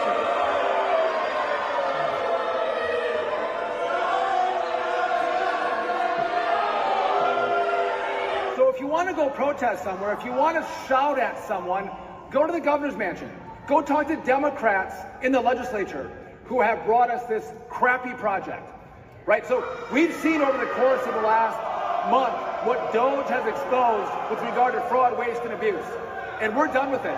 And you know what? You're going to have people who love fraud, who love waste, who love trains to nowhere. All right. All of us up here. We keep talking about fraud, waste, and abuse, and not one of their constituents or like one of like these Trump supporters has actually gone, yeah, then we should definitely look into their insider trading, and they should definitely, you know, we should start investigating them based on that same exact merit. We do not love fraud, waste, and abuse. Don't want that. Absolutely not. Now, what I find hilarious about this is that Sean Duffy actually claims with a straight face that he supports high-speed rail. It's just that the Democrats are the reason why it hasn't happened yet, so you should blame them instead of the Republicans. Yeah, if only you were in a position as transportation secretary to do something to make high-speed rail more of a reality. I mean, you were on MTV's Road Rules, so if anybody should care about transportation, it's you. Rules, not Real right? World. I always got but that I guess wrong. not. I guess that it's the Democrats' fault. He was literally on that show with Theo Vaughn. The transportation secretary can't get the ball rolling on high-speed rail. But I mean, you're kind of starting to see a theme emerge here across these town halls. We can't have high-speed rail, can't have healthcare. You know, moving on beyond just town halls, can't have student debt forgiveness, can't have abortion rights. They used to give us crumbs just to keep us satisfied, but we can't even have crumbs anymore. Yeah, they literally, that's what they're doing. They're literally looking at all the crumbs and they're just like, we need those. Nothing to satiate ourselves. Yeah. People are waking up to the fact that these politicians actually expect them. Which is weird because it's almost like they don't have any historical context for that, which is, I mean, again, that's why I keep asking like the little bit of conspiratorial thing here. Like, what do they know where they're so brazen about that, huh? To just accept that they're going to suffer as much as possible until they die and they're going to shut the fuck up and take it. That's basically what Well, Repub's trying to blame Dems when they hold all the power. Oh, yeah, it's not like we saw that one coming. The fact that literally I'll be fair. We're almost fully 2 months in. Or wait, actually, no, we're a month and a half in. Sorry, I keep forgetting January 20th. Or whatever. And yeah, here we are. Actually. That's a better point. It's only a month in, and here we are. Is that they're sending. You got mass protests. You got people losing their jobs, but abuse. And they have buzzwords galore to the point where I have a feeling even the Republican base is going to start being like, okay, so they did woke DEI, abuse, fraud, all this. They're like, guys, I think we might be the problem. To us, and people see that and they're pissed off. Hey, Kenzie, what up? I have a bunch of shit to do. I won't be chatting, but I'll be listening. Cool. Thank you for checking in. And they should be. But I mean, even though Republicans are facing most of the heat at these town halls, I've got to tell you, Democrats are feeling it too. And I say this because town halls that I've attended personally in Oregon have not gone well for Democrats. Ron Wyden, for example, came to a couple of town halls in Oregon near Portland, and he was asked multiple times at the one that I attended why Democrats aren't doing more to stop Donald Trump. In fact, what are they doing? One person asked, why you're not doing what John Lewis would have done. Do some good trouble, maybe get yourself arrested. Prove to us that you're willing to put your own ass on the line to meet the moment. Guy. But Ron Wyden did not have a good answer, and I wish that I recorded it, but I didn't because I saw cameras there, and I assumed that they were recording it, and I could just get the footage online.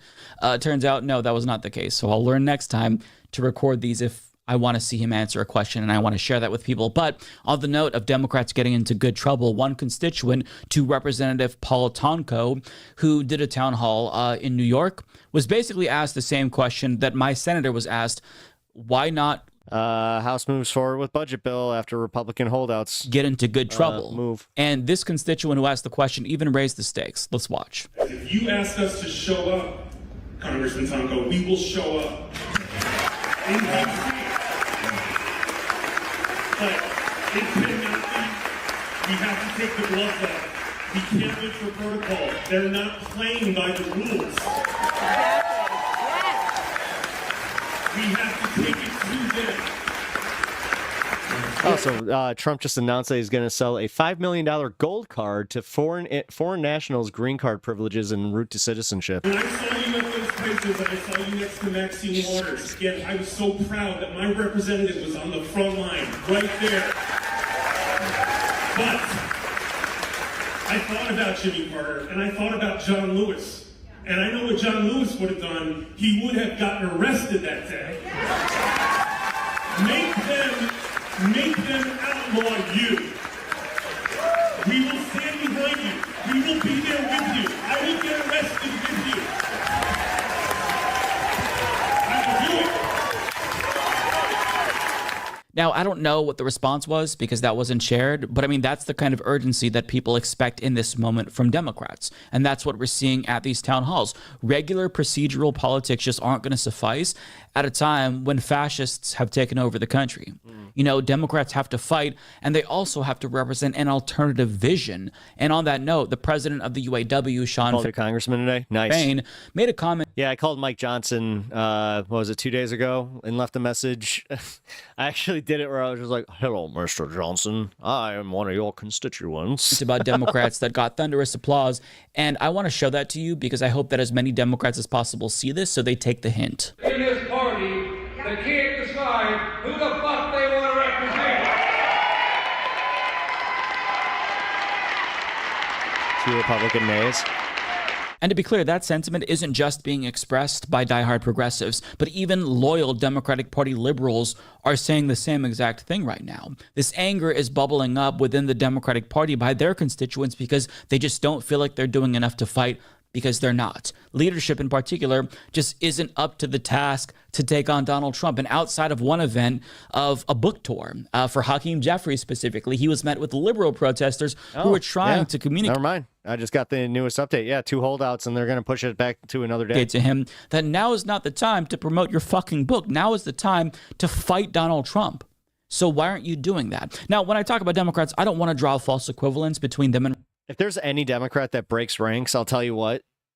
Again, dude, this Kyrsten Sinema bullshit, we got to get rid of that. See, this is kind of where I've been talking about, like, why we, like, if we can have a Kyrsten Sinema and a fucking Joe Manchin, then we can infiltrate the Democratic Party too. We just have to be smarter about it. Because there truly is no comparison. But the point is that no politician is going to be able to just get Kyrsten Sinema was literally running on a progressive platform and then did the opposite. It's literally, we could do the same thing, by doing guys. the bare minimum these days. Maybe run on a centrist platform, and then when you get into office, you enact a whole bunch of leftist policy. Because things are so bad. The times where we let politicians gaslight us are over. So these politicians are going to be miserable for the next couple of years. Me the second name was up on the board, they and then it was expect the taken shit show to continue while doing... Guaranteed Dems will continue to suck. Oh, yeah, of course. Nothing to stop it. But yeah, they'll continue to suck. But as I said, the fact that, again, Kyrsten Sinema was able to infiltrate the party. This is where I'm talking about. Infiltration politics is something that should be thought about, especially in these next, like, in this next cycle.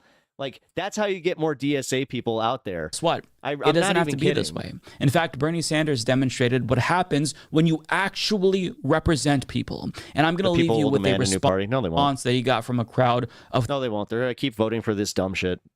Thousands of people in a red district in Omaha, Nebraska. This was so full that there were hundreds of people outside that couldn't get in because it was at max capacity. But just watch what happened. Before. Again, it's happened before, but I'm just saying... to get the people actually engaged into like what and into the conversations that we're having and into the policies that we want enacted, you need to start selling the people that didn't vote at all, like on this stuff, and on top of it, who already have leftist ideals. If you're a politician that actually cares about the people and fights for... I don't know. I thought that Bernie Sanders was pretty much the most effective like way to do that, and then also, like I said, looking at it from the opposite way with Kyrsten Sinema, where it's like, holy shit, she did it. Like, she ran an obstructionist campaign for the Republicans. Like, they did it. For the people. I also, for the third party thing, there's never been enough actual tentative support behind a third party to really move anything outside of, like, what, Nader?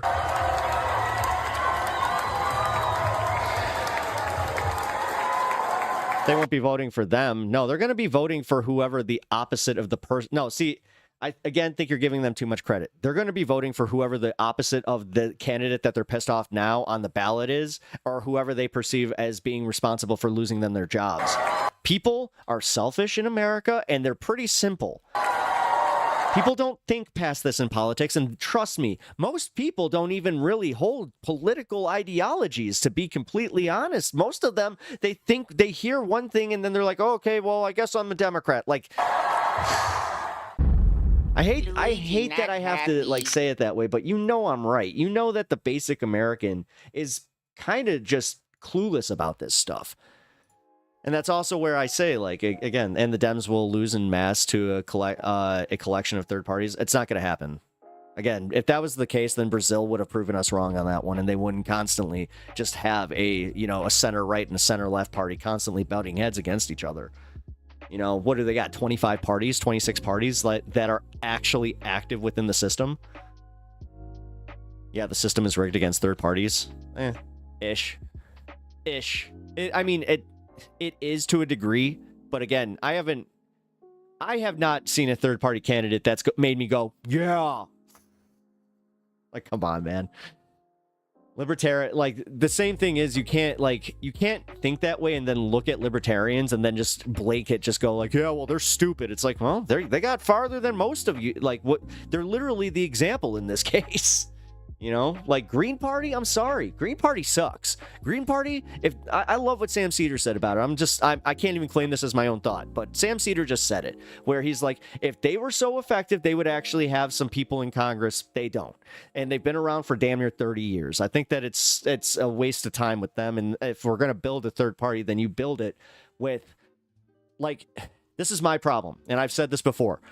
The third party to come out of this stuff is going to be center left, center right coming together to form a new centrist party, and it's going to force the most extremes out of that, and you're going to have the uniparty. Like, it kind of almost happened this election cycle, and that's where I'm a little more concerned about that, and just speaking to people that we can just bring over. As I said, bring over. I don't want to say trick, because we don't want to trick these people, because nobody likes being fooled. Trust me, that will cause more long-term damage. You want to work with these people. You want to, finesse a little bit. And I know. The problem with this is we feel like we don't have time. We always feel like we don't have time, because I get it. Trust me. It's always a time crunch. But what did that get us this last time? You know what it got us? It got us fucking Trump. So, like, we have to take the L's, we have to eat some crow, and we have to adjust. And that's where I'm saying and I'm sorry, this is where I'll disagree with you a little bit, Alirda, is the fact that I don't think that the pivot farther left is what we need to do. I do not agree with that, especially trying to bring over people who did not even vote this time, who did vote for Biden, who did see that, it's okay, maybe I need to go vote. They're registered.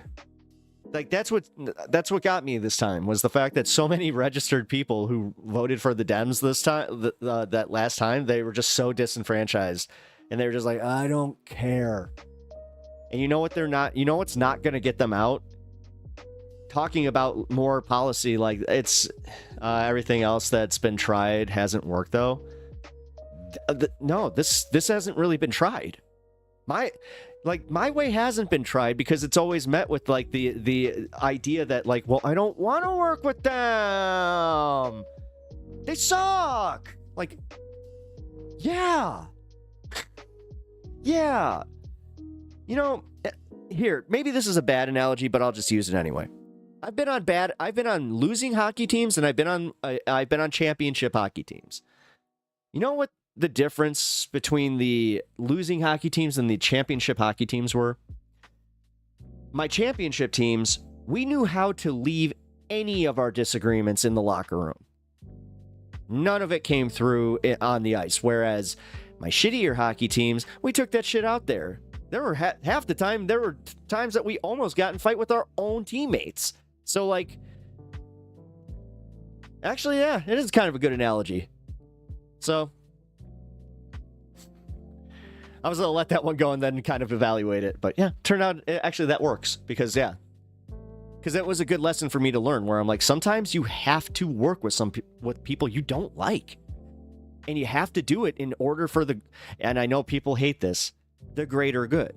Like, you have to do it. Like, again, the greater good in that case was championship. I wanted championship. We all had the common goal of like, yes, we want that thing. And you know what? We did it. Everything else has been trying. Sorry. That just came through again. We need to shift left and have a viable option. We need to excite non-voters with... Yeah. No, I'm not saying we don't need to pivot left. What we do need to do is we need to use what people perceive as progressive populism, and we need to have the message so locked and ready that we can combat the socialism, the communism, any of the isms that they throw at you, so we don't turn off normies, where we could just go, no, that's not what this is. This is what it is. This is what it is. You know, that's the one thing I'll give for Kamala. She at least to an annoying degree, she repeated that stupid message, which it's kind of funny. I caught Josh Shapiro using the same script. I'm like, oh boy. Democratic centralism for centralism for sports. You can apply that. No, the thing is, you can apply that same mentality here, though. Like, because think about it, Alirda. Like, part of what damages the left is the fact that we're all like, I'm not trying to do it, but we're all doing this. We're all doing this. We're always doing this. Whereas, no matter what the fuck is going on over there, dude, like literally, you have people. In like the guy in my life that is just like, yeah, I don't like that thing that he did with the Roman salute, but you know what? I'm not moving. I still have faith that this is going to work. It's like, holy crap. Well, clearly populism is the way to go, so we've got to do left-wing populism. I mean, this isn't rocket science, but the thing is, people bastardize right-wing or left-wing populism. Why do you think that the message is, it's so easy to permeate in popular culture that socialism, bad, communism, bad, because they did Red Scare politics for so long that it's very effective, and this is my problem as a leftist, and I'm making this criticism as a broader criticism of the left, is nobody on the left seems to care about fucking marketing. They care about their emotional message, and they think we need to revolutionize now. Never step back and workshop it. They never do that. They never storyboard their shit. They just fucking go out there with the camera and make the damn movie and then wonder why nobody saw it. Like, that's part of the problem. I know, it's not a popular thing. Trust me. Especially for me as a leftist streamer to go, guys, we need to work with these fucking people. I'm speaking from my experience. People are fed up. I get it. I'm speaking from my experience too. But people are also not engaging. Like, if you're speaking to the people in the DSA, that's great, but you're not speaking to your average voter. I can tell you right now, I'm speaking to my average voter, and I'm not trying to denigrate what you're saying. Like, and I'm not trying to say that you don't. I'm just saying, like, in this context, that's what's happening.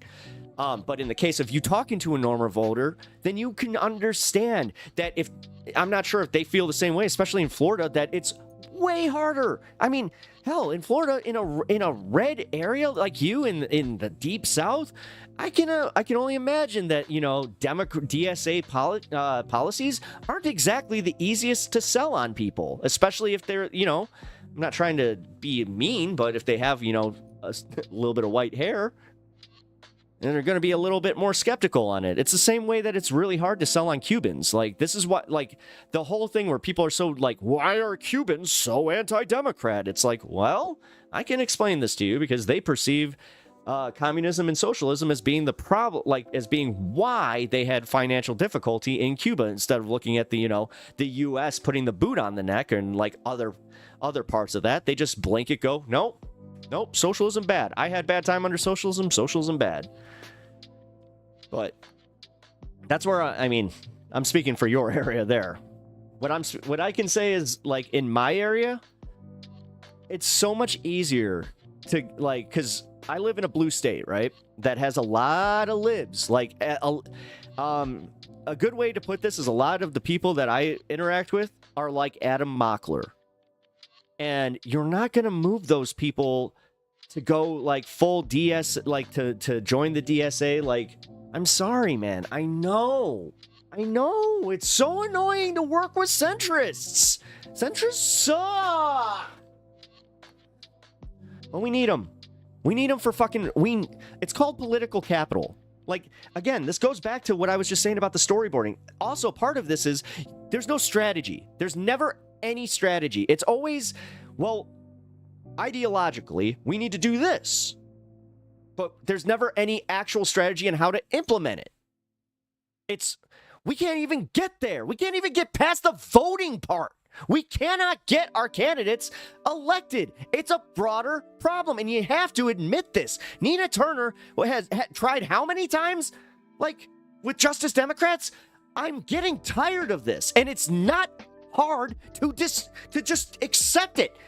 Like, centrist Democrats are not going to always go for the fucking socialist candidate, especially if they constantly are being told that they're not left enough. And that's how they perceive it, man. Do you know, like, I have had enough people come into this community and just be like, wow, yeah, you know what? I'm glad that you recognize that. Like, that is a broader problem. Like, yeah, I mean, I did that to you, Anna, when we first started talking. And I know I bring it up a little bit too much, but for real, it's the whole, like, that's why I did kind of like come at you with like, yeah, you're being kind of an elitist. And like, this is not the way to sell people. Like, it might surprise you.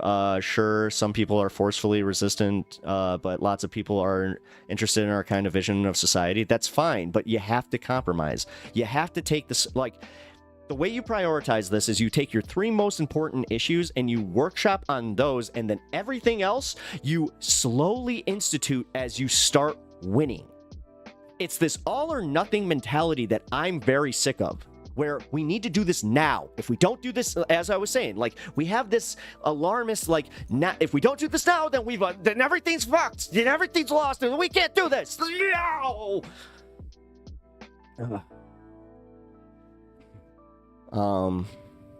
Once again, I'm joining at a sensitive time. LOL. Hi, everybody. Hey, what's up, Ryan?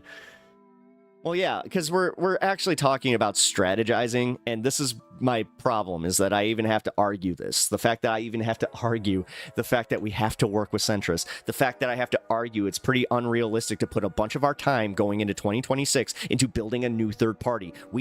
That one I'll say, we don't have time. We don't have time. This was something that we needed to be doing after the 2020 election, after Bernie lost. But instead, we sat there complaining. We sat there complaining about Biden. We didn't build a coalition. We didn't get behind Jill Stein. We didn't get behind any Green Party. We didn't do shit. I'm sick of this. You have to admit that at some point, we just kind of threw our hands up and just went, next time. And then we're doing it again. We need to pivot and change strategy. Again, bringing this back to hockey, if we were using this strategy in the next election, then we're very easy to fucking beat. From a Republican perspective, if I'm looking as a coach on the bench going, oh, they're doing the play again where they're actually not gonna allow their second line in. Okay. Oh, they're gonna rely too heavily on their first line. We're gonna play 3 lines. And we're going to just take it to them, just shut them down.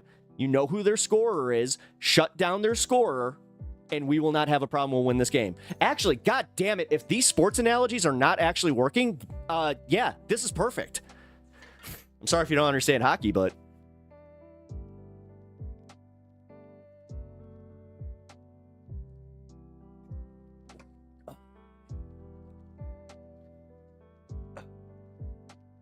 I don't. It's okay. Hockey isn't big. Yeah, it is. You guys won a Stanley Cup. I mean, it's huge in Tampa. What are you talking about? Yeah, it's huge in Tampa. Yeah, you guys won Stanley Cups. That's why.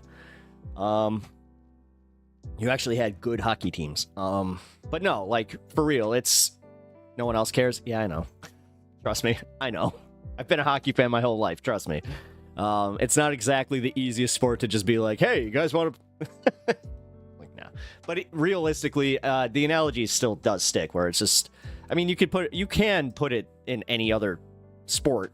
You could just be like, yes, when you know your team, your other team's strategy, and your coach is a good coach, then you know how you do know how to shut them down. Yeah, I'm that way with Rally. Damn it, pass for Cook. Yeah. I told you. I knew it was gonna pass. Like, I don't know why. What is it? What is with this, dude? Everybody's so unrealistic. Like, did you really think it wasn't gonna pass?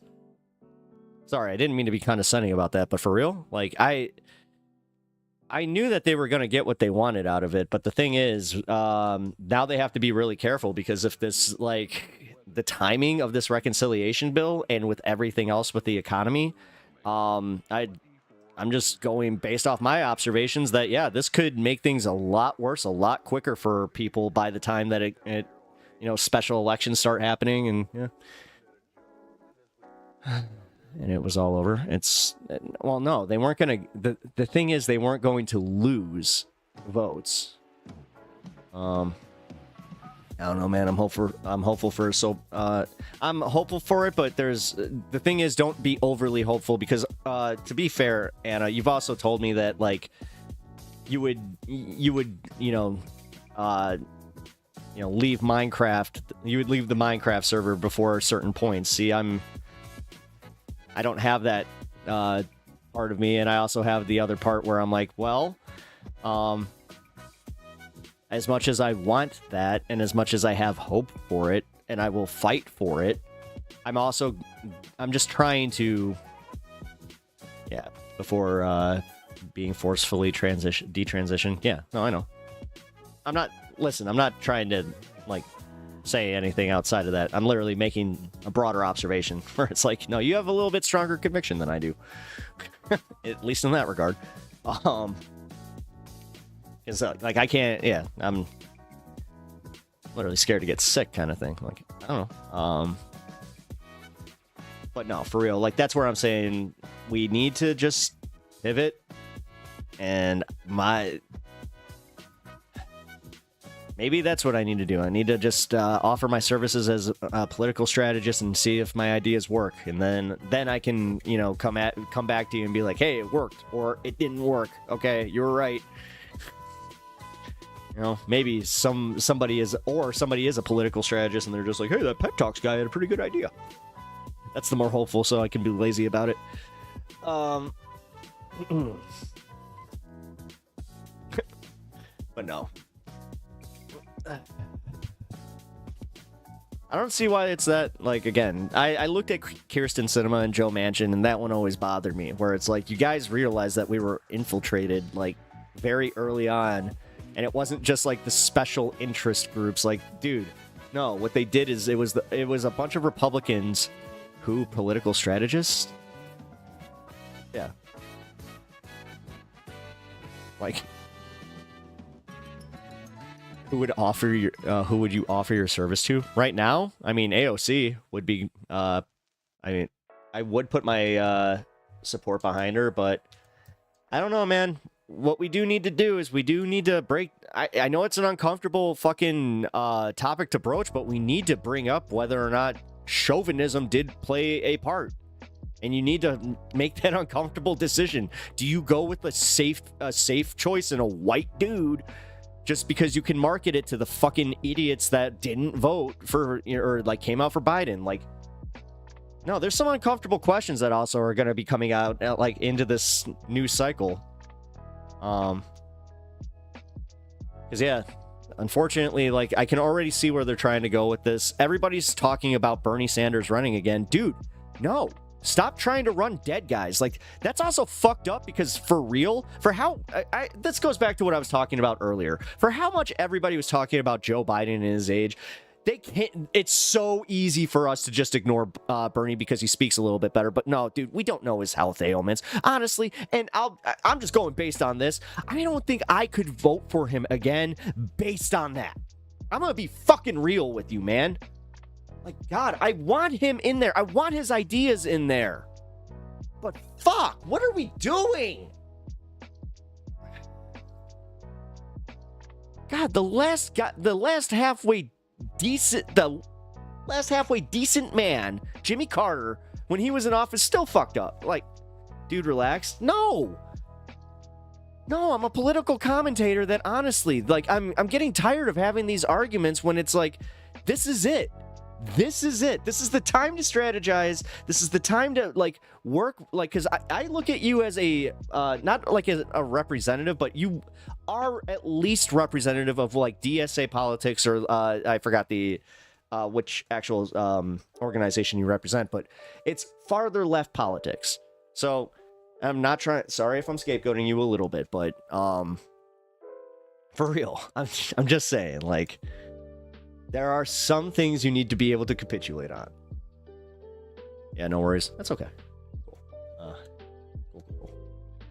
But no, that's why I'm saying, wait, people in MR chat were sad that the call-ins weren't fun. Sorry, the world is burning around us. Yeah. Well, I wish that the fun half, like,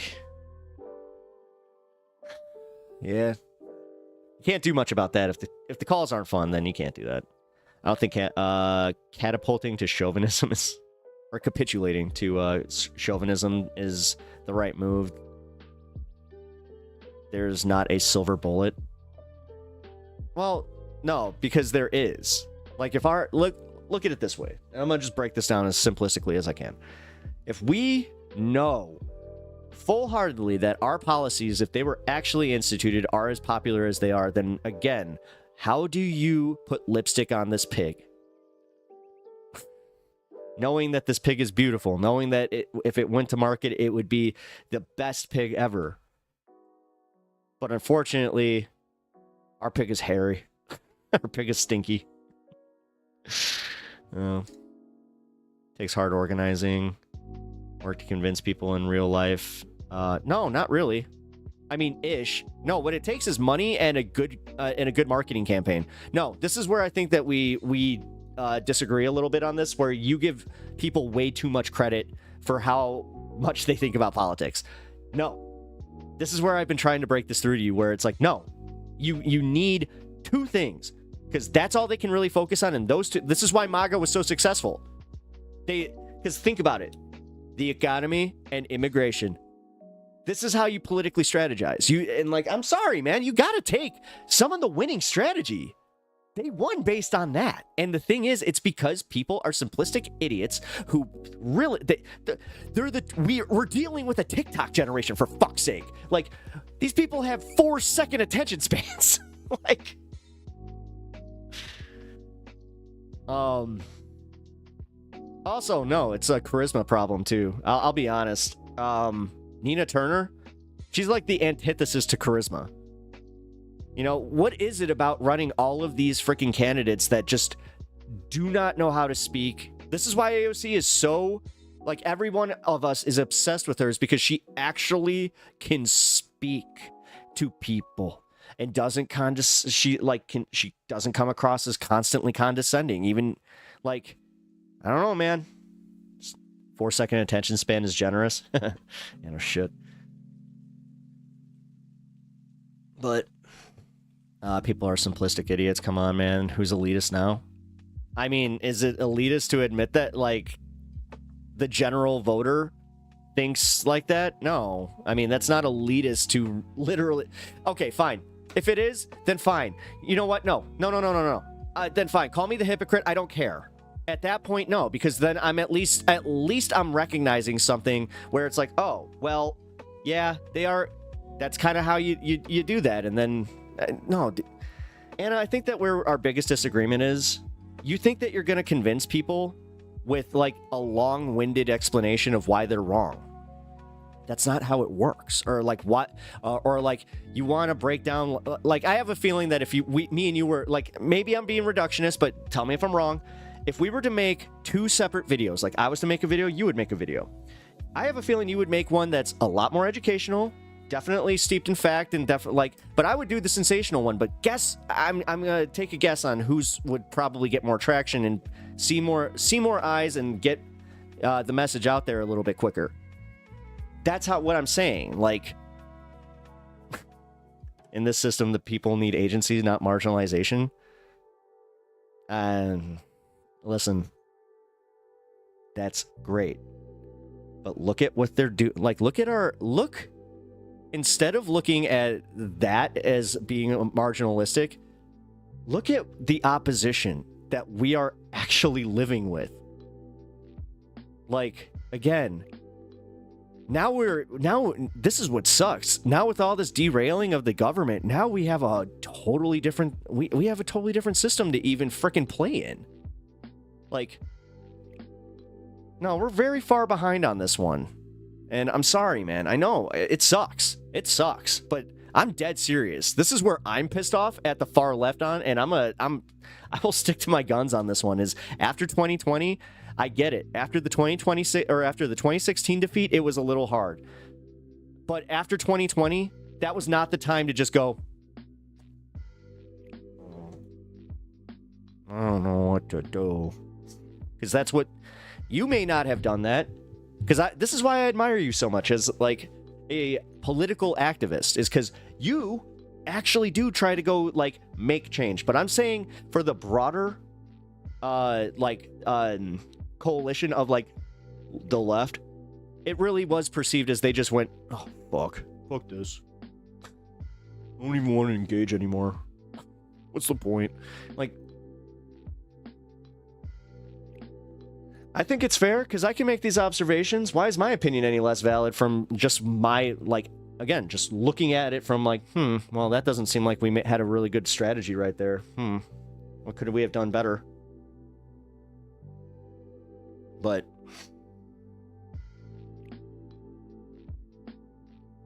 because Anna, actually, I should be asking this. What would your two things be? What would your two issues be that you would push? You know, that you would just focus on packaging to a broader coalition of people, where we can maybe bring in some even right-wingers on it because they hear it and they're just like, yeah, you know, very much like what oh shit, hold on. I forgot to send something to my mod. Give me 1 second. There we go. Okay. That could have been bad. All right, now we're ready for I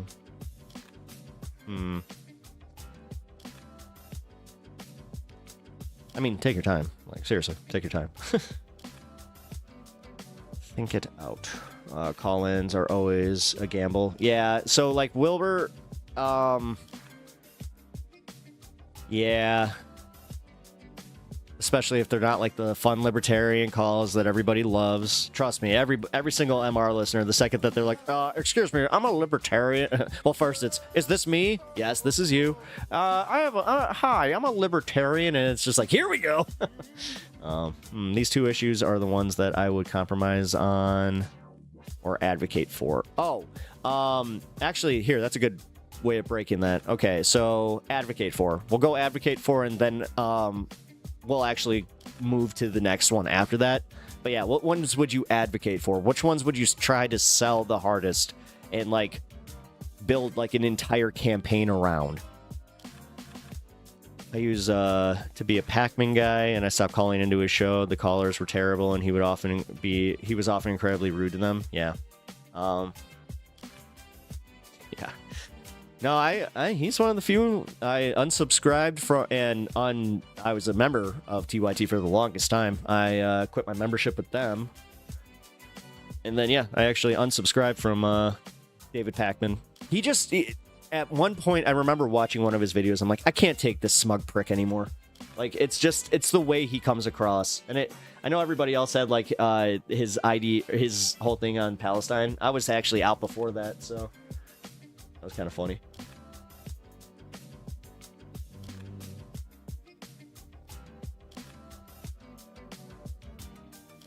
That's tough. So many of them tie together.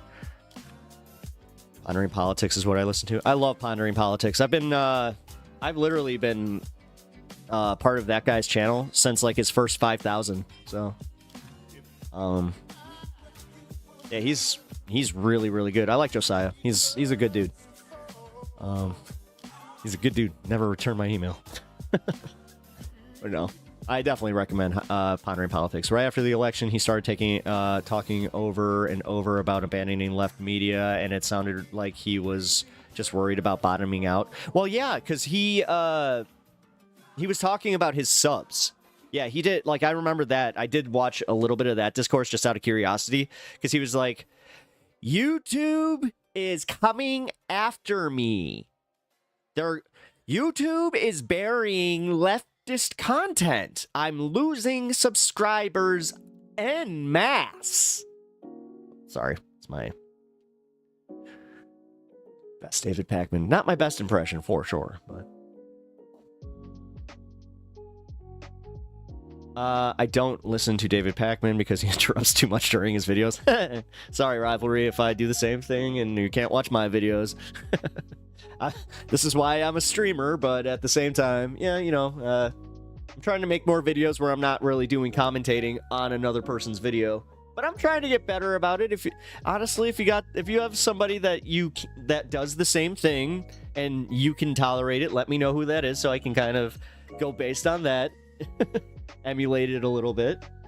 I'm not above that at all, where it's just like if somebody has a system that's working, it's just like, okay, I'll definitely try that system out, see how it works. I'm here. Yeah. Except for that, the almighty one, where it's just like, oh, you know what?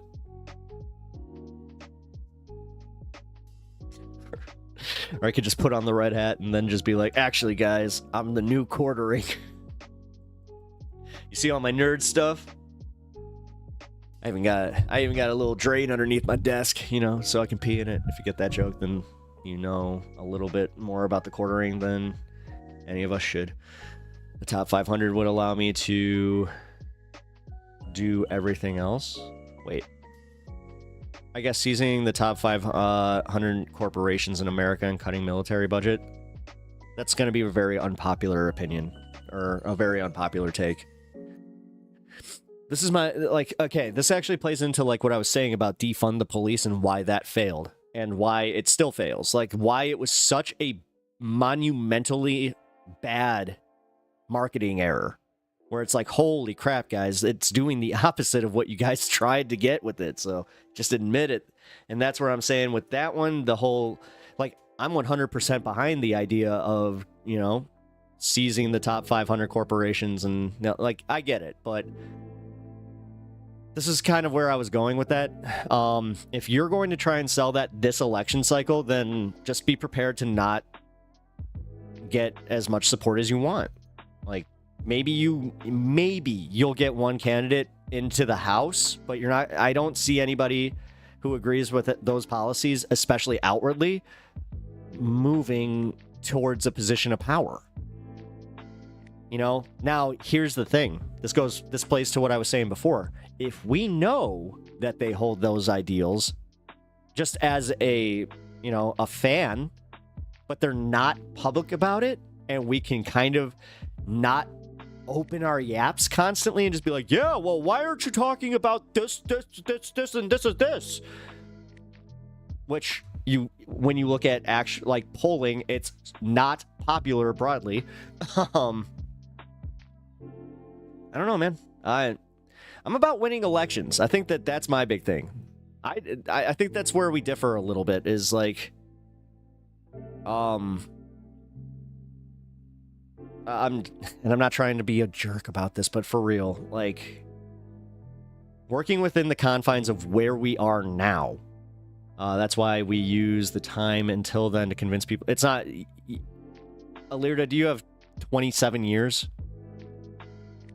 to 2026, 2028? That's not going to work. No, you have to get these people now.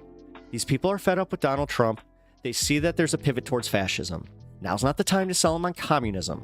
Now's not the time to even use the term socialism. You could say socialized programs, but no, now's the time to be very delicate in our language and pivot to trying to get those stupid centrists to vote for our leftist candidate. There's no election now. It's election season right now. It is election season right now. We have not even 2 years. What are you talking about? We have a year before the next, or we had a year as, what, next year? Yeah, 2026. There's 2026 midterm, and then there's 2028. So yeah, no, we are in election mode. Again, there's being bold, but then there's being perceived as just being another activist. There's a reason that Rashida Tlaib does not get broader exposure in the like, trust me, like, you're already fighting an uphill battle with the American media as it is. Like, again, this works if it was a groundswell thing, like, and you can get the Bernie traction, but there's no traction. There was no traction this time over. The far left didn't have any, like, look at it how we performed in this last election, man. Like, we didn't make any waves, you know. We sat, and now we can sit here complaining that, oh, well, Israel got involved and Hakeem Jeffries and blah, blah, blah. It's always bitch. Again, never have any strategy, and it's never infiltrate. It's never, you know, and that's kind of, again, why AOC worked. Like, yes, we got lucky with that one. I will say, like, the fact that she was able in her district to be so openly leftist is kind of nice. But this is also where you have to acknowledge why she was popular in her district and won her campaign this time around, is because she had support from Donald Trump voters too. She had a split ballot, man. Like, you have to acknowledge that what most people want is an anti-establishment, even though they don't actually want an anti-establishment. They just want Justice Dems and TYT tried infiltration and it failed. Yeah, because they were too fucking open about it. You can't infiltrate when you're literally broadcasting what you're doing. That's where I'm saying. Like, it didn't help that Jake and Anna were constantly reminding us how radical Nina Turner was, and then sat there wondering why she didn't win, and then bitched about it. Blaming, essentially vote blaming and vote shaming. Like I'm just tired of always having the same conversation where it's like, oh, okay, we'll pivot again. And I've had this conversation going back to Bernie losing in 2016. Again, I may not be like a political activist in that regard, but I have been at least paying attention to what we can do as far as trying to pivot our message. This is why I even have the thought process I do to applying, you know, some form of marketing to this. Because again, I know that you probably hate it, but it's true. It's literally what it is. This is why Donald Trump... God, I hate to even use this because I hate when Honeybee does this to me, but this is why Donald Trump won. Is because he understood how to market. He understood his base. He understood the general... like, how to rile up the general populace. I mean, this is why, again, the economy has always been the #1 issue. We have to construct a rival machine based on different organizational strategy. What did I say? Ryan, what did I say? I feel like if you're not the majority, aim for the middle ground and gently steer. Yeah, that's exactly where I'm saying. Like, yeah. And also know that, like, you can have, like, you can... you know, eventually turn left. It's just easier to do when you're actually in control of the car. Actually, that's another way of putting this, too, is like, yeah, we're constantly in the back seat trying to get to the steering wheel. And just, can I drive? Can I drive? Can I drive? When she is old enough, AOC can win the office of POTUS. We'll see. We'll see. We'll see. This is why I hate to say this, man. I'm thinking political strategist here. This isn't just, you know, pep opinions, which, whatever, people are probably going to cut it that way. Who gives a shit? We're jumping out and building our own car. Great. Great. And go be on an island. Like, that's... God damn it, dude. This is why I feel like we're never going to get out of the halls of whatever VFW we're organizing at. Like, being real, man. Like, Anna, this has always been this is actually my broader issue with DSA, like joining a DSA chapter, is because I feel like this is just going to be the arguments I'm going to constantly have. where like, no, this is ridiculous. Like, even Bernie Sanders realized he needed to work with the Democratic Party. And yes, the Democratic Party caught on. That's the problem. Also, Debbie, like, dude, yes, the coups happened. But that's, again, it happened twice. How the fuck we not going to strategize around it? How the fuck we not going to just be like, hey, this is, again, how you do it. You get a ringer. Like, I don't know. Maybe the analogy isn't working. LOL. It's okay. Trump won on fear? Yeah. And that's what the Democrats are trying. Democrats are trying to do the same thing. Stop. They were literally running on the fear of Trump. Like, that's disingenuous as fuck to say. What? No, they're both running on fear. Trump said grocery prices would come down. They have gone up. Trump said they... Yeah, I'm not making a case for Trump. I don't like Trump. I'm just saying that he won because he sold people on his message. Now he's failing. Could you imagine what would happen if we sold people on our message and actually did the opposite of what Trump's doing and actually gave them what they wanted? Holy fuck, we'd actually have some popularity. Weird. Leardo, like the, like, I'm going to start a competing car company and beat Ford and Dodge in 2 years. Yep. Yeah, that's actually that. There you go. That's a great analogy. To take it back to Anna's analogy. Because the thing is, I'm not in disagreement that what you're doing and what we need, like, building on this, not a bad thing.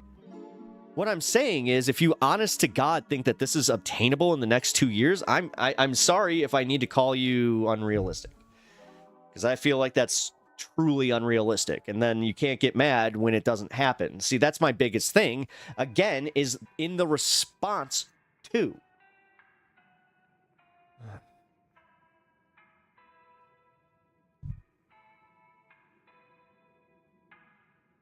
I don't know, it's also easier for, like, okay, so abandoning the center, what's that get us? So we literally abandon 3 million voters that we need, you know, and I'm just going based off the ones who registered for Biden and didn't show up. So just saying that we can get those guys. What does, really? So it's just, oh, fuck them. We need to build and get the other ones who didn't vote in, right? Like, wow. No, I think that Ryan said it best. We just need to, yeah, I hate to say, pivot center. You know, not do what they were doing. Like, when I say pivot center, I have a feeling everybody's brain just did the same thing, because my brain just did it too, where it was like, oh, so do what Kamala was doing? It's like, no. There's a better way to do what she was trying to obtain. Again, I don't know what the hell happened with that Liz Cheney thing, but that was fucked. That was so fucked. The fact that they doubled down on it, and then they were like, oh, no, it was Nikki Haley. I just realized where that happened. It was the Nikki Haley voters. They thought that there were enough Nikki Haley voters that were going to be swayed by Kamala, that they were like, yeah, we could do this. We can do this. We've been building this hypothetical car company for a long time. Well, it's a hypothetical car company still. That's the problem. Like, building this hypothetical car company when you need it to actually be on the road. Like, this actually... Your analogy works perfectly, because you're still in concept phase when everybody else is at the frickin' race with their car, racing their car. You know, and this is also kind of like being like, well, I don't like the way that car's working. I feel like if they use my design, it would be much better. But then you're like, where's your design? It's like, well, someone's got it.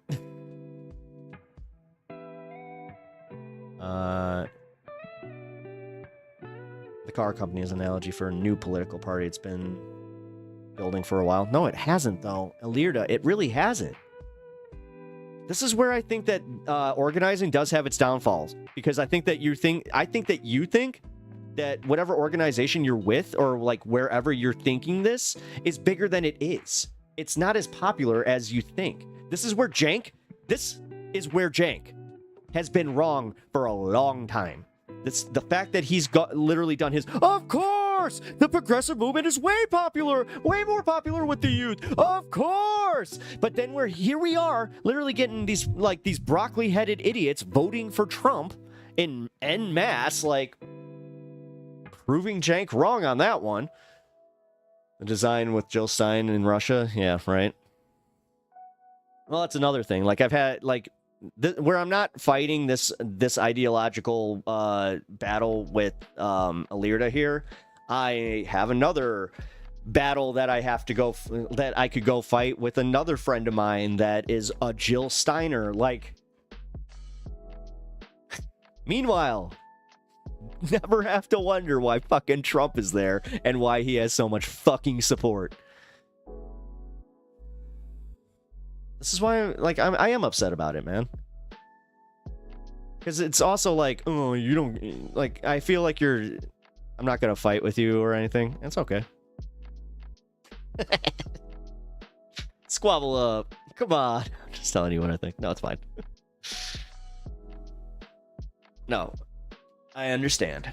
I don't want you to fight with me. Why would we want to fight? That would actually just be proving my point. It's like, maybe don't do that. I like to see a national grassroots movement, separated nodes of progressivism can't do much beyond local elections. Exactly. No, that's what I mean. We're going to be fighting this battle for the next 50 years if we keep at it from that perspective. That's why I'm like, no. The way you do it is you use the shock and awe scenario, but you do it a little bit differently. As I said, like the fact that Trump is an infiltrator, the fact that you don't really know his positions. He said so much shit to the point where you're like, you got some Democrats that are like, yeah, he used to be a Democrat, he might not be that bad. On Logan Paul's next boxing match, I expect to see you both then, right? Yeah, we'll be the opening match. Oh god, I forgot that's a thing. Oh man. Fucking Logan Paul. Can't stand Logan Paul. Alright.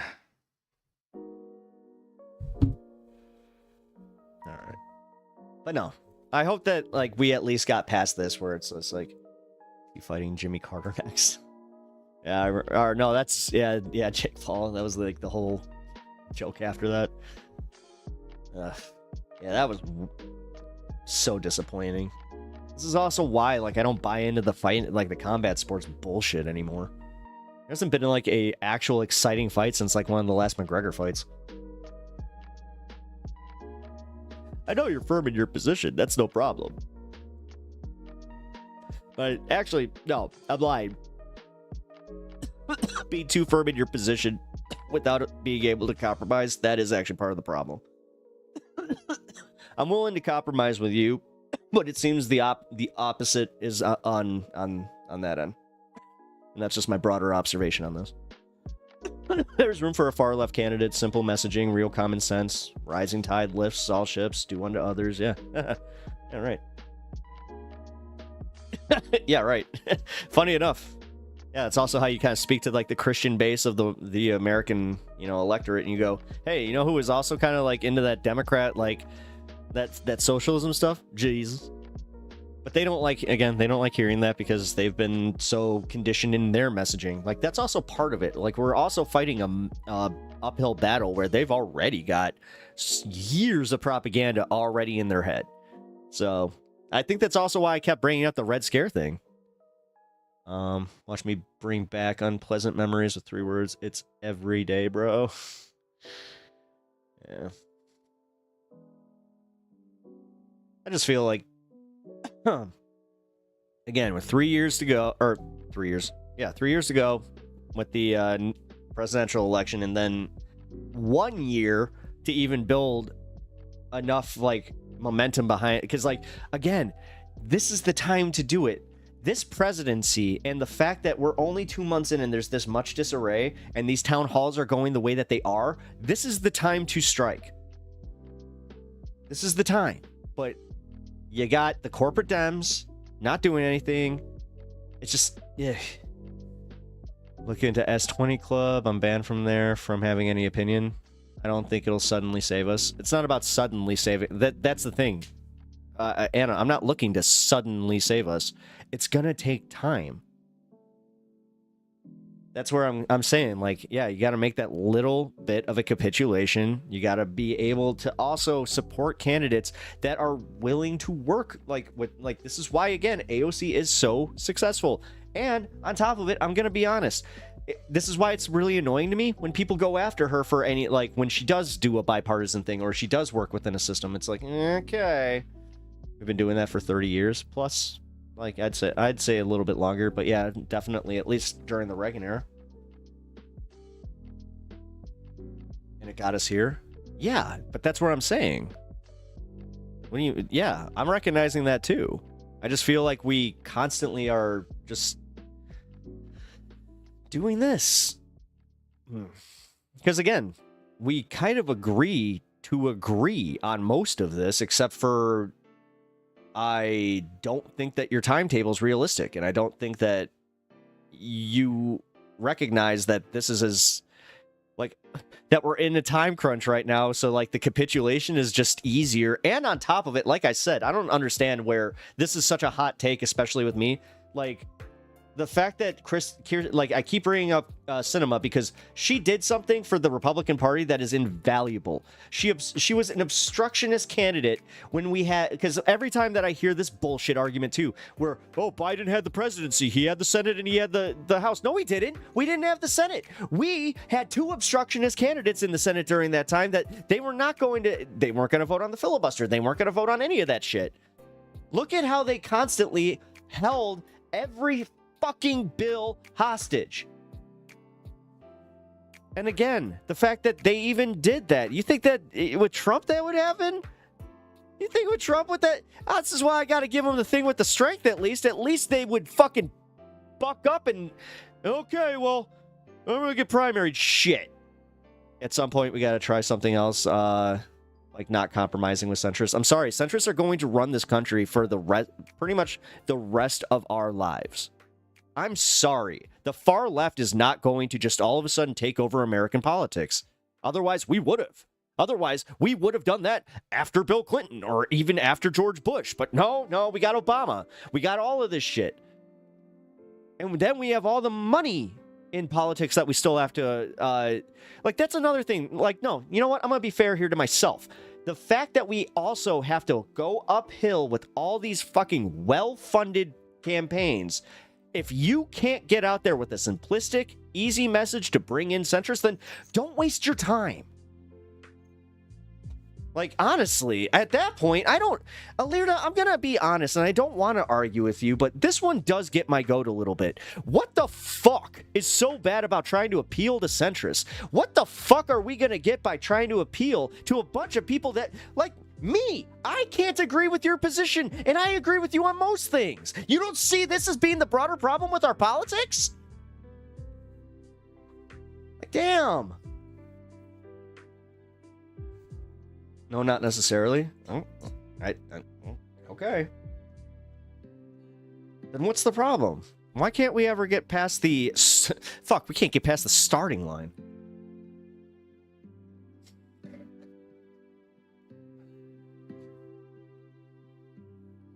Ugh.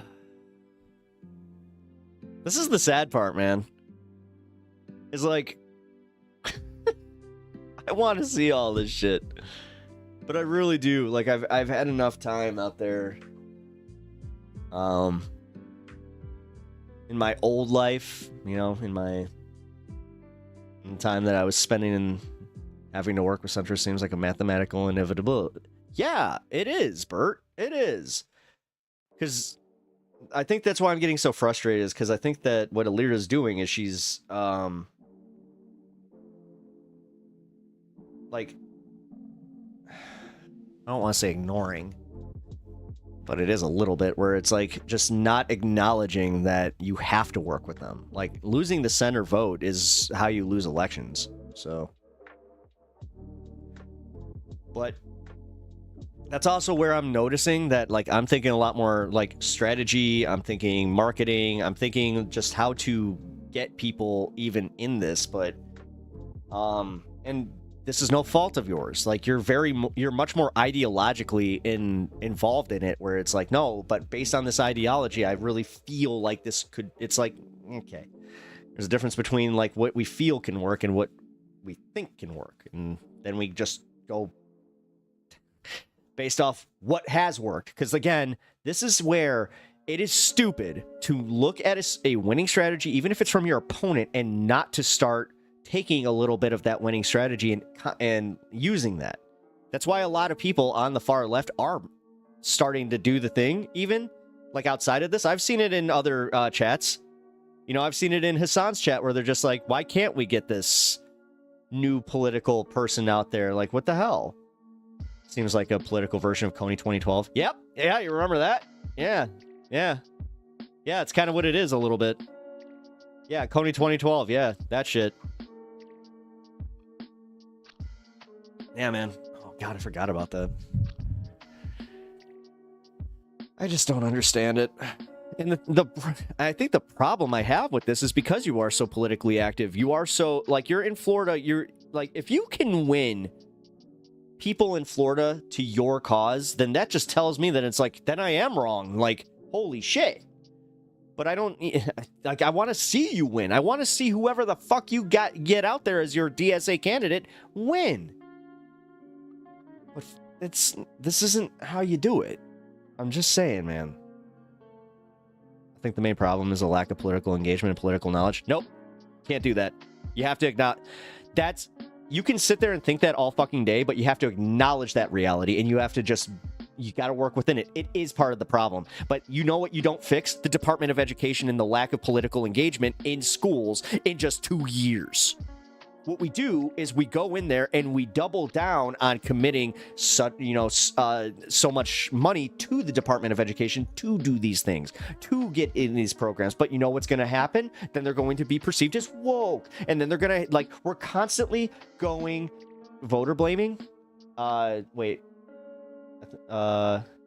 that is voter blaming, yeah.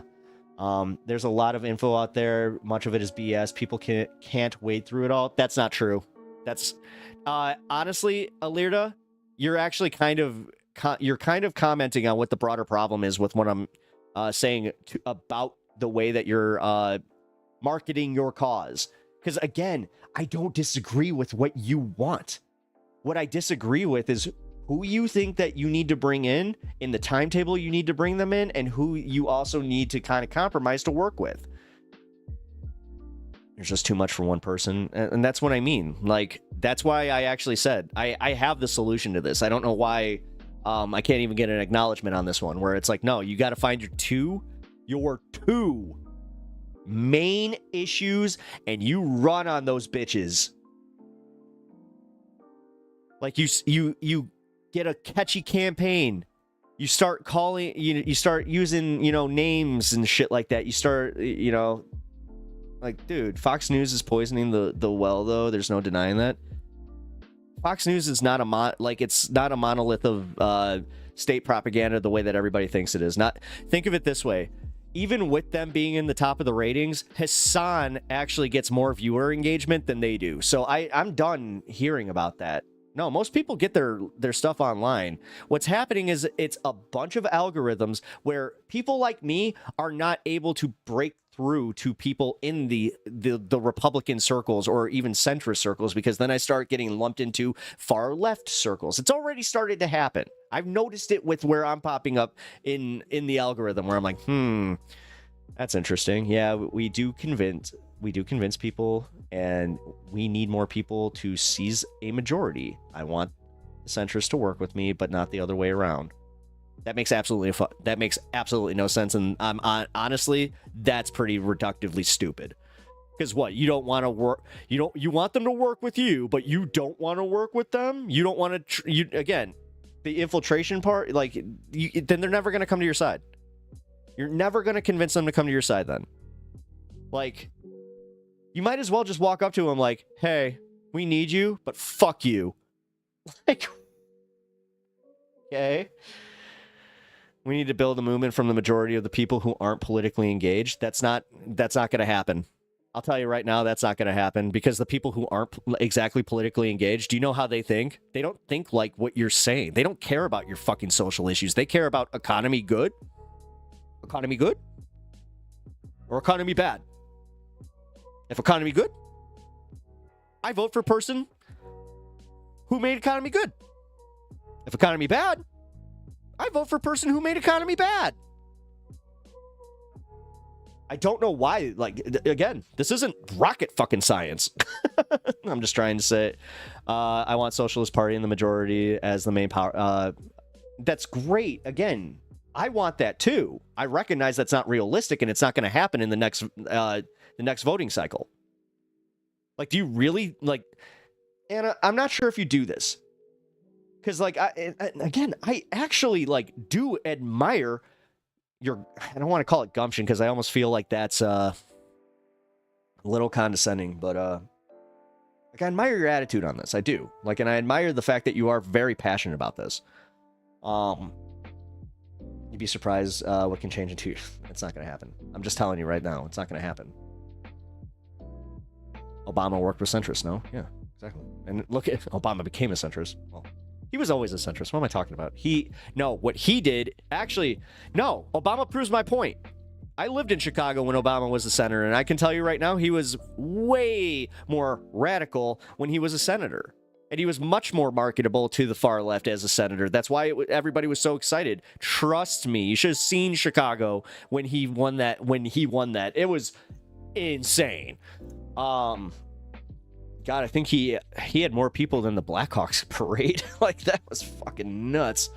But yeah, that actually kind of proves my point. And like, look at how, he's the darling of the political party and the DNC. Like, for anybody that shows up to the DNC, you need those idiots. You do realize that, right? Like, I understand where you're coming from too, because in a perfect world, we would get a commercial out there that would get everybody that's not politically engaged to just come to our side. But for real, I am being realistic. Like, Anna, unfortunately, they're not going to vote for anybody based on any of these issues. There's only a very small collective in the actual American political lexicon that will vote based on that.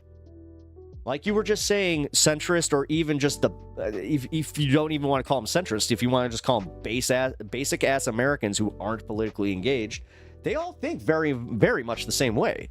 Like, centrists are just more politically engaged, non-politically engaged people.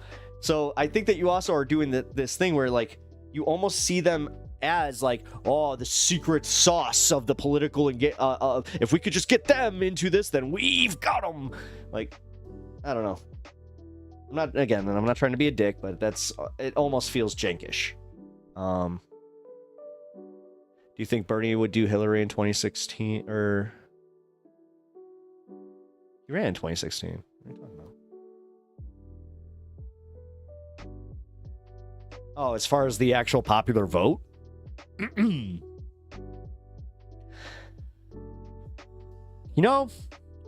This isn't probably going to be an unpopular opinion, but honestly, I kind of wish that Bernie would have won that, and then if he had been the one to lose that, then that would have been a major reflection point. Because then we couldn't just blame Hillary. Then what? Actually, you know what? For this experiment, let's do that. Let's pretend that Bernie ran and lost. Like, how would we adjust? You also need to keep in mind just how I said that tragic mammal, but they were like, oh, how are you gonna it's like, no, I'm acknowledging that they are very dumb, especially when it comes to politics. They don't care.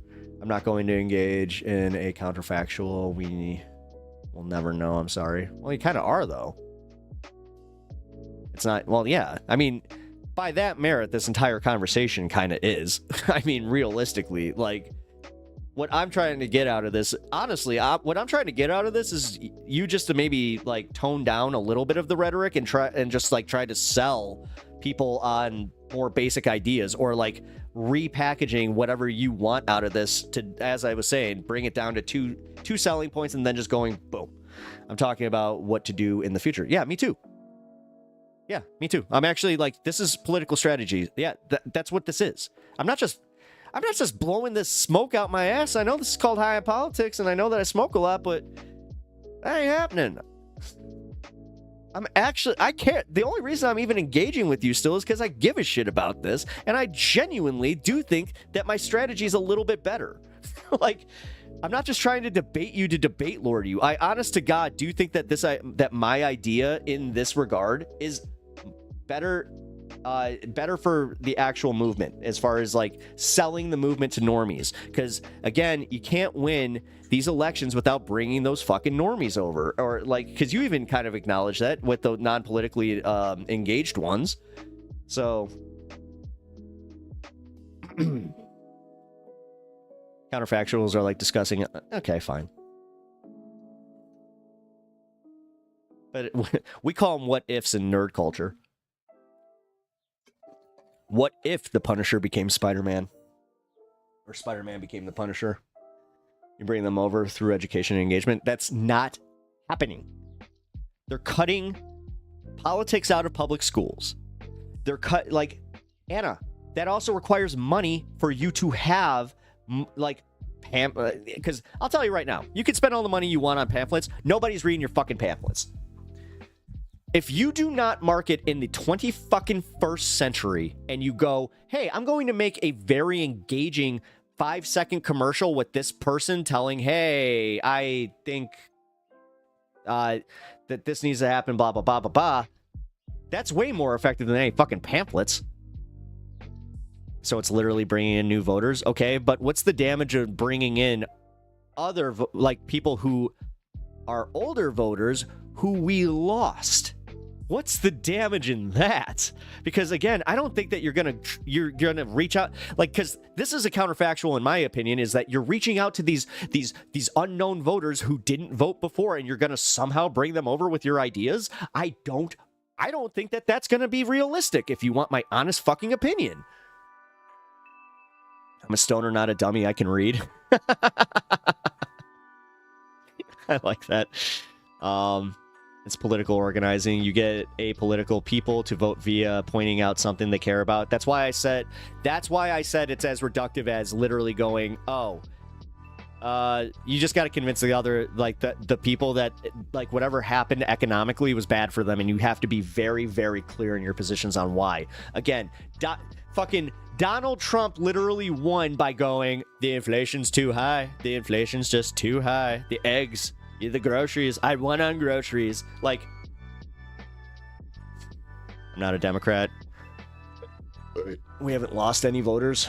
Yeah, you have. You haven't gained any. Stop it. Stop it. I hate that disingenuous bullshit. I'm sorry. No, I'm gonna put my hand down on that one. That's fucked up. That's fucked up, because that's that means that you genuinely think that you're more popular than you are, like, politically. That's fucked. Like, come on. That's honestly where I'm gonna just say, maybe you are sitting in your meetings just going, yeah, guys, we are way more popular than God. It's just like, what if we just had, like, the best, like, I don't know, how do we get this? Because again, where's the message? And the Democrats didn't necessarily, like, they lost voters based on the fact that, this is why I said we even need to address the chauvinism part of it. We need to even ask the hard question. How much did chauvinism play in that? How much was it where, like, 3 million men or voters who did not vote for Biden didn't vote for Kamala based on sex and gender? Sorry, man. Like, damn. And I know it sucks. It sucks to think about that we live in a possibly very chauvinist country with Democrats that think that way too. But I just, okay, what happens if those results show it wasn't significant? As far as, like, getting, what should we test next then? Or what? I'm confused by that one. Wait, what do you mean? Carlos should join Dems in full force, take over the party. That's what I've been saying. That's what I've been saying, but Anna's fighting me on that one. Oh, hey, we're literally 30 seconds out, guys.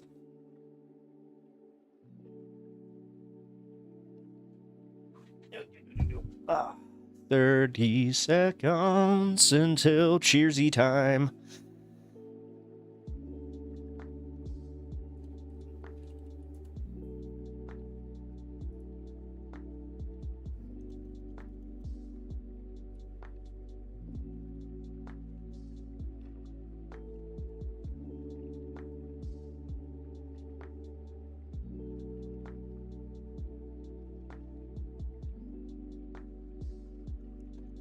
All right, cheers.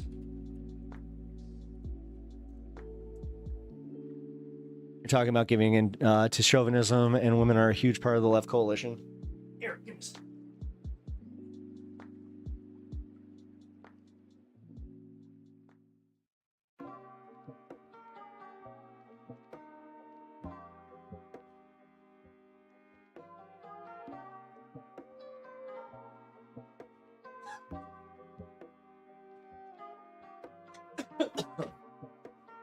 All right, in an ideal world, you don't capitulate to that, but you know who doesn't care about that shit? Republicans. This is, again, why they're going to, like, because think about it. In that messaging, anybody that hears, like, again, this is why white dudes feel like they're fucking getting forced out of their fucking bullshit. Like, honestly, man, like, I shouldn't have to explain this shit. We are living in a post-fucking Donald Trump era where, honestly, we might not even have a country in 2028. This is all theoretical. We might even, I'm talking about, or not even a country, like, we might not even have an election that we get to have this fucking option. Yet we're here. Well, you would compromise on trans rights to win? No. No, I would not compromise on those. No. No, I would draw a line there. And that's if they, like, because again, no, I got a line. I do have a line. I never said that I don't have a line, but why put the line there? Personally, because I would like somebody to add. Well, okay, hold on. Again, we don't want to play the theoretical game, but we kind of have to a little bit, because that's how you strategize, too. You have to theorize about how this is going to go.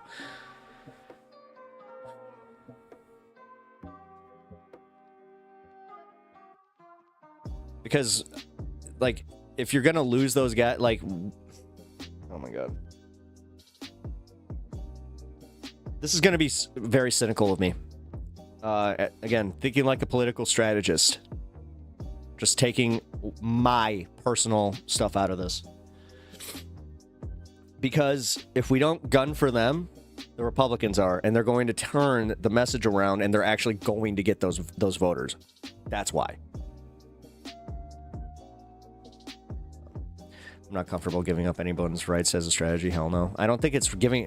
where's giving up rights? Where's it giving up rights? Wait a minute. Where is this... Hold the fucking phone. Where was any legislation trying to take away women's rights in this? Whereas it's just it's literally saying, run a white guy, or even a fucking black guy again, because it's not even racism at that point. We had Obama. Why the fuck have two women lost to Donald Trump the last 2 fucking times? You need to ask these questions. God damn it, I know it's fucking uncomfortable. Fuck, man. Because men suck. Women suck too in America, apparently, because they are also just as chauvinist as the men are. Trust me, I've heard some of the bullshit coming out of their mouths. Fucking monolithic women is just as dumb as anything else. It's not just about the gender of the candidate. That's my point, though. Like, the thing is, here's my reverse on that theoretical that you were saying. What's the harm in running a white dude who has based-ass politics? Who you know is going to do more for you, who actually cares about the things you care about. But if you have the choice between him and a woman, you would take the woman just in what? thus proving the fucking DEI bullshit that these Republicans are all up in arms about? I don't get it. Make America deceived again. Man, oh shit, dude. Fuck. No, and I like having the spirited debate about this because it's getting it out of our systems now, and I do think that, like, Anna, like, you've changed my mind. Now, here's where I ask you for the same respect to maybe, just maybe, pivot a little bit. Change your mind. Like, if there's one thing that we can get out of this entire conversation that we're having, I want just one capitulation. One. I'm not asking it be the chauvinism. I'm not asking, but one. I want to compromise. That's all right. See, Anna, why compromise more than, like, women's rights have been taken away? You want to get them back. Compromise more. What? How am I asking you to compromise? Like, this isn't about women's rights by not voting for a woman as president. I'm sorry. That's not the same argument.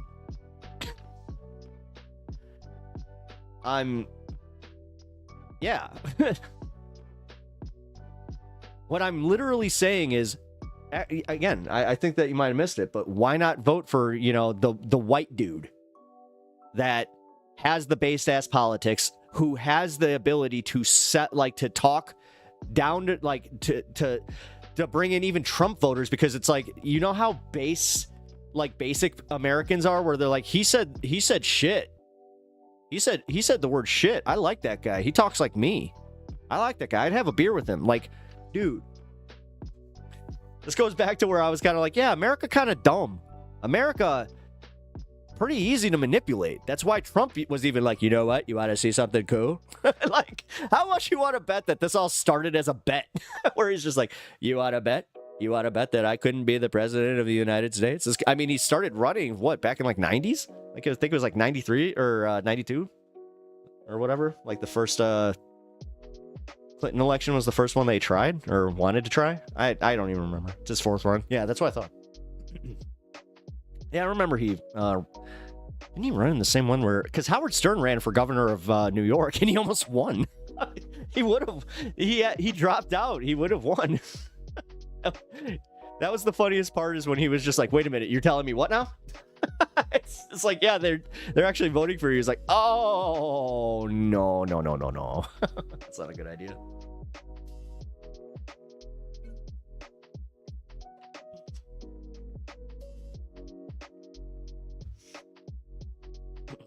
And Anna, I know, like, you're coming, like, listen, I'm trying to be very, very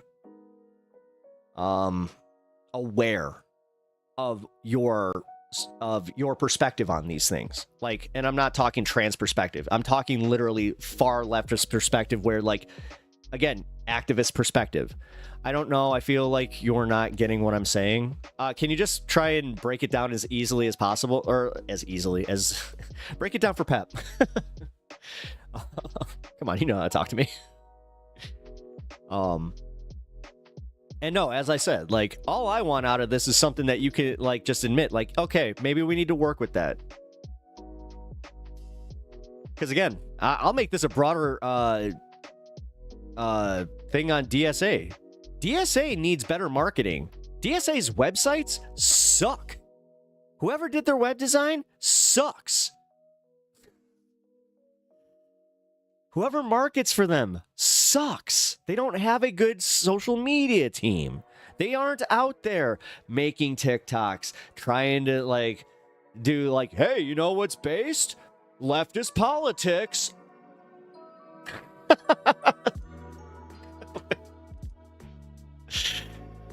Break it up for Pep, grind the peppers. It's all about money at the end of the day for these people in general. Yeah, exactly. That's why you also have to work with them. Like, I hate to say the confines of that, because, like, no matter what, they're always going to win.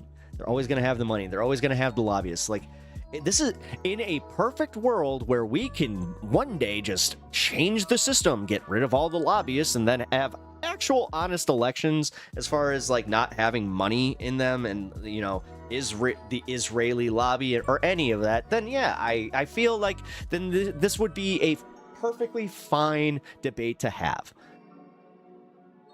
It seems like you want to convince people who are already politically engaged by compromising. I'm saying I want to bring new people in to make the socialist movement bigger and overtake the other political parties. I know you. Yeah, we want the same thing, but I think that where the impasse is, I think that you're ideologically, you're ideologically at a different impasse than me, where I'm being pessimistic about this. Like, I'm just being, I don't want to say real. Again, I don't want to be a fucking condescending dick about this. But I come on. My pessimism is totally fucking warranted. Look at how most Americans do vote. And yes, when you break it down to them in exit polling and you ask these people, what did you actually vote based on? And they just like, economy. And they're like, what else? The immigrants. It's like, it's that fucking simple. And then you go, even with exit polling from Democrats, then it's like, what were you voting on? It's usually two issues. It's usually abortion and the economy. I mean, this time, exit polling for Democrats and Republicans, I think it was pretty much 50-50 as far as their exit polling for the economy was the main issue.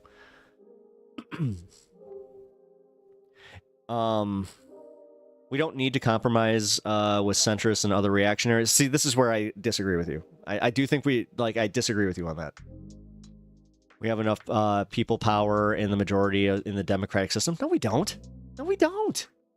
No, we don't. We've proven this in the last... We intend to. What's hell is paved with the best intentions? I think there's a reason that's not, that's a pretty popular saying.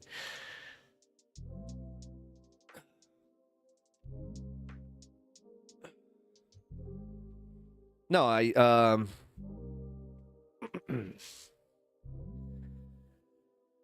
you're right. I'm not going to say that you're not right about me convincing people who are already politically engaged. No, actually, hold on. No. To that point, the reason that I feel that way is because people who are more politically engaged are in a position to teach people who aren't politically engaged about these things. As I said, where we come, like, I don't know, can't find some silly euphemism. Gotcha. I knew I'd get it. Sorry, I'm not trying to piss you off. You can only imagine how the missus feels. Wait, it's been done before. It can be done again. Again, in a different system. In a different system, in a different time. Yeah. And those 36, that's, Alirda, I don't think that I think this is where you might have missed my point about, like, acknowledging the chauvinism that's in that 36%. And, like, you assume that those 36% are way more based than I think you think. Like, trust me, if they were based and they were going to vote for socialist policies, I think they would have voted for a woman, so. For anyone. I know. Man or woman. No, they didn't want Trump. No, the thing is they did. They voted for Biden. That 36%. Like, no, or like, okay, not 36%, but I think it was something like whatever equated to 6 million voters just sat at home who didn't vote for Kamala that voted for Biden. That's what I'm saying. Like, they're disengaged. They're disengaged from, I mean, okay, yeah, no, that's fair. No, hold on. That's fair, because I needed to actually reevaluate what happened with COVID. No, hold on. I'm actually being fair with that. I am being fair with that. Voter turnout in COVID was a little bit better, too, because we were all locked down and everybody did have the time to vote. People just overlook that simple explanation where it's just like, oh, yeah, this is why we need to make voting day a national holiday. Yeah, that's something we should also get on. Yeah, because the Republicans are really for reenfranchising voters.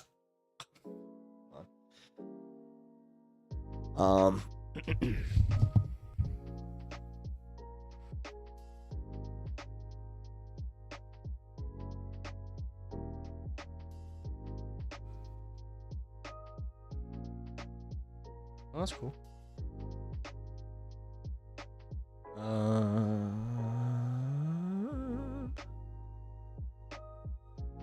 Wait, no. Voter turnout in 2020 was 66.6%, but then a majority of that 36% is chronically disengaged, like hasn't voted in years or ever. Yeah. I mean, yeah, you could say the same for Republicans, though. Those numbers do exist out there who, like, they didn't want to vote for Donald Trump and they also didn't want to vote for Kamala. Like, I think those guys are included in those numbers. Oh, that's the whole U.S. That's what I thought. No, then they're included in those numbers. That's what I'm saying. Like, so that, like, think of it this way. It's like the Bulwark crowd there. The whole election, not R and or D. Yeah, that's what I'm saying, though. Like, you could have, like, based on our thought process, though, or your, like, because, again, I'm with you on this, but realistically, I'm just saying, like, you're not going to sell those the R&Ds. Hey, whatever. You're not going to sell either of them on the far socialist policies. I'm just saying, man, like, we're not. We already are demonized so much. Again, we can't even agree on, like, the finer nuances on, like, I'm overusing this term, but the marketing of the fucking party and our ideas. Like, yes, I'm essentially saying, okay, don't lie to these people. Soft lie to them. Just be like, yeah, you know, pretty centrist.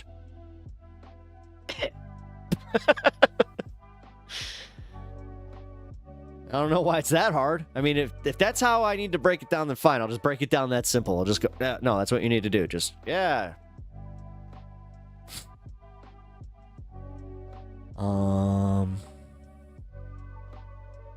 We have a huge... They're not going to move. Again, you're ideologically... I love where your head's at. I don't believe... I'm not as... I'm too skeptical. I'm way too skeptical on that end. I do not believe that it's going to work. I'm not going to try the same thing that hasn't worked in decades. It's crazy. I'm going to try something different. It's fine. I just... And no, again, it's not that it hasn't worked. It's that it has worked. It's the fact that our opposition were the ones fucking doing it. No, I'm actually pissed off, like, at the fact that, like, no. Again, shout out to Kirsten Sinema for being one of the worst human beings ever, but also being so easily bought by the Republican Party. At least they got something out of it. Same with Joe Manchin. You know, we couldn't even get past that. That's why I'm kind of like, no, forgive me for being a little skeptical about this. Because again, I would love just to have anybody just be, no, okay. But they also lose all their, like, look at the fact that we, like, people didn't like Sherrod Brown, but he had more just leftist politics than most. Like, dude, god damn it. This is where I disagree. This is where I will say I hard disagree with you, is that we're going to bring any of these people over substantially. Like, if you want to, if there's a way that you can prove me wrong in the next election cycle, I'm more than willing to admit defeat on this one. I'm not looking, like, trust me, this is something I want to lose. People are desperate, dude. That's kind of my point. That's kind of my point. I think that where we're at an impasse is that we just see two different ways of dealing with it. And nobody's doing anything. Well, that's also part of the problem. Well, I'm not going to say nobody's doing anything. That's also disingenuous. Like, right now, with this Trump, with what's happening, no. Okay, so the Democratic organization and what they're doing, their whole sit and wait scheme, while we can be mad at it, there is a tiny bit of merit there. A tiny bit. But also, yeah, there has to be some kind of fucking cohesive agreement behind, and, like, getting behind an actual candidate that, like, you know, nobody's ever going to agree with either. Like, you realize the second that the guy has a hot take, or the girl, for that, or if AOC. Let's be real. It's either going to be AOC or it's going to be some. God, who would it even be? Because people are just like, oh, it'd be Josh Shapiro. I'm like, oh God, no. Just give the Republicans the frickin' White House again. Everyone else is sitting on their hands. Pick a roll on my org is no hot takes. Well, then that org is never gonna grow. I'm sorry. I think you're kidding. I'm 90% sure that you're kidding.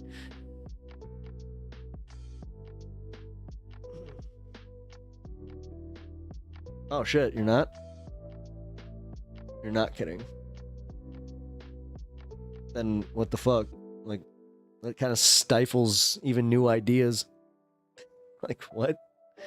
And also, that kind of keeps you from looking at objective realities just because they're uncomfortable.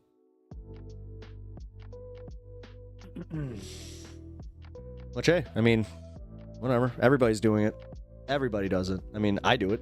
I'm not saying that you're uniquely special in that. Trust me. What do you think MAGA does? Look at the fact that MAGA can't even look at Elon and they're just like, I don't know. We don't throw a takeout for attention. We think about it. Oh. Well.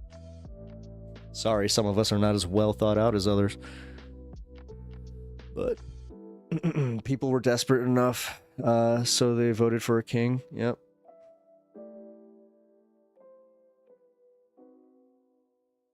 Measured and professional socialist takes. Well, again, measured and professional, even including the word socialist, is just...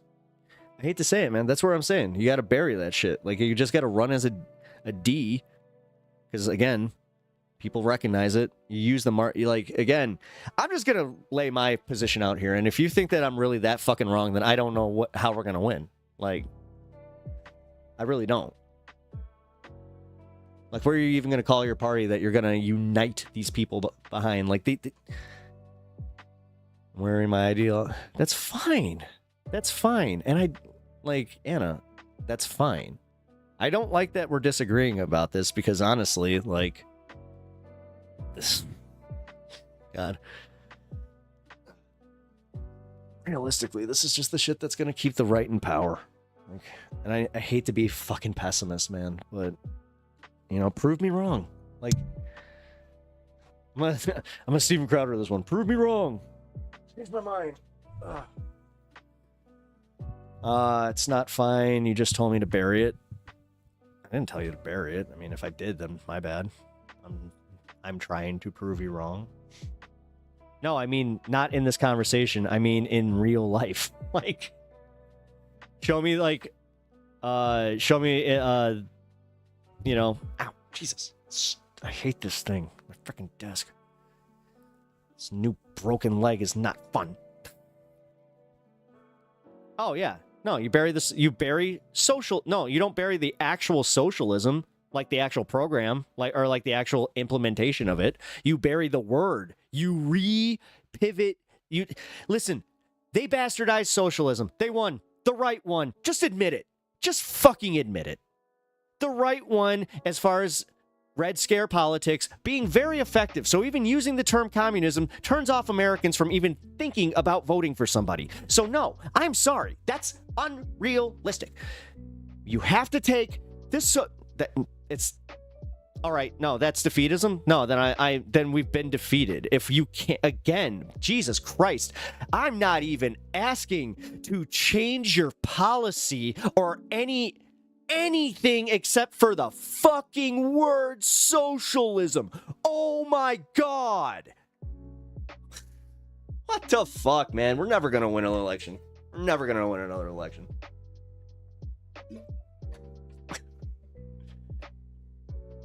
Dear God. That was the number one thing that got people to not vote for fucking Bernie. That should have voted for Bernie. Oh, here he's a socialist. Oh, here he's a socialist.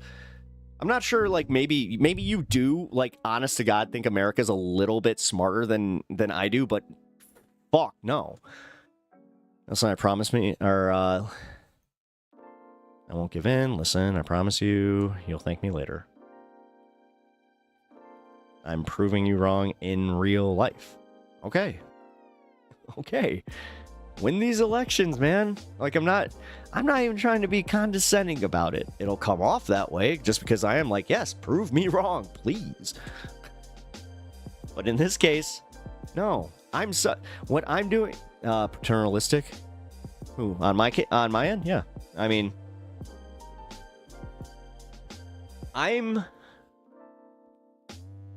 sorry, I can be a little patronizing sometimes. Hey, thank you for the follow. I appreciate it. Or subscription. Oh, cool. Yeah, thank you.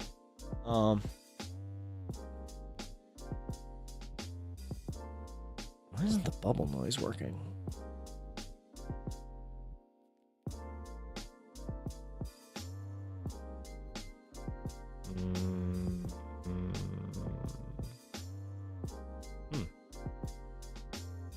Interesting.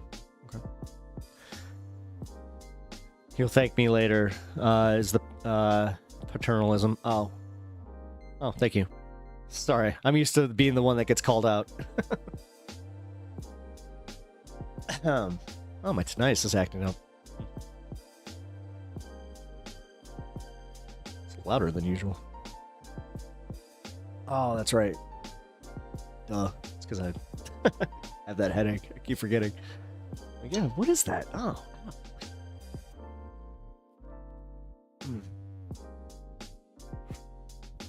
No, and again, man, I want you to prove me wrong. Like, sorry if we're, like, I appreciate this heated conversation. I'm actually surprised that we've been able to have this over text as well as we have, to be completely honest. Because I do think that, yeah, you know what?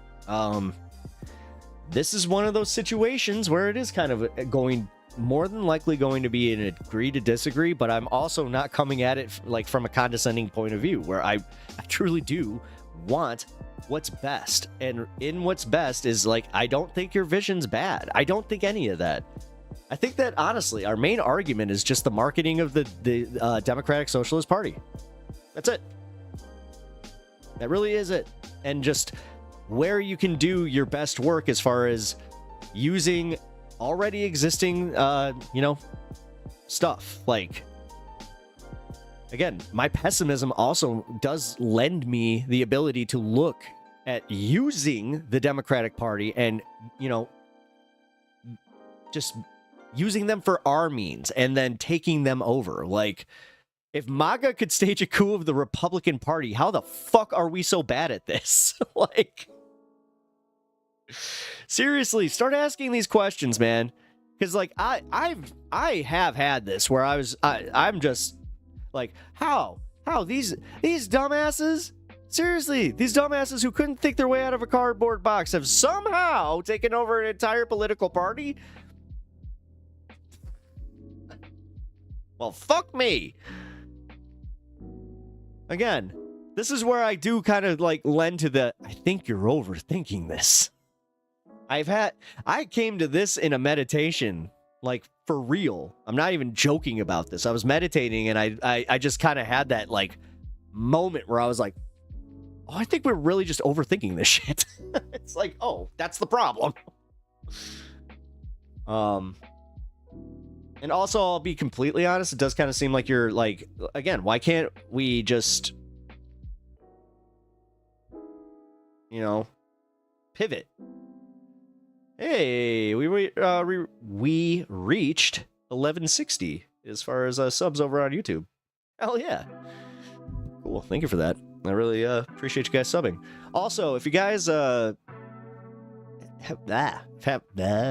really couldn't get that one out. My mouth just was like, nope, you're not talking anymore.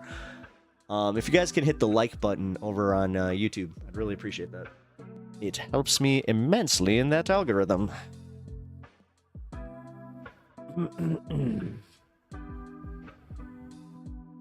But also, I'm not trying to stress you. Like, I know that it's a stressful time, Anna. You know that I really, truly do appreciate you as a person, and I appreciate every one of your takes, because you are coming from, like, the most pure perspective of, like, what people perceive as the far left, which annoying, but and that's why I'm just like, no, man, like I hate the fact that they weaponize this against us. I hate the reality that, like I was saying, and I wasn't trying to be like dramatic about it, where it's like, yeah, they won, but they did. They won with the messaging, man. They won. You really cannot use the term communism outside of our leftist circles and like you can't break through to a centrist with that, because especially if they're older, man, they're so locked in Red Scare politics, and I keep saying that, but it's true. Like, dude, I talk to like, you know, my aunt, my aunts, my uncles, all that shit. Because like, for instance, this is a good one. So my aunt, she actually follows me. And I'm not sure if she's actually watching this. That'd be crazy, but if you are, hi. You know, we don't agree on everything, but the fact that she, you know, she's like what I would call a small D Democrat. Ever been to Haymarket Square? I don't know, have I? Sounds familiar.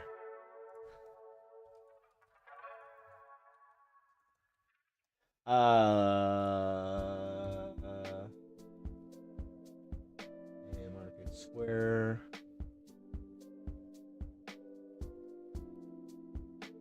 Oh, yeah, in Chicago. Here. Let me see. Great upheaval. Shit, yeah. No, I've been here.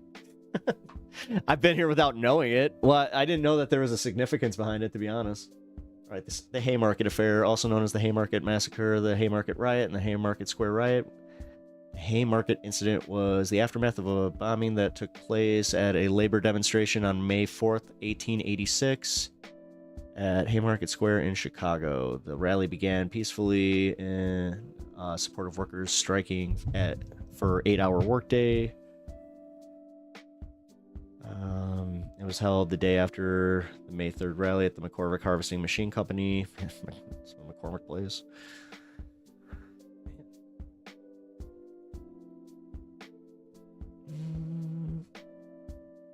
32 demonstrations. During which 2 demonstrators had been killed and many demonstrators and police injured. 8 anarchists were charged with the bombing. The 8 were convicted of conspiracy and intentionally publicized legal proceedings. Yeah, no. I mean...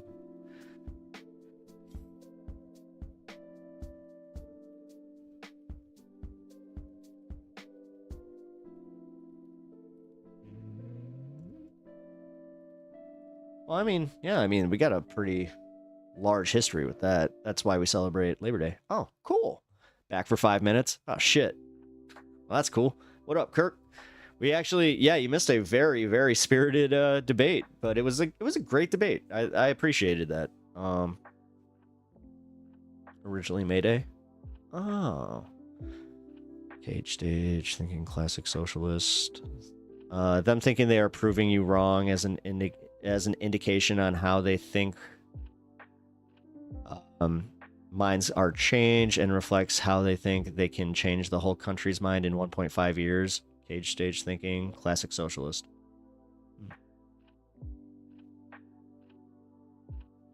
I don't know. Well, I may not agree with her thinking. I don't entirely agree with that take. The only colors people like right now is Trump's freedom, red, MAGA, dark, black. Yep. Back to 5 minutes. Dems can do better reaching out to grassroots and socialists, but they just need to insert themselves and take.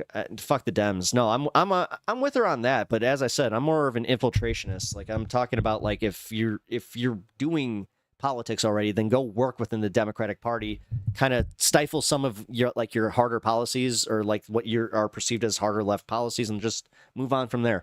Labor Day and capitalist coup. Debates hurt my feeble mind.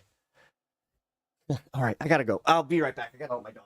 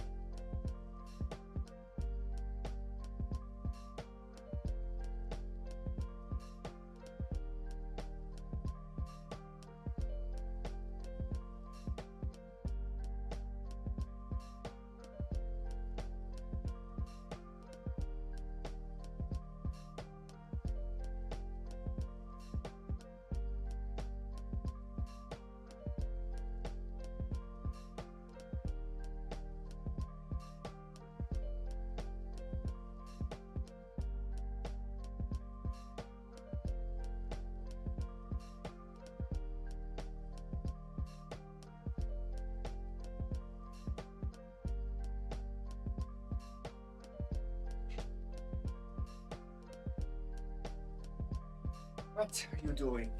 Your sister's outside. Your sister is outside. Sneaky popper. What was he doing? Oh, I see you. He's literally like, what? I get known? Alright, fine. Since Mitesh gave such a generous donation yesterday,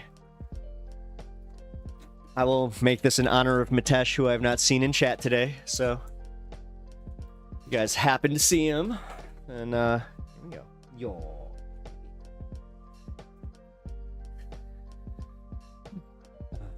Kirk, first of all, thank you. He just sent me a new song with sneak peeks at video. Do you know who Matt Foley is?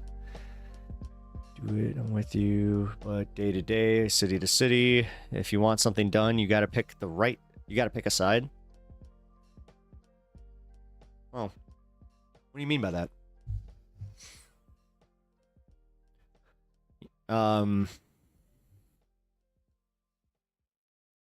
Are you insinuating like that I wouldn't like it? Because, as I said, that's why you vote for... I mean, this is why I've voted for the lesser of two evils, stupid Democratic Party. Not between R and D. It's always... I mean... I know this is... I'm not trying to have the defeatist take on this. It's... Right now, it's R and D. This is where I'm saying... I think that I made a pretty good case for that, where it's just like, no, if MAGA can change the Republican Party, then no, then we just have to admit that we're very bad at something. This is where we reevaluate and we figure out, how do we MAGA this shit? Of course, she's at the fucking door now. I'll be right back. I need your sister.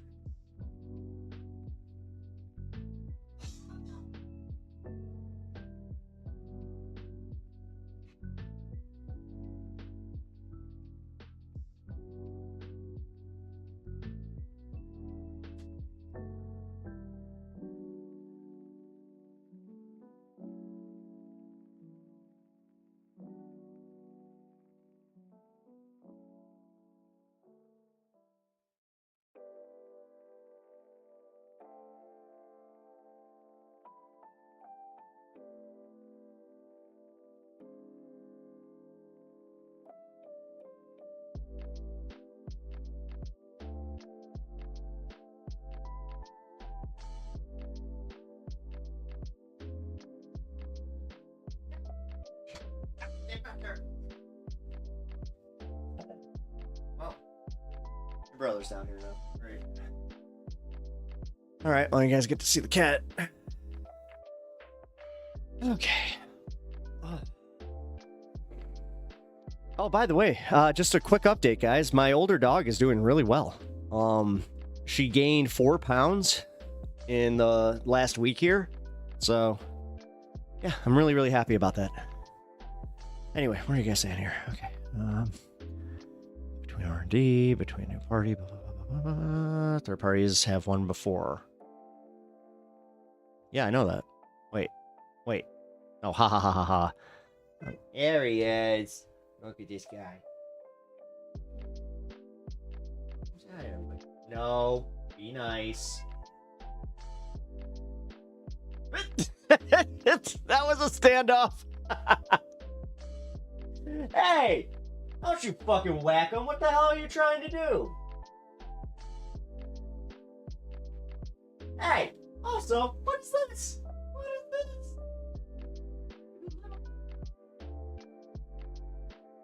Kitty arm jail.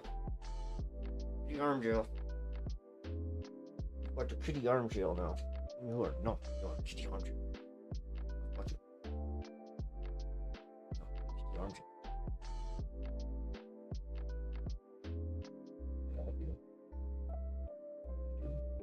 You're just a little stinker, you know that? You're just a little stinker. Say hi to everybody. You don't get to hang out very much down here anymore. As you went and chewed on comic books. Here, good books.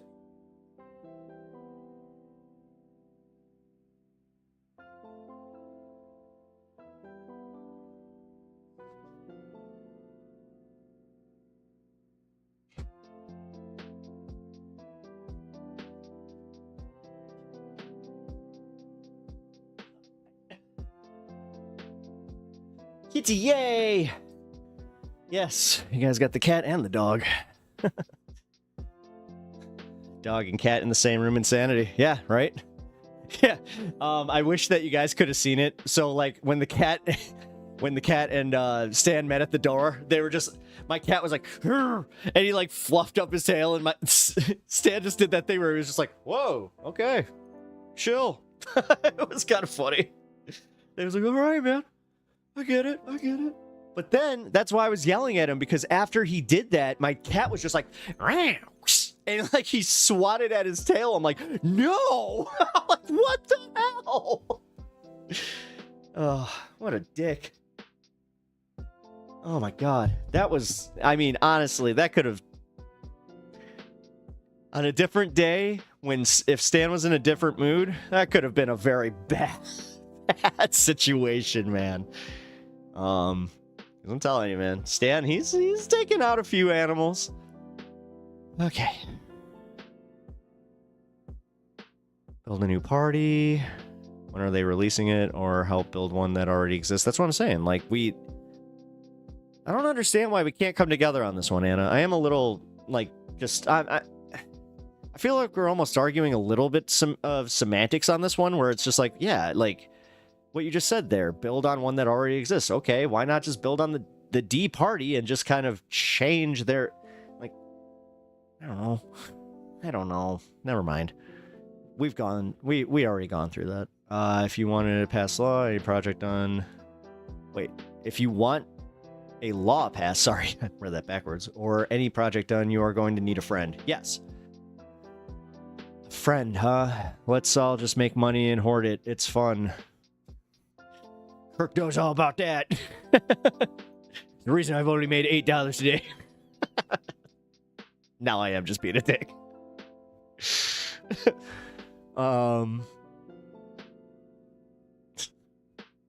Jeff Curry, Kirk, he said still has to edit it. Oh, yeah, you're still talking about your kid, my bad. But the Republicans were a third party to the Whigs and Jacksonian Democrats. Look at them now. No, I understand that, though. But, like, so here's the problem with the way that Americans view history is in the last 40 years, you could probably, like, study up on this, or, like, an actual psychological study about, like, why, like, with the advent of television, did all of a sudden we start getting locked into all of our positions like that? Because think about it, like those positions, what took maybe 20, 30 years in between the Civil War and then for that to happen? Or not Civil War. Well, yeah, no, I'm right. Just the other way around. My bad. And that's where I'm saying, like, into where they did the Democrat and Republican shift is what I'm talking about. But that's what I'm just saying. Like, I feel like with the advent of TV, all this shit, people are too locked into the just comfort food of the parties because it's just easier for them. They already don't want to think about politics, so it's easier for them to just associate R&D. And they do that. Trust me. You want to talk about the basic voter? That's them. That's why I'm saying, like, I don't think it's that bad to necessarily try it, but I don't know. Kirk's need to go back 175 years to find a viable third party. The country has changed. Love for the doggo. Yeah, the party system has been stable. It's not anymore. Sorry, I got paused chat by accident. So give me a second here, guys. This is a time of immense change, and this is not as impossible as you tried to make it. You are closed-minded. Don't call him. That's not really necessarily closed-minded.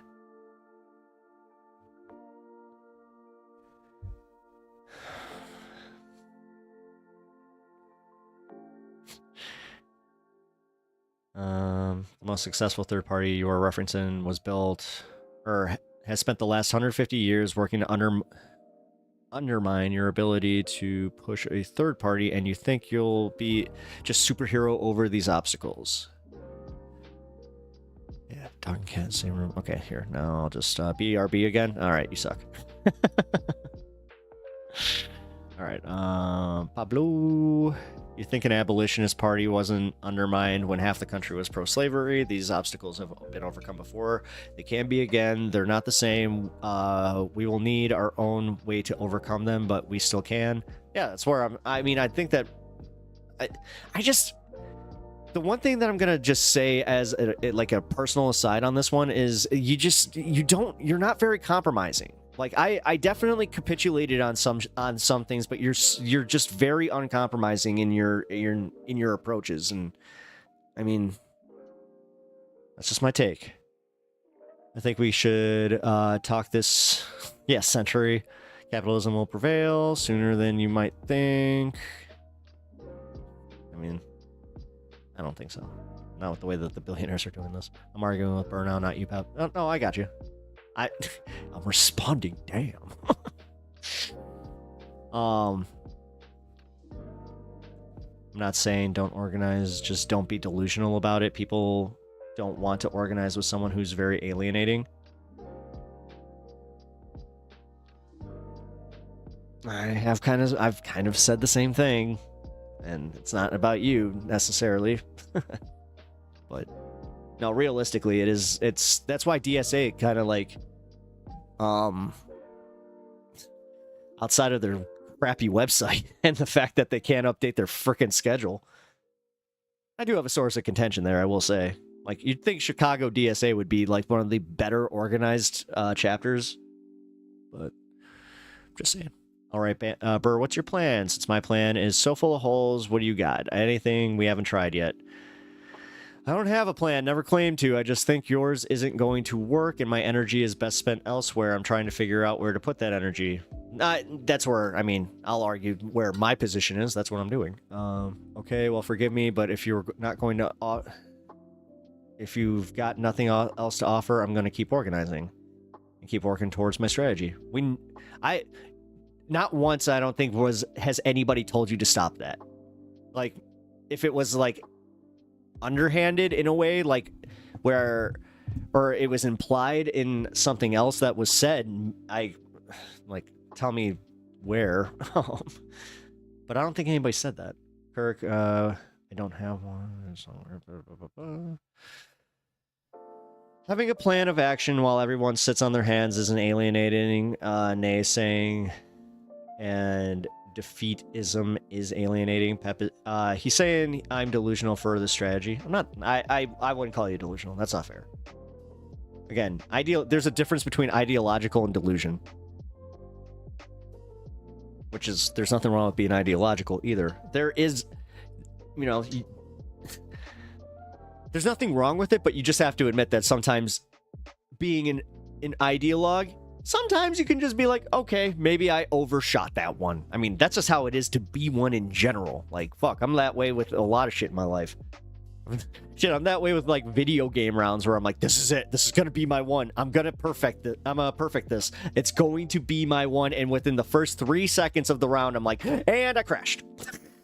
It's just like, I don't know. It's pure defeatism. I don't think it's pure defeatism. That's where I think that's where... Yeah, I don't think this is pure defeatism. Getting whiny. No, for real, I don't think it's defeatism. I don't. I'm not the streamer, LOL. I don't feel the need to use words like delusional. If that cut you, then maybe something you should introspect on. Be not. Hey, Wilbur, come on, man. I know that this is a little heated, but come on. Like, let's not get insulting, guys. Understand that, again, ideologically, you guys are not even opposed. That's what's bothering me, is the fact that it's like, if we were lumped in for like a debate class or some shit, they would just be like, oh, it's LVL. It's like, oh, okay. It's like, well, we don't want that. We want RVL or RVD.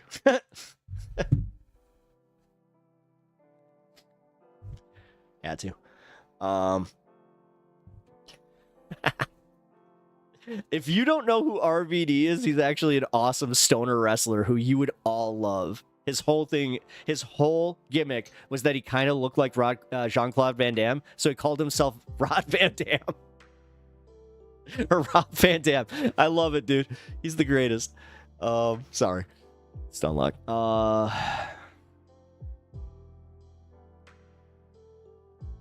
I mostly agree with you. No, Anna, that's what I'm saying. Like, I agree with most of what you're saying. Defeatism is when you don't think DSA is a viable third party. I didn't say that. Oh, wait. Did I say? I don't think that DSA is not a viable third party. I think that they are. I think that getting DSA candidates are more important than even trying to sell it as like a third part, like a national third party that they can get behind, kind of like, you know, the Green Party. I don't know. Organizing to change the most is, organizing to make change is most admirable. That's why I'm honestly like, I'm not even trying to do the kids gloves thing. Like I'm trying to be as respectful as possible and just be like, no, like, it's so weird to be in a position where like I truly admire what Anna does for the cause. And I totally agree with where like she's at mentally as far as like trying to do this. It's just, I think that our strategy is a little bit different. I think our timetable is a little bit different. And I also think that, it goes down to strategy. I think that our strategy is a little bit different. We want the same outcome.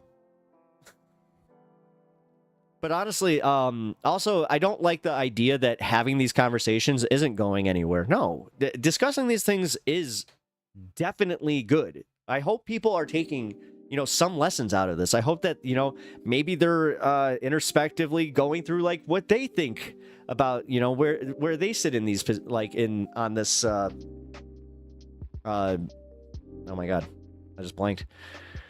This conversation. I was like, what is the word I'm looking for? Rolodex. Like the sound effect I just did for my mental Rolodex. Sometimes realism comes across as defeatism when things suck as hard as they do. That's true. Pep didn't say that. Wait, what did I say?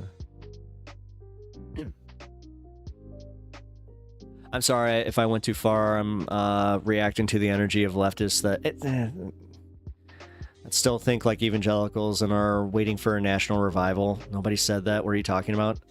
I understand where he's coming from. No, Anna, I see what he's talking about, the energy, and honestly, this is where I don't know how to say this without kind of being a little condescending or dickish, but it's like, this is where you kind of need to like step back and reevaluate how you're being perceived, because he's not wrong. And if he's seeing this way, then like a prospective voter is going to see it this way. Look at Wilbur as a prospective voter. I don't know why these internet debates always become like about this, where then it's like it's your point or the highway. It's not even full capitulation. We're trying to like, this is where I'm not even gonna speak for him. I'll speak for me. What I'm trying to do is get you to understand that like that is counterproductive. That is counterproductive to the party, the movement, all of it. Because that's kind of where I came across with the whole like first conversation with you, where it was like, no, that's why if you come across with that elitism, that's what, especially to like a young white guy. I hate to even bring it here, but like if you're talking to like a young 18-year-old male, like white, you're gonna lose him immediately with all this. I'm just gonna say. And it's kind of like you said, do we need them? Yeah, I think we do. Demographically, I think. I mean, I'm sorry that I'm of the mind that, yeah, we need to get as many people as we can, especially to maintain the party and the politics. We can't keep doing things like with marginal, like 50-50s and shit like that too.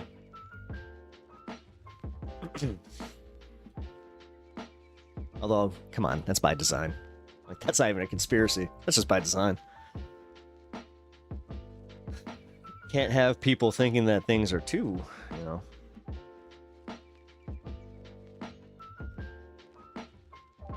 All right.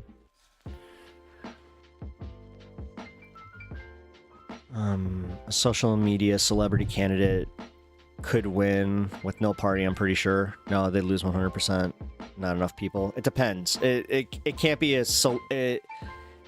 social media celebrity would have to be someone like with a huge platform. Like, God, I can't think of a social media celebrity in that regard. That's why, again, why I keep going back to Jon Stewart. At least Jon Stewart, like, he's done base things in politics. He is somebody that everybody kind of trusts. There's already precedent for it happening with Zelensky. Like, he was literally the Daily Show guy in Ukraine. I see a lot of that, and I see a lot of parallels to what people would, like, people who voted for Trump would vote for Jon Stewart. This is, again, where, like, I think that maybe we have in this entire conversation given the American people a little bit too much credit, where, no, it's celebrity culture, man. Like, I feel like he would be a good debate mod, but I'm not really watching debate content these days. Oh. Thank you. I never thought about that, actually, to be completely honest. Off subject, but my smartwatch just said I've reached my standing goal. I've met my standing goal. I've been sitting here for an hour. Yeah, me too. I've reached my standing goals. The thing is, it's your standing heart rate, and like the way that I'm the way I'm sitting right now, I literally have my legs just up in the air. Just trying to get my leg workout in. Doing a little leg planking, you know? I feel like off subject, realistically, within a decade or two, we could have a viable third party that forces coalition in Congress. Yeah. Type if he wasn't a loon would have I don't like this whole... No, I'm with Alirda on that one. Let's not even play into that. Who cares? That doesn't get us anywhere. Excuse me. Now you're putting words in my mouth. I don't know better than everyone. I disagree with you. Also, I am for IRL organizing. Wait.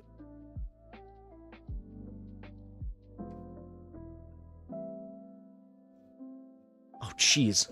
Sorry, my chat froze again. That sucks. Oh my god.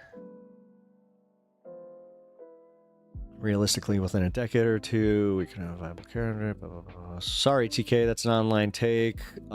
People not terminally online would likely just mock a purely social media candidate. Yeah, I agree. Everybody's online. Nah, it's not like that, TK. Like, this is how dumb it is. If The Rock won, he'd probably win. I don't understand how going to people trying to convince them IRL and organizing is elitist, while people sitting online and say, I know better than them, let's capitulate, is an elitist. Both can be true. This is upside down. Less people are terminally online than you think. Yeah, I think online politics has broken some of y'all's brains for real.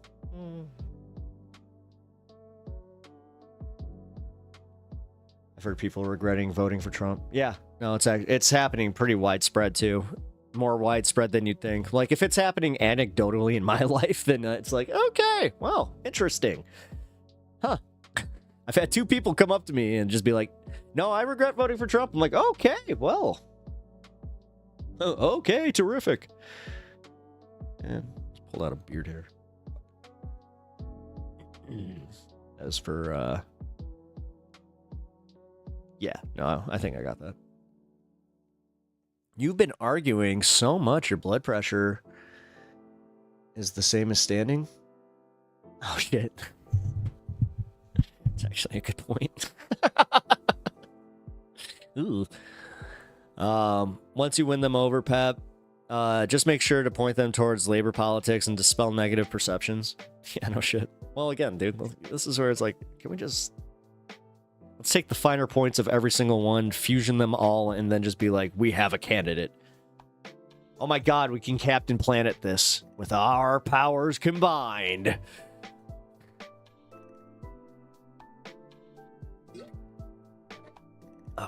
Celebrities still have to run through the major parties to win. Look at Trump. Yeah, I know. Yeah, I'm just saying that The Rock, it doesn't matter what party he'd run with, people would vote for him, including myself. I'm just kidding. I've been done voting for celebrities since Barry. Join a union, make strong community ties, build, but third party this midterm. Yeah, like that's kind of, well, where Wilbur, I will see him on this, is that, yeah, I think it's unrealistic to start like thinking that we can do all this in 1 year, and not even a year. It's not even a year, guys. It was a year in November. Or wait, no, it's a year. No, sorry, I got my years mixed up. I was like, oh no, it's a year and a half. You're right. Okay. We're in 2025 now. Thank God. That was one of the rare ones where I'm like, oh, I want to be wrong about that. Also, no, I'm not being aggressive at all. I'm just not giving in to your defeatism. I'm firm in my position, and you haven't convinced me that this strategy is tenable. I mean, it is kind of tenable. Like, I haven't had to show it. AOC kind of did. I mean, AOC, yeah, she ran with a little bit more of a progressive platform than most, but realistically, she's kind of like it. As far as like using, or at Bernie, for the fuck's sake, like Bernie, he literally was an independent who realized that caucusing with the Dems, great. I've caucused with them for so long, but he realistically was like, nah, these are the easiest people to sell on leftist policy. That's why he did it. That's why his grassroots movement did pick up so much steam, you know? God, he was just a little bit younger. He would not have had that uphill battle, even with the Hillary stuff.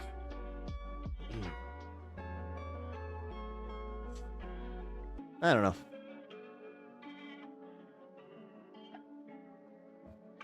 He caucused with them for the last 4 years. Times have changed. I know. Well, no, he's still caucusing with them. The thing is, he's still caucusing with them. That's why I kind of look at him on this like, well, if he can do this and he's still okay, then I don't know. Things are more dire. We need more confrontation with the billionaires. This is the part where it's like, dude, if you don't have the most basic, easy to sell message against billionaires, then I'm just saying, they're going to buy enough good messaging, enough airtime, like these things that are actually tenable in elections outside of vibes. Because if it was all vibes based, yeah, we would definitely win. But we can't turn vibes into money. We can't turn vibes into support. Oh, I've never seen it's not a remake, it's a sequel. Yeah, no, it's actually really good. I enjoyed it. The second one, oh wait. Oh yeah, no, it's not. Yeah, so check that one out. Yeah, it's like, I forgot what it's called, like Jumanji Into the Jungle or whatever. It's good. I liked it. It was funny enough. It's the second one, like it was the sequel to that I was like, I didn't enjoy it. I've been seeing a lot of movement happening. People are very mad and know people that got fired. Exactly. No, that's the thing. Every single person now has a person in their lives that has either felt this through getting fired, through getting their job threatened, or just they know, like somebody that's lost, an actual human right, like the right to get a passport in your name, right? Just the right to exist. Yeah, throngs are developing rapidly. More things are changing than you know. Oh, I know. But I don't feel like they're changing in your... Like, the thing is, Anna, I don't feel like they're changing in the direction that you are going to be able to capitalize on. Because, like, in a perfect world, you would literally be outside, like, wherever the hell these people are, and you'd just be like, boom, got him, boom, got him. Boom, got him. Like, but there's a lot I personally can't talk about, but things are happening. They absolutely are. Okay. Well, I mean, awesome.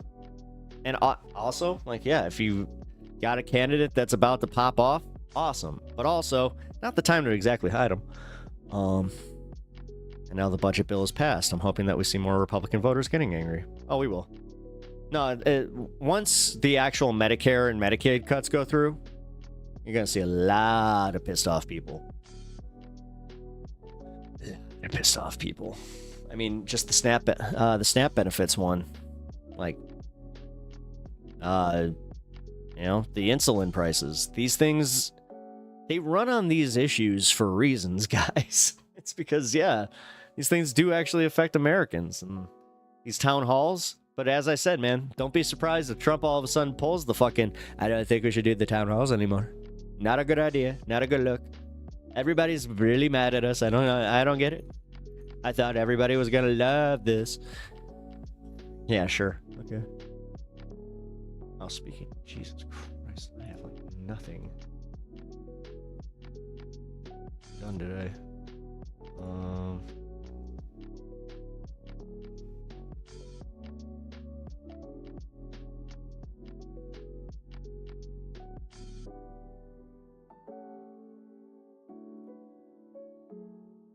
Give me 1 second, guys.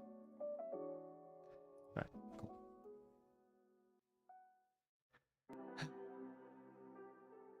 I mean, you're giving me a little bit of hope that things are moving in the right direction, that you are actually organizing, but... man. I don't know. I depend on one of those programs. Right.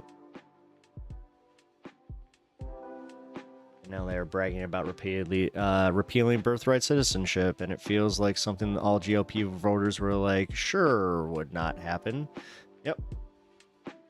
But something leopards faces. Yep. No, at this point, I don't even have the energy to fucking do that. Where I'm just like, whatever. Like, honestly, whatever. That's also where, like, I'm trying to focus my energy on people that want help. Not the ones who are too busy voting against their self-interests.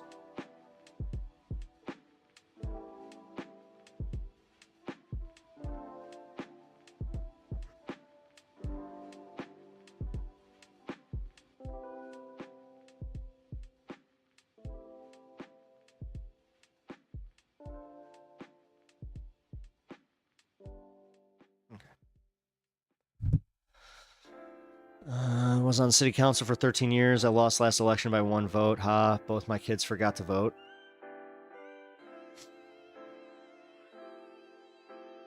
I mean, if you're dead serious about that, that's wild. That would be something I'd be like, well, you guys suck. I would just constantly look at my kid and just be like, you cost me the election. Omega oof. Yeah, Omega oof.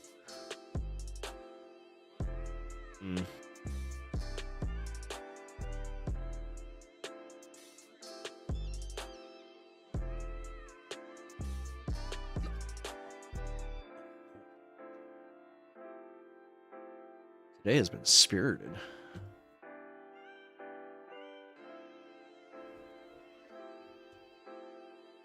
You were 100% serious? Oh my god. That's wild. No way. Dude. Oh, both your kids too. Yikes. I'm not sure what's worse. That or them just being like, I voted for the other guy. I don't actually agree with you. I mean, hold on. Let's be fair. If they actually did and like if they have their own agency as far as like what if they actually have like political agency as far as caring and it's not just to give their dad a vote, then yeah, man, like you can't hate them for that. If they don't politically agree with you, then you can't like just get them to vote for you just cuz. Fuck. Just clean this microphone. What the fuck, man?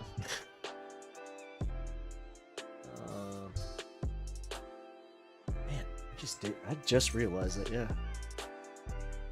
My blood pressure has been a little higher, so like it's just like, yeah, you've been standing this entire time. Huh. That can't be healthy.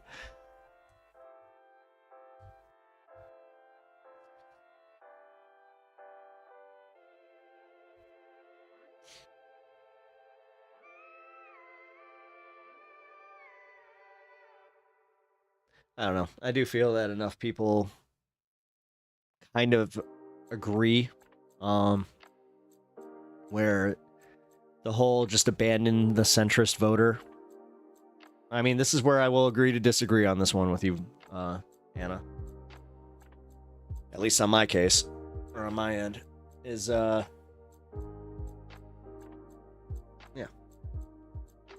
Sorry. Just, Ryan, I was spot on. Yeah, you were. I looked at my watch, I'm like, let's see, it's literally been spiked this whole entire time. Okay, that's crazy. I filed, COVID was coming in, I wanted to back out. Oh, okay.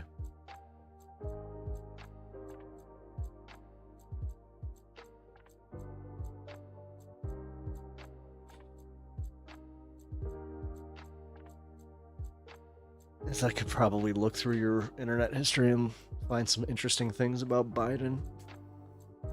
Jesus Christ. These people that act like they're so pure morally. What's wrong with people? Your pearls keep getting bigger every time you come into this chat. Oh, man.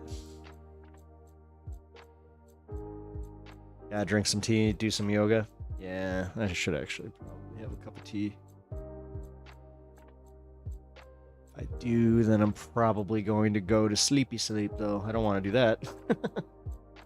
People often just want to call themselves centrist because they think it makes them seem reasonable while they know nothing and hold extreme opinions. Yeah, most of them do. Yeah. You're not wrong. That's why I'm just saying. It's a lot easier to kind of trick them, but whatever, man. Honestly, if I'm wrong and then I'm just wasting my time, then I'm just fucking wasting my time, you know? Alirda's probably right. I should probably just stop. Why even try to speak to centrists? Why should I even try to? Even as a streamer, why?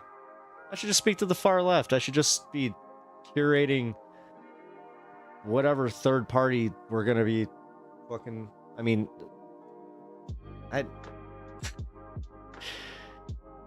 You notice how my brain just did that thing where I was just like, yeah, I couldn't even finish the thought because I was just like, wow. Do you want me to bring down black or green? Green. Black's a little more caffeine. I'll take a green tea. Thank you. I appreciate that. Wilmer Emma Vigland. Oh, wait. Actually, hold on. No. Give me 1 second.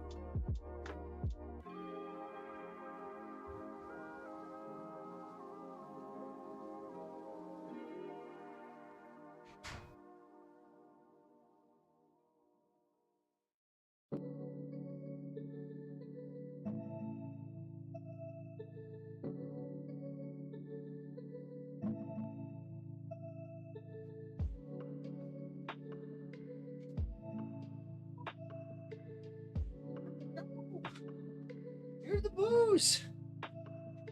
What are you doing? All right, guys. Let's see.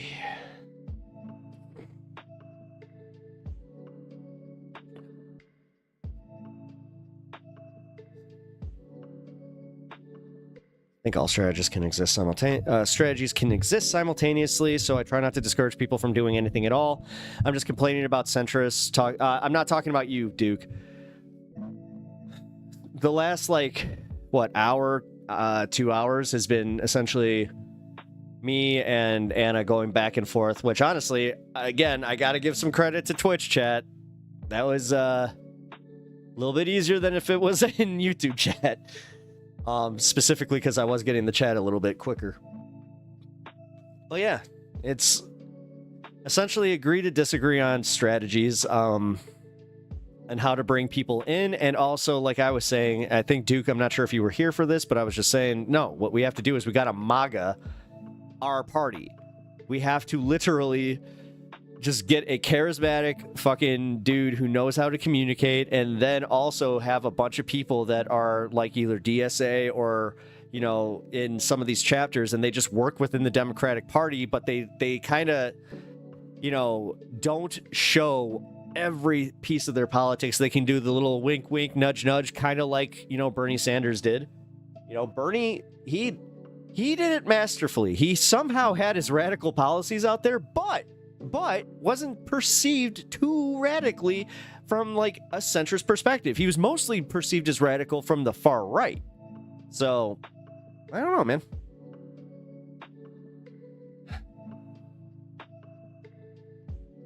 But again, the biggest thing here that I need to say is just I don't want to feel that way. I definitely did a little bit, but I mostly do not want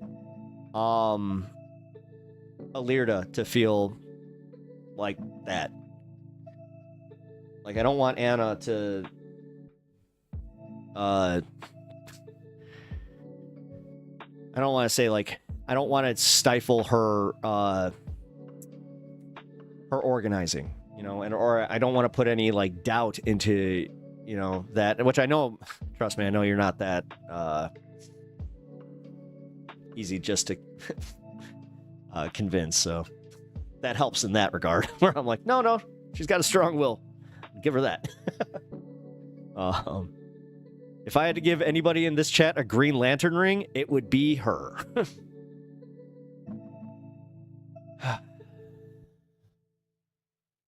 If you don't get that joke, it's because Green Lantern rings are run on the power of on willpower. So I know, dork, nerd.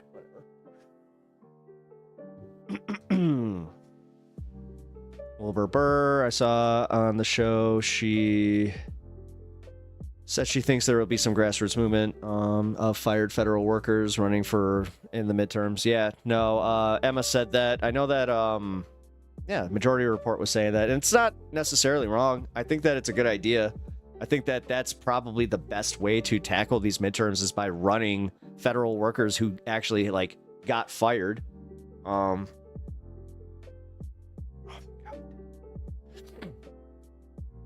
I told you guys that my cat bit my nose earlier today, right? No, I didn't. Oh, yeah. That was my fault, though. I was doing that thing where I was just like... He just reached up and went... Got me. All right. A Twitch streamer was on their central committee. Oh, no shit. Wait, Mary Spirit. Hey, Bernie is doing rallies. They are getting big. Dems are everything a real man hates. You just said we gotta MAGA this party. We just saw what happened with the ACP, which were MAGA communists. I'm not talking about MAGA in the community. No, you're misinterpreting what I'm saying, and that's not fucking fair. You know damn well what I'm saying. Don't do that. When I say MAGA the party, I mean get a fucking person that has charisma and get behind them and be lockstep in trying to organize past the election. No, that's not fucking fair, and I'm not taking that.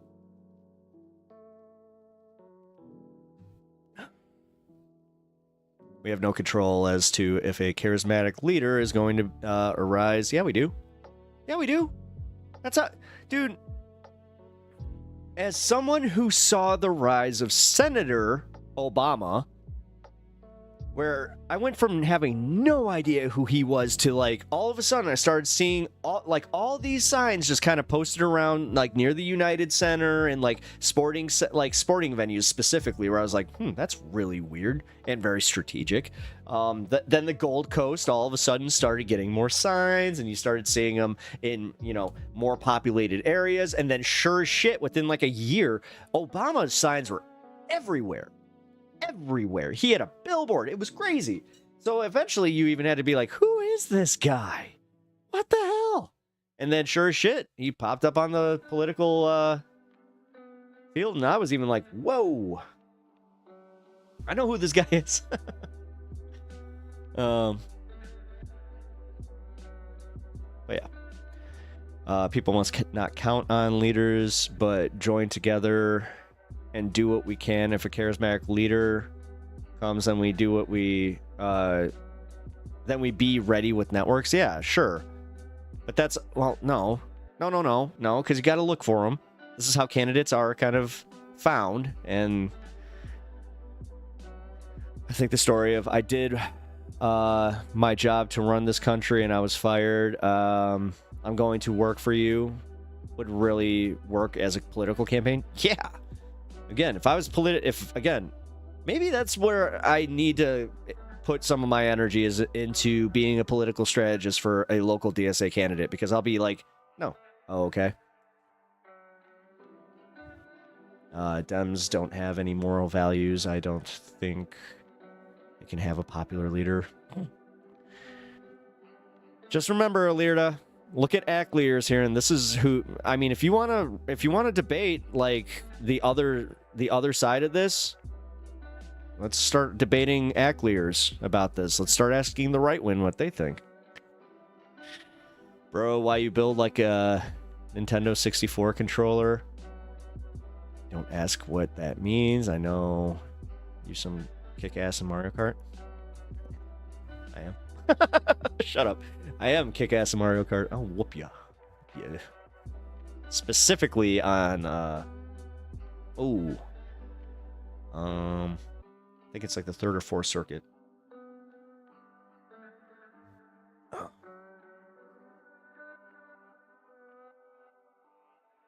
Oh, there we go.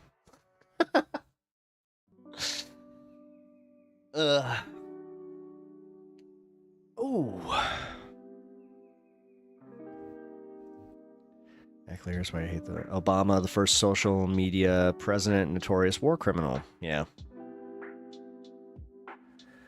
Somewhere out there's a picture of me. Well, I wasn't holding the sign, but there's somebody behind me that had a anti-Obama sign, calling him out for the drone strikes. You have no control over that is something that happens when you mean. If you didn't come from Chicago and you were not into local politics, you were like, who is this guy? Yeah, no, for real. Actually, yeah. I remember where I was the first time I heard Obama's name. I thought, no way. Yeah, no shit. Especially when you did find out, it's like, his middle name's Hussein? Are they just trying to fuck with these people? Like, I do remember kind of saying that too, like legit. It's like, I feel like they're kind of just testing the waters and be like, let's see how far we can push this. You're telling me he's black? Well, he's got a white mom. Oh, telling me that he's kind of a socialist? Not really. I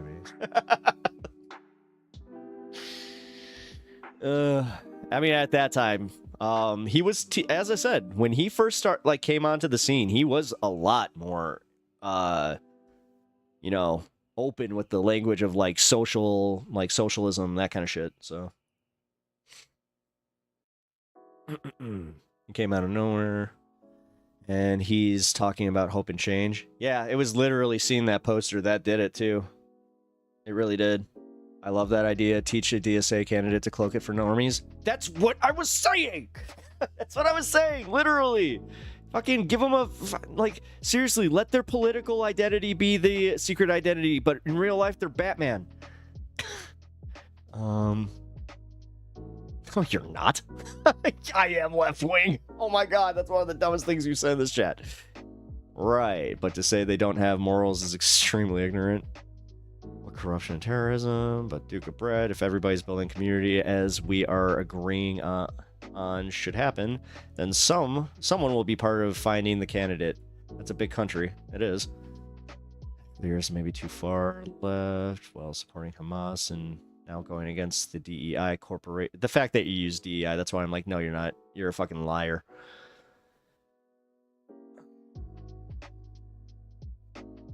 Statistically, it won't be you, but some of you will help them with their rise. Well, I hope. One can only hope that I'm actually contributing something to this.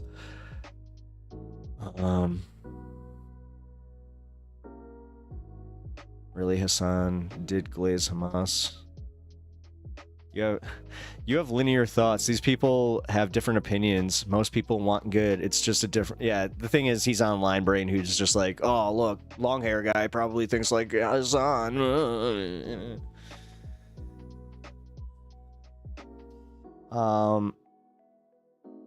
Not Hassan, and I don't care. I'm on the far left, and I've never seen that. He does glaze them pretty chill.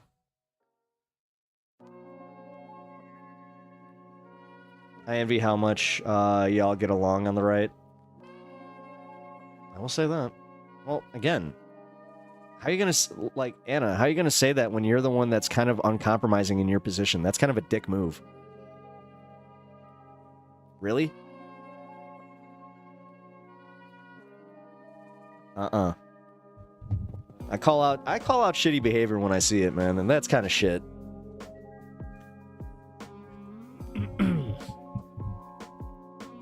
Literally acting like we're the fucking problem.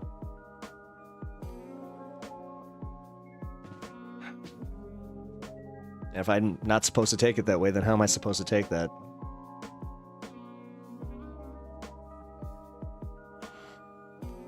Tell us your furthest right-wing position. I want to get to know you better, please. Only red shirt I have now is the Hope Obama shirt. Why? Are you afraid of wearing red shirts because you don't want to be a Star Trek red shirt? You inherently wear a red shirt. You're like, I know what this means.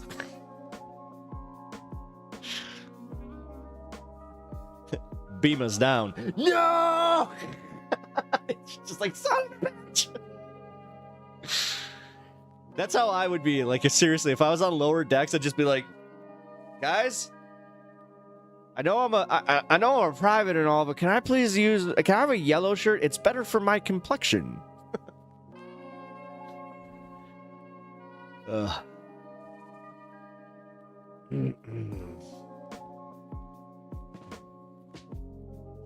Clears, I think you are very mistaken. Most people really want good. You think people who disagree with your moral philosophy are immoral? People, education, public health care, job security, and full capitalism and everything. Yeah, again, trolling as a leftist. That is cute, though. Oh, I'm more left than you. Do we even have social left-wing positions? Why are you guys engaging with him? Like, as far as that goes, come on, you have to know, like, just through everything that's come out of his mouth, that he's either a troll or he does actually believe in right-wing positions, and he got you on that one. Are you a utilitarian? Yeah, LGBT support for marriage, but cannot do drag readings to children, though. And also no... I think Heckler's is seriously a bot.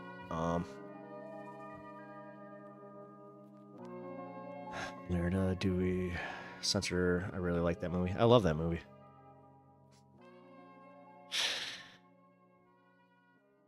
Can you make me a woman? Honey, it's about time. That's so funny.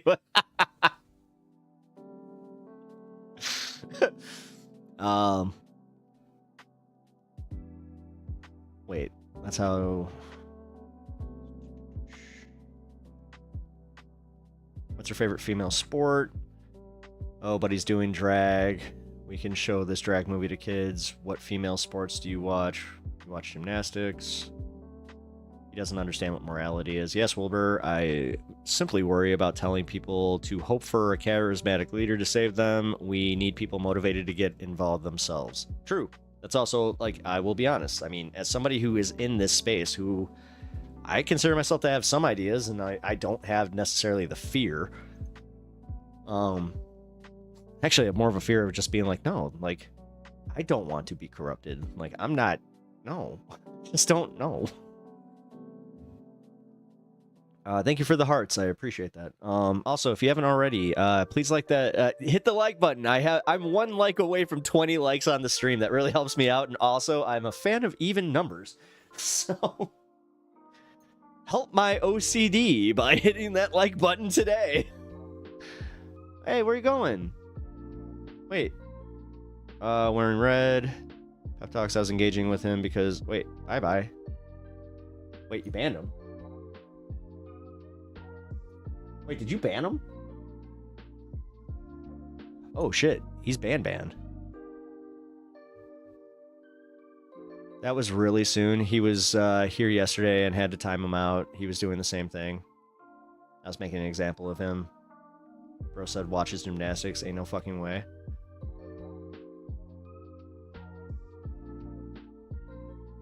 Yeah. Get banned speedrun edition. Well, I mean... And I trust your judgment on that one. Because he is kind of a dick. True.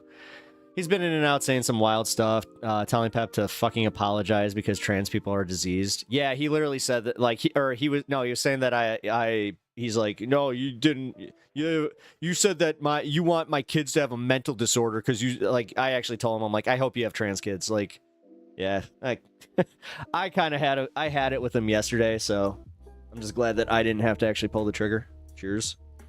Amaget said drag is wrong. I shifted until I got to Mrs. Doubtfire.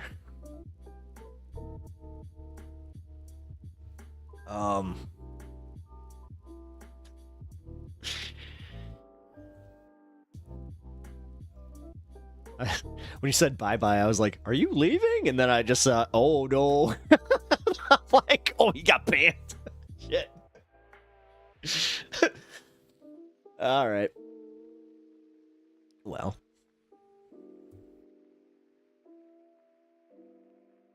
Alira just had the courage to do it. Kirk, were you doing that thing where you were toying with your food? Stop it. Stop doing that. I have to tell my cats to stop doing that. What's wrong with you? I was gonna teach him. Teach him what? All due respect, Inverted Mystic. You're not a mod yet, so perhaps soon. You have been in with this community for quite some time, so no, I was trying to see if he was trolling or not. What's your verdict? He's an agitator. He's an alligator.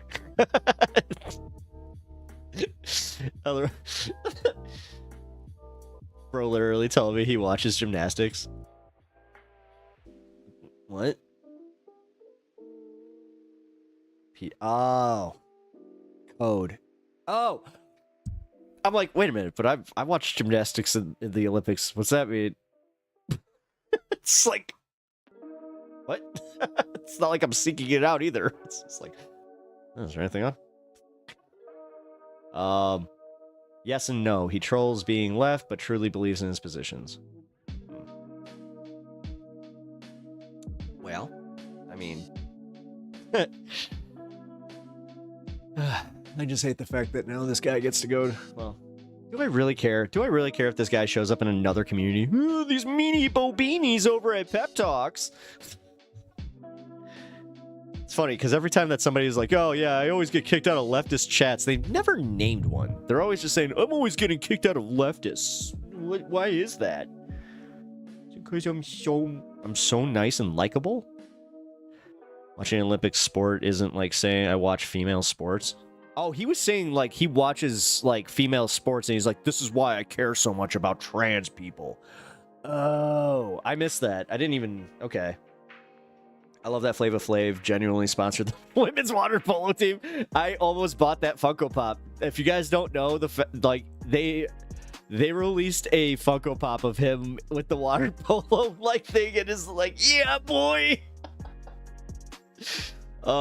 As someone who enjoyed some Flava of Love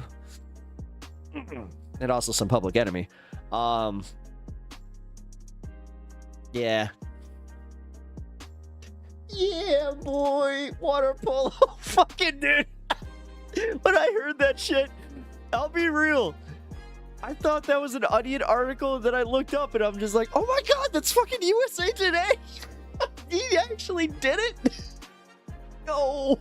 And then yeah, sure shit, there he is sitting like right there, and they're focusing on him. It's like, yeah, they wouldn't be here without Flava Flav. Wild. Effing wild. Yeah, you know who actually watches women's sports? Flava Flav. Ask him what he thinks. If you don't watch female sports, you can't say I don't watch trans people in female sports because you actually don't give a shit. Yeah. Well, you're not wrong, but I don't know. I mean, you shouldn't care, to be honest. This is actually good for you. It affirms your guidelines. Yeah. Thank you. Well, I don't. Wait, do you think I care that he got banned? Hell no. I'm more curious. What's going on? Name a female WWE or AEW wrestling star. Mercedes Moné, my favorite. She was also Sasha Banks in WWE. Charlotte Flair, Bayley. They are in WWE. Liv Morgan, Bianca Belair, oh my god, my Dami mommy. Rhea Ripley. Let's see, AEW, we got oh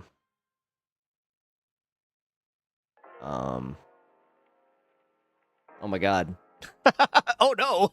Outside of Mercedes Moné. No, Willow Nightingale, you got Chris Statlander. Why did you make me do this? Wait a minute, what's going on? You don't know any at all. You know Serena Williams at least. Serena Williams? You mean the tennis star? Britt Baker? Wait, you don't know it? I literally just listed a freaking almost half the roster. What are you talking about? Yeah, Becky. Well, Becky's Becky's not contracted right now. Sorry. Nope, that doesn't count. No. Ow. He bruised my nose. Oh, the little shit, dude. You got me so good. I really want to make a comment about women's pole vaulting, but I know someone would be offended. Keep it to yourself. Keep it to yourself. I get where you're going with it, okay? Okay? You don't need to go. You don't need to do it. I don't like...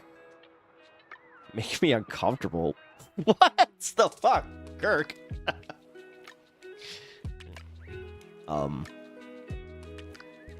Becky is literally the man. That's true. Wait a minute. Why did you make me list off a bunch of female wrestlers? I actually missed that.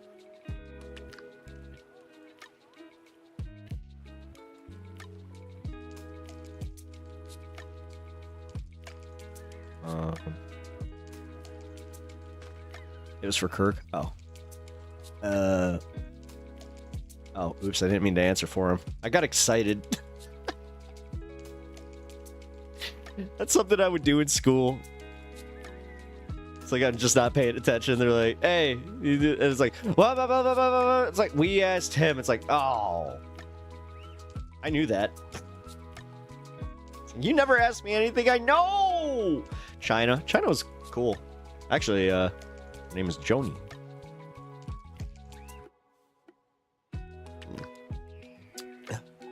She was with X-Pac for a while. Before she, unfortunately, got addicted to drugs. Do female esports count? Because I watch a lot of trans women speedrunning. Actually, did you know that there's tons of trans women champions in Warhammer? I think it's like the top 7 ranked are trans women.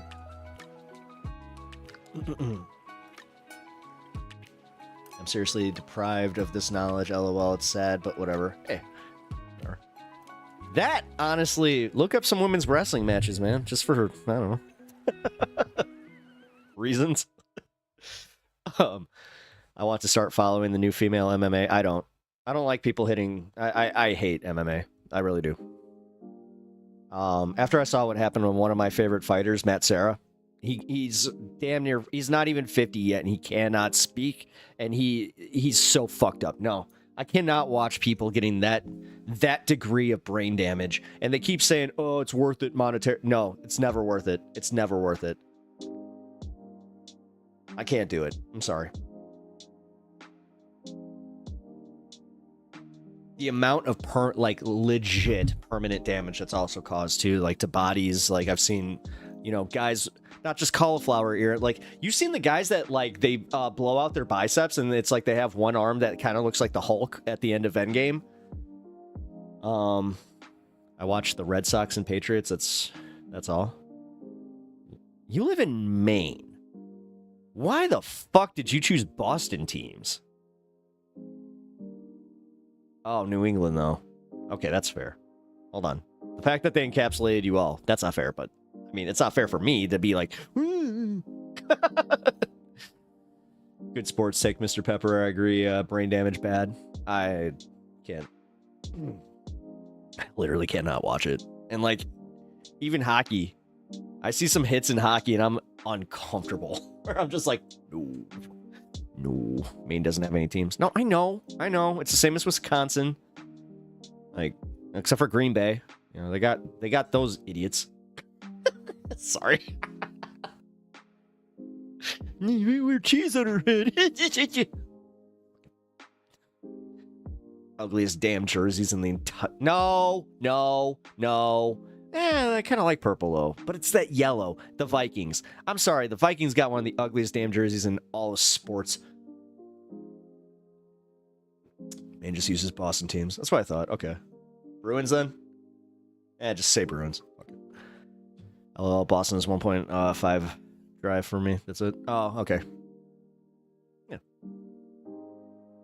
Shit, you're that close? I didn't realize that. The old days of Ultimate Fighting, Keith Hackney against the yeah. Oh my god. Yeah, dude. Oh my god. What was his name? Shamrock. Yeah, Ken Shamrock. Oh my god. I had that tape of Ultimate Warrior #1. God, that was nuts.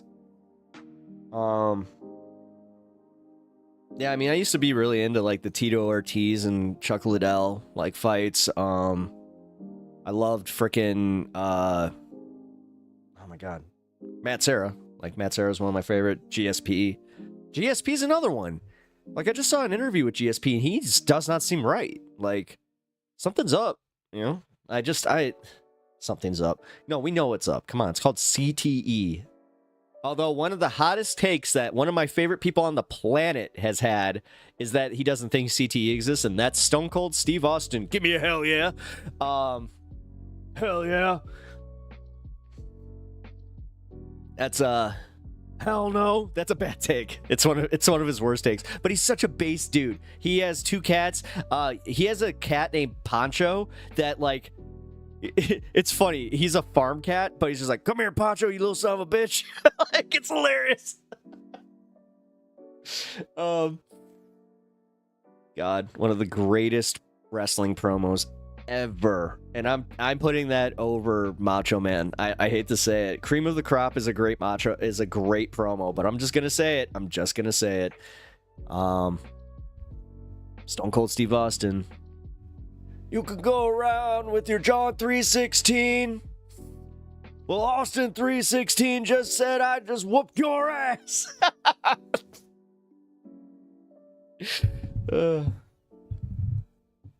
Chuck Liddell. Mike Lindell? Oh, wait a minute. Wait. I imagine Mike Lindell's always sad. The pillow guy. Sorry, I thought because we were talking UFC. Yeah. My pillows don't make me any happier. Did you know? Wait a minute. Oh, God, he is from Minnesota. That's why he sounds kind of like Jesse Ventura. Did you know? Did you know that I was a Navy SEAL? Did you know that I created the My Pillow? Did you know that your pillow is a bunch of shredded garbage and I think that it's one of the worst pillows ever? Did you know that they got the machines? Did you know that I was in the movie Predator? Wait a minute. All right. Okay, not gonna lie, pillows are pretty... Really? You like that shredded composty bullshit? I'll be honest, I didn't like it. No, I used to have one. I'm talking like, because like the way that they do it, it's shredded memory foam squares that like form your pillow. But I don't know, man. Not sorry. What am I talking about? Yeah. I don't know. I didn't like it. I like the thing is listen, this is like comedy. It's subjective. Pillow, if you like a firm pillow, I ain't gonna tell you you're wrong. If you like a soft pillow, I ain't gonna tell you you're wrong. You like what you like. I'm a side sleeper. I like me a nice little firm pillow behind me, but I also always gotta have a nice little body pillow or like a pillow that I can have in between my legs. Okay, I gotta go. All right. Well, it's good. I'm glad that you were here. Are you passing out there, bud? Dude, I found the perfect mix of CBD and THC gummies. Just I'll send that to you, by the way. Did you know I slipped off the top bunk and saw my life flash before my eyes? I'm fine, by the way. I recently added some. I don't know why I said recently twice. Fuck, whatever. Yeah. Self-conscious. Don't worry about it. Are we just gonna ignore the fact that I just had a did you know off with frickin' Jesse Ventura and Mike Lindell? I'm gonna play that back and I'm gonna be like, oh my god, I'm nuts. Sad part is I'd probably do that without chat here. It's like, oh god. Wouldn't it be fun if Mike Pillow got smothered with a Hey, in Minecraft, hey. Careful with that. I appreciate how you added the in Minecraft though, Jeff. You saw where that was going. I'm like, hey, good catch. But I think they're okay. So the customizable part I got.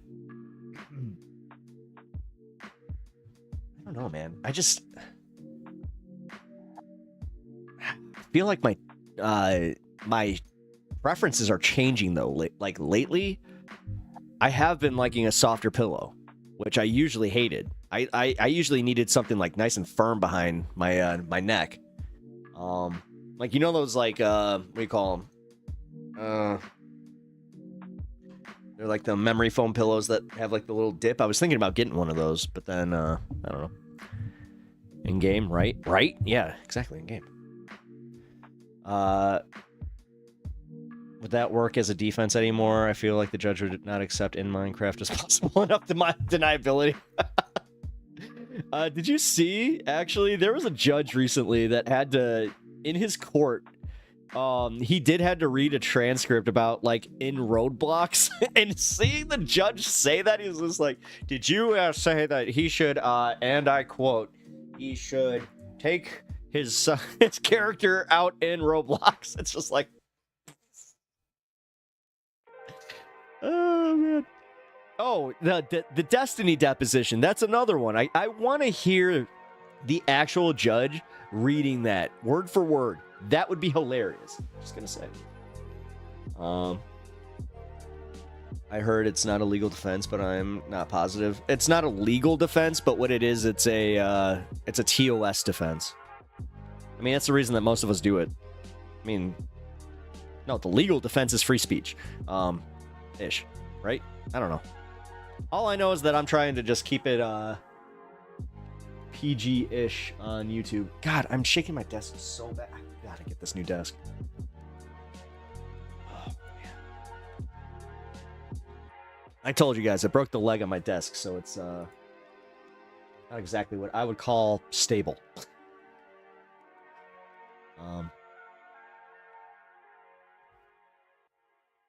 Incitement of violence isn't protected. Oh, well, is that incitement? How is that incitement? Because, like, you could argue that, like, if I say I wish, you know, this person would do this to you in Minecraft, how does that include it? Like, how does that constitute incitement? No, I'm gonna go out on a limb. That's a protected free speech thing. You can threaten people. Well, isn't that what's scary? Ivy. Oh, by the way, Ivy, hi. Welcome back. Damn cat, dude. Ugh. Why is this hurting now? Like, what the hell? It didn't hurt all day, but now, like, my nose is so sore. It's just like, oh, God. Guess it probably depends on who has a good lawyer and if the state wants to press charges. Well, every once in a while, like, free speech lawyers will take cases like that pro bono. So, just to even have it on their, like, portfolio or whatever. Not docket, whatever the hell it's called.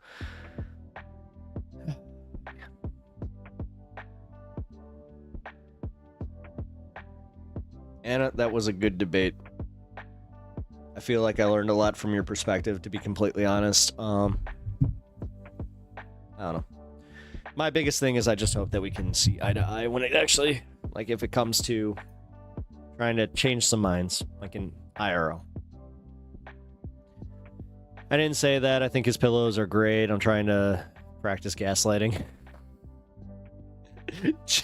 Jeff, it's one of the most adorable comments I think I've ever gotten.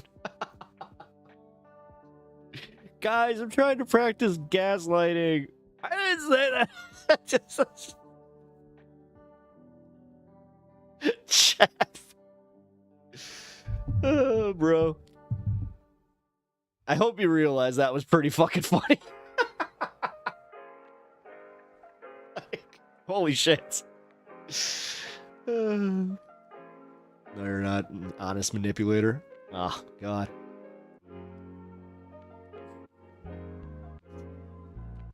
Oh, no. Oh, man. Where's Mitesh? I really wanted to thank him for that dono, man. I hope I also didn't, like, insult him by, like, making fun of crypto. Like, I watched the playback on that just because I was like, I gotta see that happen, because it was funny. But, like, I do have that little bit of, like, oh, no, did I, like, insult him? Like, because the way that he gave me that dono, and then, like, he hasn't really come back, so I'm like, oh, no. I hope that I didn't, like, piss him off with, like, making fun of crypto. Because, again, my opinions on crypto are mine. They could be wrong.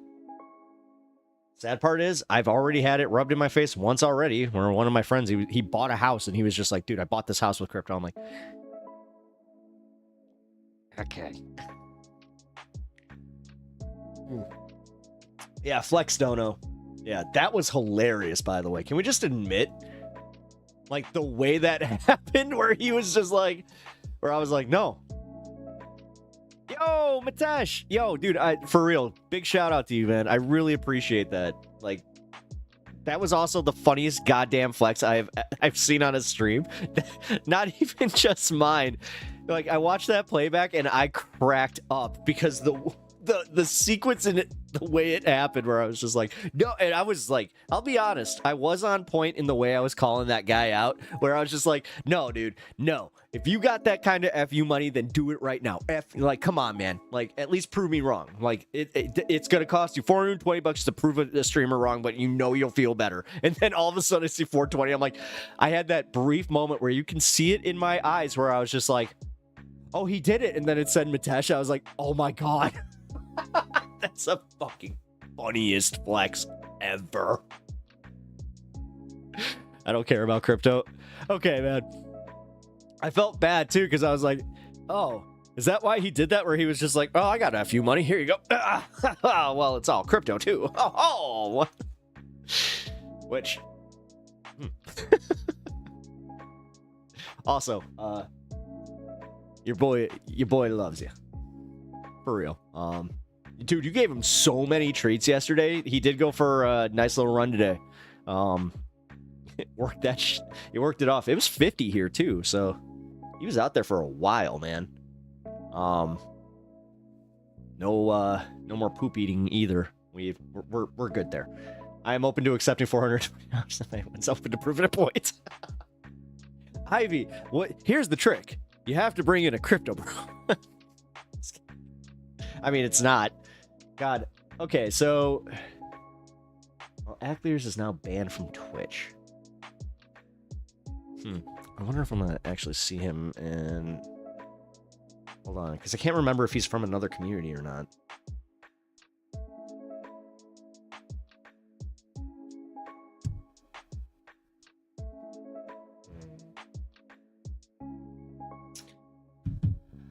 I think so. Give me one sec.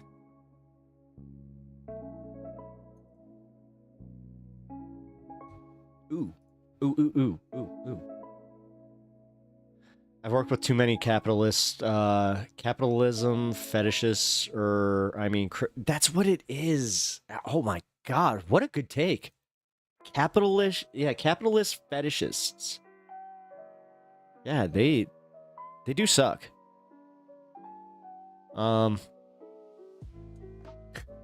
Honestly, I got the biggest regret of my life is not taking one of my bros up on the crypto wallet. Like the thing is, he kept it for me anyway.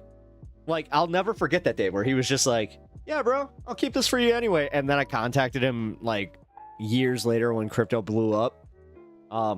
Strangely enough, could not get a hold of him. So that sucked. I really should have taken him up. Such an idiot.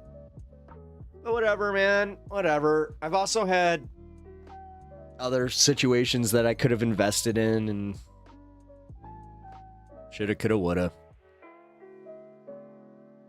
I'm also kind of like, dude, I wish more people in America did like have the concept of like how much money you actually just, you do hit a point and you're not even happy. Like these billionaires that I see, one of the first things I start thinking of is how miserable they are and like what are they trying to fulfill? Like what are they trying to get back? And it's usually just the dopamine, like actually feeling good about something. Because every time that they get these little things where they're like, oh, I feel better, I think that's why line go up. Because if line don't go up, then they don't get another dopamine fix, and then what's the point of it all? Which, God, could you imagine that? They all collectively just get depressed. You're not an idiot for not investing in crypto? At the ground level? This was the ground level, bro. This was like back in 2014, 13? Was it right around there?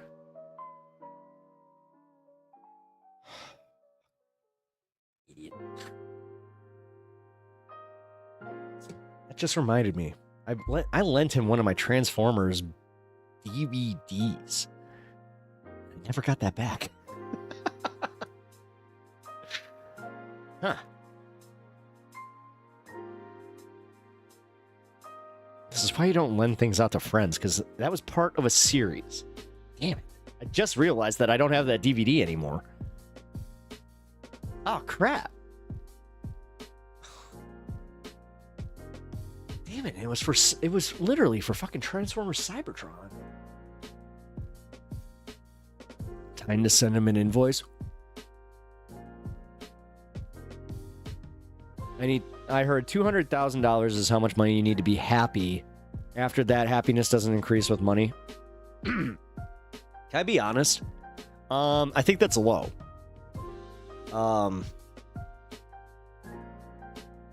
Like to have FU money that you don't really need to worry about stuff, I'd say you make, I'll be fair, about 10 mil. And that's not like buying the nicest house or any of that. That's literally just having enough money to live comfortably for a while. I think if you're talking about making 200K a year, then yeah. No, then I 10,000% agree with you. I'm talking more so like if you're talking lump sum. That's not how decision making works, man. You are using hindsight. It would not have been smart to invest. I didn't have to invest anything. He was going to give it to me. He was literally just going to give me a crypto wallet. Like he was going to give me a few Bitcoins and I didn't even have to pay for them. No, I'm an idiot. No, I'm a fucking idiot. No, I'll admit this one.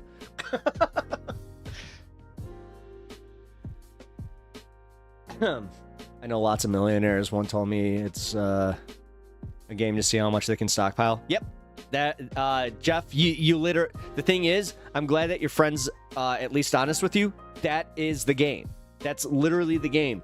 They see it as keeping up with their neighbors, and that's why, like, in these these millionaire communities, the most dangerous thing to the American people is a fucking country club where these assholes play golf in like groups of 5, and that's what they do. They check their fucking stock dividends, and that's all it is. It's all gambling to them. It's all a fucking game.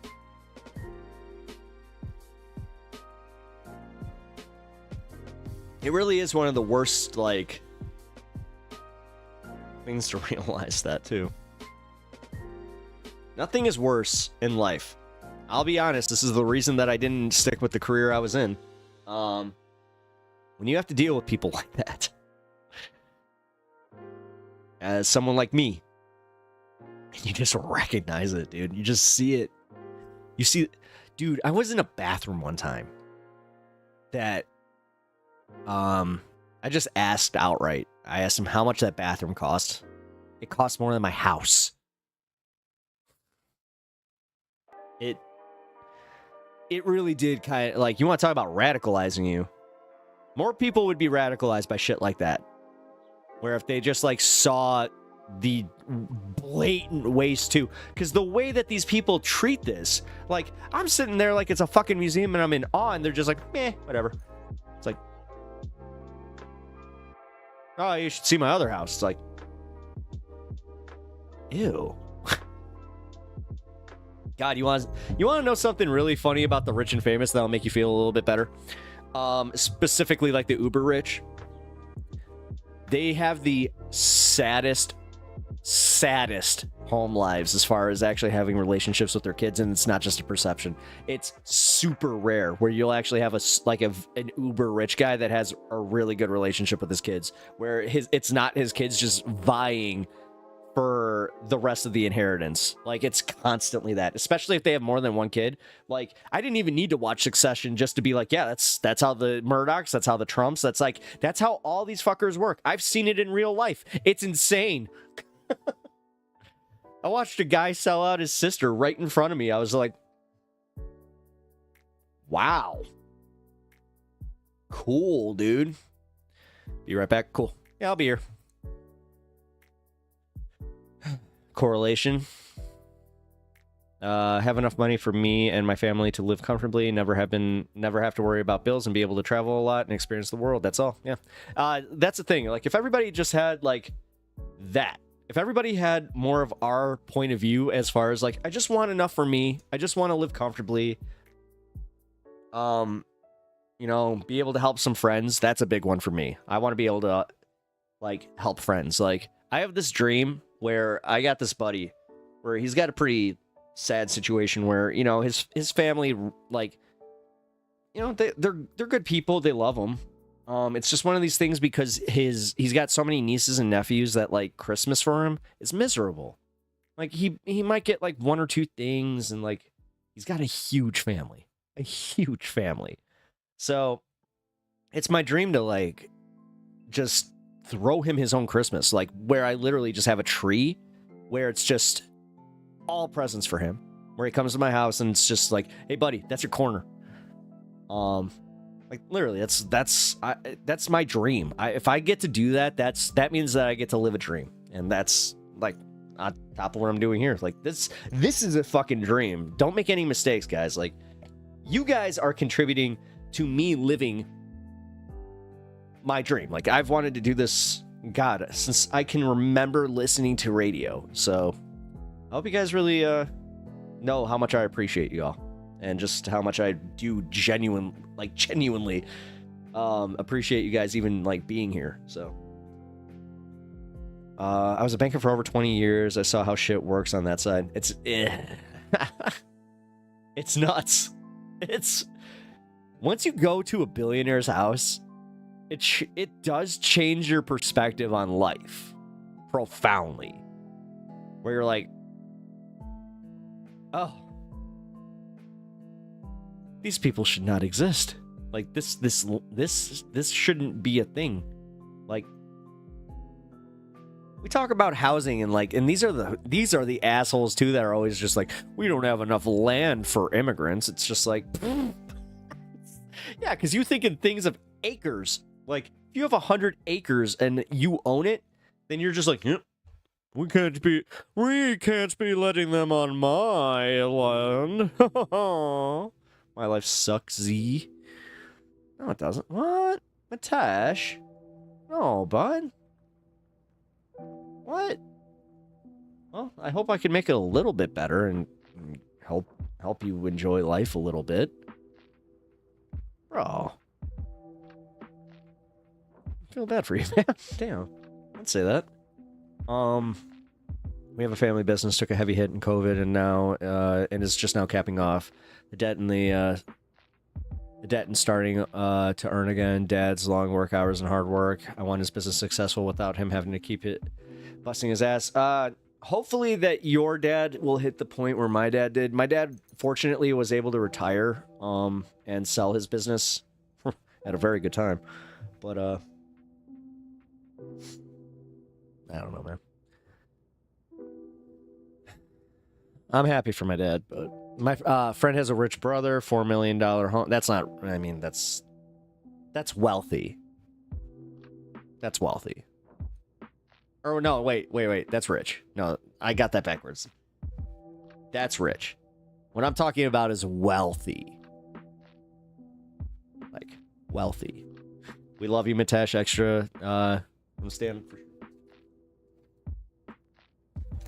I mean, you literally bought enough for the fucking week. Dude. Here's your buddy.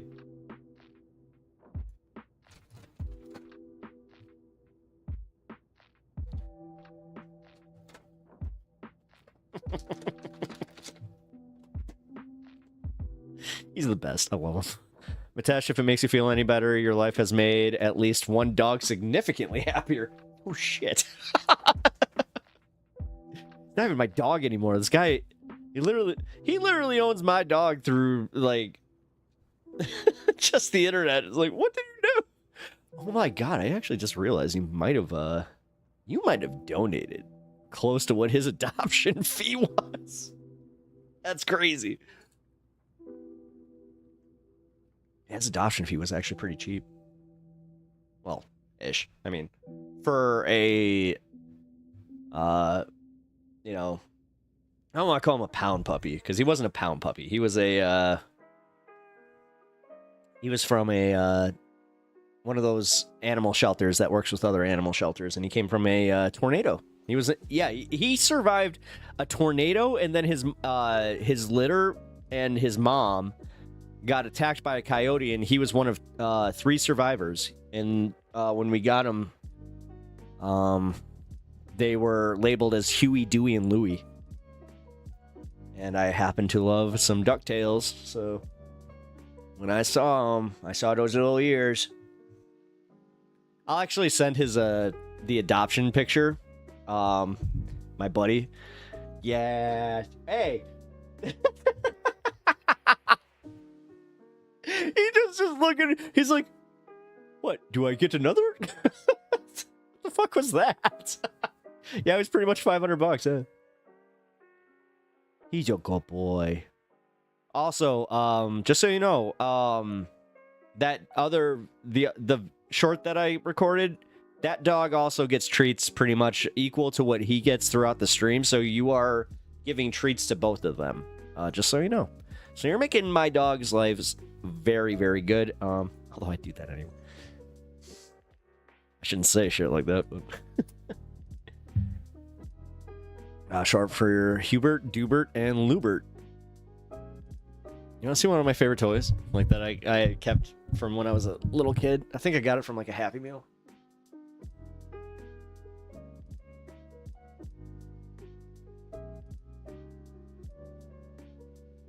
I love me some Scrooge McDuck.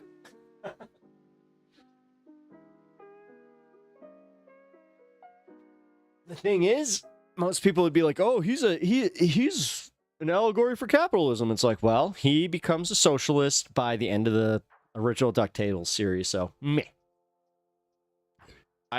Yes, I own it. It's really wait. Are you talking about the original ones from Bell Comics? Because I actually have some of those. I also have the new one that's Scrooge McDuck and the Infinity coins, or the Infinity coin. The Life and Times. Yeah, I got that one. I also got some Donald Duck. I got old comics, man. I got some really good. I got some cool stuff. As far as like the old comics, I have the first appearance of Space Ghost, which is one of my cherished items. I love Space Ghost Coast to Coast, so having his first comic book appearance was something I had to have. Got it at an estate sale. That was the coolest thing. I'm thinking about going to a local shelter, asking for the oldest pup repeat. Do it! Oh my God, no, Jeff, you're my hero. No, for real. If you have the heart to do that, no, please. Oh my God, do that. I hope that, like, let's put it this way. I'm gonna be very open to doing that when I hit around 60s, 70s, because at that point I'll have enough like time with like because I want another like 15 years or so with another pup. But after that, man, I think that, yeah, it would be time. That's really cool though of you. That's so admirable of you, man. Like, oh God, you're gonna make me cry. I have a special place in my heart for old pups, especially the ones that like their owners die or like they get relinquished. Like, nothing kills me more than when a pup gets relinquished for no other reason than just being old. That shit fucks with me. I've seen that happen at one of my local shelters, and I almost went if I didn't have he's got a little bit of an issue where if it's a male dog, he's super territorial, and it's always male dogs. It's always male dog. And then on top of it, if it's a pit bull, my lab upstairs, she has trauma from being in a fight with a pit bull, so it's like a whole thing. I go to cat shelters and look for the nastiest little guy. I did that.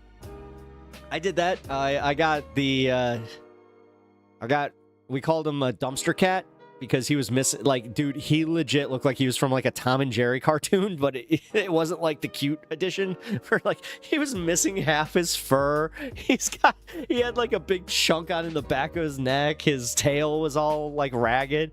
Then when he grew into a really, really cute tabby, I'm not sure if he was a tabby. Maine Coon? He was like one of those ones where teddy bear. It was a teddy bear cat where he went like this. Like if you picked him up, he would just go.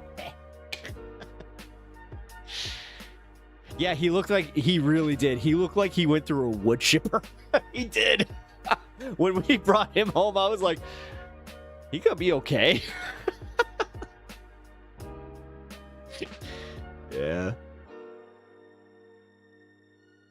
Oh, he was part Randall, right? That's right. Yeah. No, I remember. Yeah, because I remember when they had mentioned that, like, technically, like, yeah, Ragdoll. Yeah, Ragdoll. Ragdoll, that's what it was. Ragdoll. Couldn't remember what the actual, like, name was. Yeah, he was really cute. He was a good boy. Unfortunately, he had, Aww.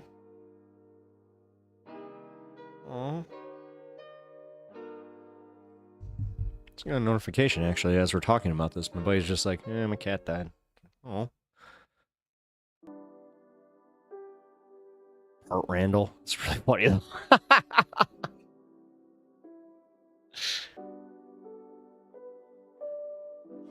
Like Randall from, Clerks. Chicks with text, dude. That's what I don't care what people say. That was one of the funniest. Come on. Where he's talking about. He's just watching it while like customers are walking in. Dude, that movie is. I just recently watched it again. That movie holds up. That movie is really, really funny.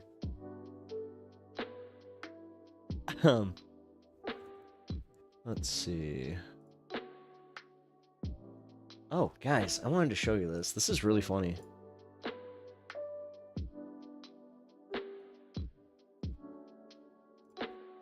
The tech billionaire reiterated calls by the US president and Russia for Ukraine to hold new elections. elections, saying President You LGBT? No, sir. Zelensky is despised by his people, I'm a supporter, and reiterating President Trump's assertion that he is a dictator. Oh, sorry, I didn't mean to call you sir. But also, welcome. Neville Chamberlain must be up there now. Sorry, must be down there now, thinking at last a bigger fucking pussy than I was. Because at least Neville Chamberlain... Like the Death Star ethics combo from Clerks, where he's just like, yeah, but that is one of the funniest ones. He's like, how many of them were contractors that had families? Didn't come back reading from a bit of anti-Czech propaganda that Hitler had written for him. Are we still America's allies now that America is openly using Kremlin propaganda? Trump is clearly one of the worst negotiators in geopolitical history. The first time ever an American president has criticized an ally for not surrendering to an invading army. You fucking pussyhole. Trump claiming that Ukraine started the war is like Roosevelt saying, well, what the fuck were those ships doing in Pearl Harbor in the first place?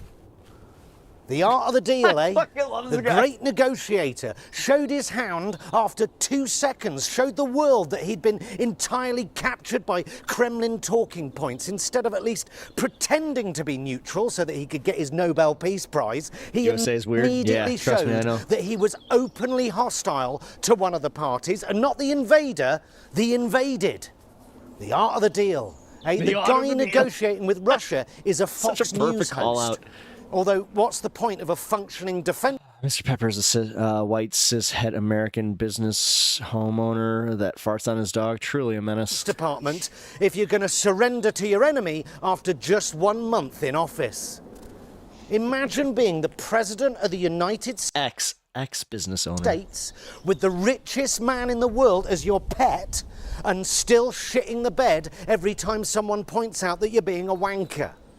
And you can tell that Trump doesn't actually think Zelensky is a dictator because his nose isn't nestled up Zelensky's anus whilst giving him a reach around like he does with real actual that just got dictators. really graphic. The UK didn't have a general election for 10 years because of World War II. Calling somebody a pussy hole is underrated. Good, you know what? That's a good observation. Doesn't make Winston Churchill a dictator. Zelensky has not banned opposition parties, just the ones openly pro-Russian. I don't think so. Just like we banned the fascist party when Hitler was bombing the shit out of us on a nightly basis. Zelensky has not banned independent media, just pro-Russian propaganda. And NATO expansionism is not the reason we have this war. NATO expansion on Russia's borders stopped in 2004. So what?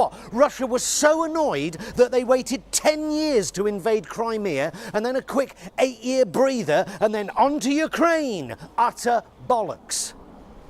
And now let's see what the UK's favourite fag-smoking everyman MAGA flag shagger Nigel Farage has to say on them. This video only talks about the US, but is the most British thing I've seen in months. Anus wanker. No, he's not available for comment. You called him a pussy hole. Because he's on a plane flying off to a Trump cheerleading conference in Washington to share the stage with Liz. The tea drinkers don't have much, but they do have the word wanker. It's such a Truss, Steve Bannon, and Elon Musk, who's holding a chainsaw. I'll give you that. No, we've got him on the line. Over to you, Nigel. Well, I think you find, if you know your history, we did have elections during the Second World War. So, yes, Nigel, you're quite right. But we waited until Hitler had blown his fucking brains out, you disingenuous, cowardly, boot-licking, Trump line-towing, cock-sucking coward.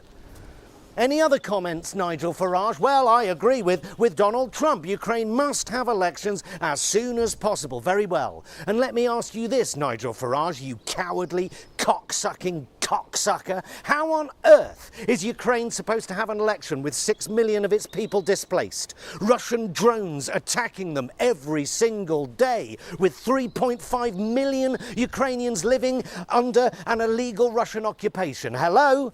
Hello, cocksucker? No, he's gone. Cox! Hello, cocksucker! All right, now the way he dropped that line. Whatever you think of Nigel Farage, you may even have voted for him, but trust me when I tell you, he is an apologist for appeasement, an apologist for brutal dictators, and he is a cowardly, bootlicking, opportunist shit stain on humanity. However, nothing compared to that master negotiator Donald Trump, an idiotic, ignorant leader with a feeble conceptual grasp on reality where the politics of propaganda and intimidation are always proudly on display. Trump and his minions, including Farage, have betrayed Ukraine, betrayed a people who have courageously fought to defend their land against a bully and a murdering tyrant. And the result is an emergence of a new US-Russian axis, the end of the Western alliance, because Trump is annoyed that he was publicly called out on his lies. Maybe, just maybe, this is the moment where the remaining Western allies see that Trump is an ally of no one. Maybe Trump has miscalculated, thinking that everyone was just going to bend the knee. Maybe the world will see that America in its present form is not to be trusted by anyone. And anyone who does trust Trump, people like Nigel Farage, for example, a bootlicking, cowardly cocksucker who, instead of doing any work for his constituents, is right now wanking for coins on a stage in Washington, having a big fat public MAGA wank for dollar, a fucking shit stain of a man. This is the greatest video on the line right now. Well, quite a week. Trump has always been unpredictable, but this week has turned Western geopolitics on its head. That was great. Holy shit. I'm just gonna say that was wow. Wow. Is that enough evidence to say there's aliens? No, but is that enough evidence to say there's aliens? No, but that's definitely enough evidence to say there's aliens? No, but that's definitely something that's like, oh, that's a little odd. That's a little weird. So keep at it. Go ahead. I won't stop. I think he knows. I think he knows the truth. I'm not authorized to divulge. You know, in the middle of all this political crazy, I do like to have little palate cleansers to get my brain out of the rage and confusion that's, swirling around us. And in this video, I want to take a look at Neil deGrasse Tyson, another favorite of mine, talking to Jim Norton and Sam Roberts on their podcast. The channel is called Aerial View. And in this clip, he's talking about alien abductions with somebody who is a true believer of it. And I think it's kind of fun. I'm going to share my comments as we watch the video together. And then I would like you to share your thoughts in the comments section. But let's jump into it. Now, with the aliens, we have a guy on our, he's a big conspiracy guy. He thinks there's been like thousands of alien abductions. And what does he base it on? That's what I would love to ask him. If we get Troy in here, I would like him to ask you because we are genuinely curious. Do you think that there's been alien abductions? I have not seen convincing evidence. He said based on the reports that people have given, that they've been abducted. Based on eyewitness testimony. Yes. Troy, do you want to ask Mr. Which, of Tyson? course, though eyewitness testimony be high in the court of law, it is the lowest form of evidence in the court of science. If you go to a scientific conference and say this is true because I saw it, it's like they'll just laugh you out of the room. Right. It's like come back when you have a reliable and verifiable means of recording that information. Hey, nice to meet you. Troy, all right. But at this moment, if you were to be asked, you would say you're not saying that alien abductions couldn't happen or have happened, but you have no evidence. I'll just say the evidence that has been put forth as evidence is not convincing to a skeptic. Right. And most of that evidence is either, and we'll find out in a minute, either someone with eyewitness testimony coming forth giving firsthand account of what they experienced, or it is something in the sky that they didn't understand and presumed it to be something in the absence of actual evidence to support it. Could have been Aurora Borealis. It could have been something. It could have been actually aliens. But could have been. But I just bring me an alien. Then we're good. There's been a few that are questionable. Yeah. Well, you're quite convinced. Troy, how you doing? Good, man. Good to meet you. Good to meet you. Yeah. You're quite convinced of the alien abductions. No, Troy. Yeah, I mean, there's just wait. Have you been abducted? DJ Troy. I have not. No. Okay, so you're trusting the words of other people. I'm just going by what I've seen before, as far as words from other people, testimonies, as far as testimonies. like like 3 girls in Zimbabwe who are 5 years old, and they came running up. They're out playing in a field. They came running up to the house. 3 little, I mean, they're little girls, 5 years old. So they don't have point of reference to a lot of things. They've taken these girls apart, separated them, said, "What did you see?" They all said the same thing. And they all drew the same thing. So when you see something like that, it's kind of hard to be like, you know what? Those girls just made that up. That's not real. Okay, so now we might have 1 billion people in the world. Kidnap people to troll us so that when they do this, or when they do take people en masse, they won't believe the crazies. Today, who carry with them. Where did they learn that from? The Republicans? A camera and a video, and a video camera. And it's called a smartphone.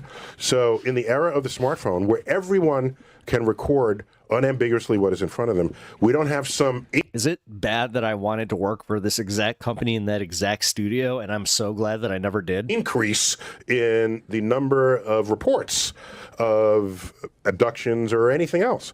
That number, we have pictures of extremely rare things now, like buses getting flipped into the air from tornadoes. There was a day when you would say, "Hey, that's interesting. Let me go home and get my box camera to photograph that." So we knew things happened, but we never photographed them. We have such capacity to record today, and I don't see any better evidence than ever has been put forth. So we can say the girls saw something. We don't know what it is. That's not enough evidence to convince a skeptic that they were actually visited by aliens. I would say that's 1 point Neil deGrasse Tyson.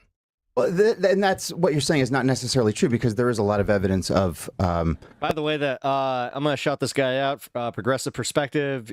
So definitely check out his content. He does political content kind of like me, except he doesn't really do much on camera work. But also, because we have similar tastes, it's kind of nice that he was able to cover this, and I don't have to worry about knowing if this is copywritten or not. So let's go. Recorded, documented, unexplainable things in the sky. Wait a minute. Just because you can't explain it doesn't mean it's a visiting alien from outer space. I'm not saying there isn't unexplained things in the sky. That happens all the time, especially to people who don't really know and understand sky phenomenon, especially to them. But by and large, you can encounter something in the sky that you can't explain. Happens all the time. How about airlines? By admitting you can't explain it. Imagine being some random dipshit trying to debate Neil. The funniest part is Troy, he's not even a producer. He's like an associate producer on the show. You have removed yourself from further conversation about it. You cannot say, "I don't know what that is, therefore it must be a visiting alien from outer space." There's a period goes at the end of the sentence of, "There's something I can't explain floating in the sky in front of me." What Boom, about you're done? What about airline pilots? So those guys are the only ones that give a lot, because they understand how things move when they fly and propulsion much better than most of the average person does. What I'm saying is, I'm talking about human beings here. I don't care what your profession is. I don't care how many chevrons are on your side. I don't even care if you're a scientist. The point is, what we have learned, and psychologists back this up. Scientists found it first, then psychology. Good. Like, I like that whole like high collared shirt. Got invented, and they study this to no end. That the human sensory system is one of the most susceptible of any data-taking configurations to bias, to mood, to misinterpretation, to all of these. And we say, damn, how are we going to do science when the human sensory system is so susceptible? Let's build machines that can make the measurements, that remove your eyes, that don't use your hearing, that don't require you to taste it, that don't require you to even have to think about it. We measure it. Now I can show you this measurement. Okay? Yeah, I mean, and by the way, it got extra complicated in the era of Photoshop, because now Photoshop practically had an alien button. You press it, it throws in a UFO. All right. So, by the way, guys, I'm not sure if you know this, but that was like specifically like one of the first like advents into Photoshop was trying to create like UFO photos that were very convincing. So even if you produce photographic evidence in this day of Dr. I remember like they had some website that had like a competition for that. Photos, it's a start. It's better than your eyewitness, but it's a start. I'm saying, grab me an alien. And we're good. We're good to go. All these people who are sure they're aliens, get Troy's just like, I thought you had the alien. one. It's fine. And I'm not going to stop you. I'm not going to say you shouldn't do it. I'm not saying there aren't aliens out there. I'm not even saying they haven't visited. Produce one, and you will convince every single skeptic there ever was. That's all. What about the green? There was a movie, one of the dog movies, either Dogs or one of the dog movies. Right. Where the whole movie is in the perspective of dogs. Right. Okay? There's a kid who finds a crashed flying saucer that the Great Dane had flown to Earth in. Marley and Me. That's not the dog. Okay. So now watch. Okay? Another kid says, yes. No, I don't believe you. Because here's eyewitness. So the kid brings him to the crashed flying saucer. It says, okay, so now let's continue. It was great. It was very simple. That's science. It was, yes. That is science. I mean, over Christmas, if anybody was online, half the internet was convinced that Sinbad starred in a genie movie called Shazam. And everybody had this same... It was a collective memory. Everybody had a memory of this movie. Delusion. Right, Yes. right. And they were all in agreement that the Mandela effect. this movie had happened. And Oh man, I wish I could do a right-wing Mandela, but honestly, if I need to get a clip of Michael doing right-wing Mandela. That's one of the funniest things. And then when he did the oh my god, I think it was racist Obama. Fuck, I forgot what it was. And I think it was reverse racist Obama. It was so funny. it was a thing until Sinbad came out and said the reason there is no record of this movie is because I was never in a movie called Shazam. I was not in a genie movie. I've never played a genie in a movie. But I can tell you what that's from. It was from the fact that he was in a movie at the exact same time, that was in theaters at the exact same time. He was a Secret Service agent, and then Shaq was in a movie called Kazam. And Sinbad was the bigger actor at that time, so everybody that didn't see the movie, their brains conflated the posters. But because people remember it, and because their friend remembers it, and because the other people on the internet remember it. These are cognitive failures of the human memory. And the sensory system is in there as well. We've known this. If you count how many people said they witnessed Bobby Thompson's home run, or name some other Babe Ruth pointing. If you log how many people say they were at the game, it far exceeds the number of seats in Yankee Stadium. And some of those people actually believe they were at the game. Yes. Most of them are liars, though. Some are liars. Some are lying on purpose. Others believe they were actually there. I mean, there's a whole... And if you believe something that is not true, but you're compelled that it is true, you'll pass every lie detector test, right? I mean, it's whatever. Because you believe it. Because you believe it. That's right. That's So you think it's being covered up, Troy? Yeah. Well, right. So now, we haven't gotten to the conspiracy part yet. So, what all conspiracy theorists have in common, everyone I've met and spoken with, is there's a point where the data either don't agree with what they already want to be true, or there's just an absence of data. And so when they get to that point, they invoke the conspiracy.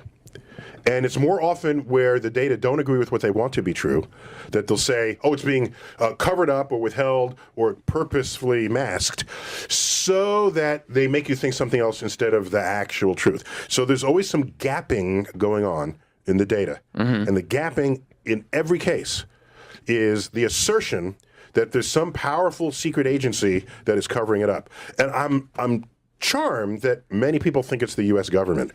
That is assigning a level of competence to the U.S. government far beyond anyone who's actually worked for the government will report to you about. You think that's true, or you think the government's up to some shit? Yeah, I think they're up to some shit. Yeah. Yeah. So well, how did Don't get me wrong. The government's always up to something. The government's always trying to keep a secret. The question is whether they will succeed in keeping the secret of stockpiling it. Look how much we knew about President Clinton's genitalia. If there was ever a state secret, it would have been what he does with his, where he puts it. All right, but there it was on TV. How do you respond to that? The competency angle. Well, first of all, I think that, This is why I don't believe in conspiracy theories, is the competency thing. You say with conspiracy theorists, they believe one thing. I think non-conspiracy theorists do the exact same thing in the other direction, where they're so far convinced that they won't ever go, oh, you know what, that's actually interesting. As far as Roswell goes, the crash in Roswell, the day after it happened, the Army issued a press release saying that there has been a UFO that crashed in Roswell. We have recovered bodies.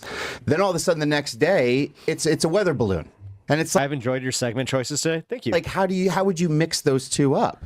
So Right. so it's multiple things like that. And you're right. There are no alien bodies. We don't see them, but there are things like somebody in the restaurant. Do you think they have alien bodies probably in Roswell? I mean, I would. Did you see think so. Alien Autopsy? Yes! Oh my God! Fucking Neil! He's bringing up the thing I was just thinking of. I'm like, wait a minute. Alien Autopsy. If you guys don't know, they did this special with Jonathan Frakes back in like, what was it, like 98 or something, where it was like this big thing where they were just like, we have on Fox, and it was on Fox. I remember that. The Alien Autopsy. We're going to be revealing the Alien Autopsy. And then it turned out to just be like, is it a fake? Who knows? Oh, that was terrific. No, that was fake. Wild. No, it wasn't. It was up there with Geraldo. I'm going to say that. Talking about the documentary where they went through and they supposedly had a fake alien body. Yeah, They yeah, debunked like the that. thing's Yeah. moving. Do you think that it's possible that some of the One reason why, by the way, the phone on the wall had a coiled handset, which came out 10 years later. 10 years later. Isn't it amazing how they blew It's it? hard to That fake. one little thing. Yeah. Do you think that there is a possibility that some of the scientists and their data actually have incorrect data because of what the government does? Yeah, but there's just so many things, though, that point to the direction that there would be aliens, that it's so hard to discredit everything and be Carl like, Sagan didn't it's believe they had easy come. to discredit I everything. mean, all these people are crazy. The thousands and thousands I didn't of say people. anybody's crazy. They We're are. all humans. So and we're all susceptible. A lot are, though. And so I never used the word crazy. I never said that. All I'm saying is what you're presenting and what you think is legitimate evidence simply isn't scientifically. Okay, what about- and I'm not using different rules to apply to you than I would to any of my colleagues saying anything else about much less interesting things in the universe. So what about these people that claim to be abducted that have had certain things implanted in their body that are not found on Earth? Crazy lot. Got 2 hours before, to sleep before I got to wake up. I think I'll quit. See you guys. See you, Ryan. I'm actually going to be ending stream here after this segment. So Just before we appreciate get into the actual abductions, I think this see is you a tomorrow. fascinating topic. You know, I'm an X-Files fan, so I mean, I like science fiction and the idea of UFOs. On another one of Neil deGrasse's conversations that I've done a video on, he's talking with somebody about the likelihood of aliens sending sort of non-organic, like a probe, something that would have an AI or something that would, you know, be conscious in a way that we're not understanding, or just robotics that is far advanced of ours, because you wouldn't have to take food sustenance, right? That'd be a much more achievable thing. His example was, we have a rover, an unmanned rover drone. with how massive how massive space and solar systems are, there's no way that we are the only intelligent life out there. Now is this life actually visiting our small? No, I don't believe it. Operating? No, because the way that we keep finding alien life, it's all like small shit. On Mars so. currently, and that's a lot easier than sending people to Mars. So, but, Who knows, though? But the other fascinating thing is, we are an anomaly in this. Roswell. Recently, the government has come out and said there's no. I did read a scientific theory though that said that it would actually be more plausible that like an alien race would look exactly like us if they were, as far as like in the same conditions and all that. UAF evolution would go pretty much the unidentified same. aerial phenomenon instead of UFOs. And there is footage from jet pilots seeing these flying objects behaving in ways that seem to defy our understanding of physics and how things can fly around. So, and the government says, well, we don't know what it is. So either they're being honest, and the government's being honest and admitting they don't know something, which is pretty rare in my experience, or they're not telling us something. But And I did try to make that known. Ultimately you have to agree. Unfortunately, it was like, no, not myself. I'm sorry, Agree but with the scientists. I am that friendly. doesn't constitute proof Like, of anything. This is literally the safe space. It's just crazy and interesting to talk. I hate that. The fact that they That's- appropriated that I- one, it's like, no, this is a safe space. No. There's nothing in their body that no one has able to identify. Yeah, that's not true. They found stuff. They found implants that from meteorites. What we should do is That's it. What? Found a meteorite What I'm implant saying on is, somebody? all I'm saying is, give me the aliens. Until you can do that, we have nothing to talk Well, then about. where'd they get the meteorite? That's all I'm saying. Meteorites are all over the earth. Oh, Well, what Okay? That evidence is were found they on found in a body of meteorite evidence? I was sleeping in my house, and all of a sudden, I had a burning sensation in a very small hole over my house, and all of a sudden, I'm just like, oh, I've got something in my body. Saying they found. They couldn't identify it. It turned out to be an alien implant. What I'm saying is, what the fuck? I have set the bar for you. Until that bar is crossed, we actually don't have much to talk about. And I'm not going to stop you from capturing the aliens. Go right ahead. Yeah, go for it. Do Go it. for it. My sense of it is that an alien Give has him a the net. power to cross the Look galaxy here. and show up at Go. Earth. It's not going to show up to a farmer in the backyard that has to then tell us what the farmer saw, or to 5-year-old children. That'll be a major thing that will go unmistakably down in history as an alien visitation. That is my sense of it. But I produce the alien and we're good. Then all of you will be vindicated. Don't you want that to happen? All of you, the crazies. Yeah. All of you. Yeah. Don't you want to be vindicated? Duke, one of the craziest conspiracies I believed in post my walk away from faith was the Anunnaki and the Zechariah Stitchin theory that there's the 13th planet that they sent the Anunnaki over, to harvest our gold, and then they accidentally became gods and created us. The locos. Until that happens, don't expect scientific skeptics to jump on your bandwagon. Just don't expect that. And I've told you why. Tell them about the thing with the similarities.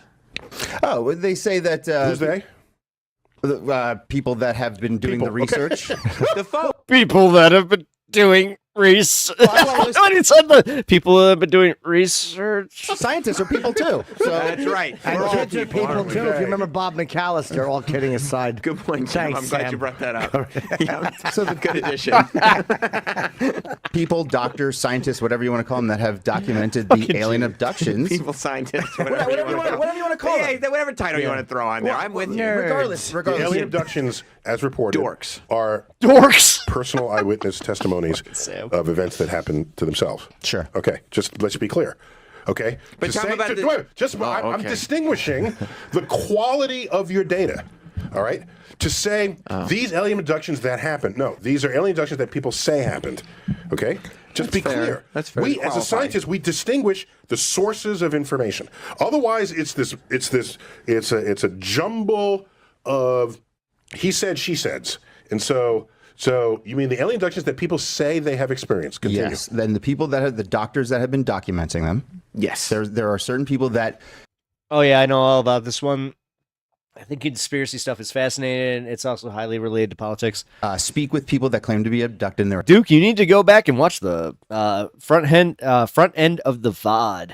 There was a fun little conspiracy conversation we had with Honeybee from over on Twitch. Thousands and thousands and thousands of abductions, and they have research on what they have done to them, and a lot of the people that have been abducted have the same blood type. They're like 49% of the people. So for that to be claimed to be and the eyes and eye colors, most of them have green eyes.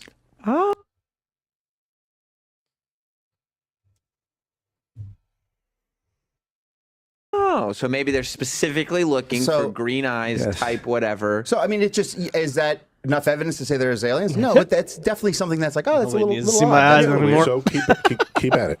Go ahead. I won't stop. I think he knows. I think he knows the truth. I'm not authorized to divulge. If you had to guess, Troy, if you had to guess, because he's talking science, because I mean, Neil deGrasse Tyson is a public figure of science. Sure. But if you think you were having drinks with him and just saying like, let's really Off the record, where like people, because it would be major news if he came on this radio show and said he knew about aliens. Yeah, but off the record. No, that's really funny. Yeah, just a little break from all the political chaos. I know this is a political channel, but in my mind, listening. All right. As I said, I linked his channel. Same. I'm a political channel, but I'm glad that I didn't lump myself in the same way where he calls him, yeah, I mean, he literally calls himself the Progressive Perspective and then does mostly like audio stuff, which again, I admire. I admire the fact that he's doing mostly audio. Damn. The hell was I thinking? God. All right, guys. Well, it has been 7 hours. I'm going to raid over on Twitch if you guys are cool with that. I just want to give you guys all a shout out over on YouTube, and also Anna, for real, like that was a great debate. I know that we kind of ended not necessarily agreeing, but realistically, like, come on, like we're fighting for the same things here, guys. Let's definitely do that, you know? Let's continue. So, all right, guys, let's raid Honeybee over on Twitch. Yep, it's conspiracy time. If you guys want to talk conspiracies, go over to Twitch and check out Honeybee. Because, yeah, this was fun, actually. That last segment was a good time. Oh, thanks, Duke. Man, I really appreciate it. The kind words are always really appreciated, man. I'm also sort of gobsmacked by 20,000 feet, because I don't think that ground-controlled, unmanned leaked air traffic control audio reveals pilot's close encounter with the UFO. What's the word on the possibility of some kind of a drone activity? So it could be. It'd be very rare, but hobby drones can go up that high. Obviously, military can as well. This occurred near what we call military operations area, but it was not in that airspace. So anyone who was flying something to test a commercial type of drone or something would have had to call it. Now, the other thing that Partying with Honeybee over on Twitch. All right, guys. I will see y'all tomorrow. Let's see. Tomorrow's Wednesday. Oh, shit. It's tomorrow the 27th.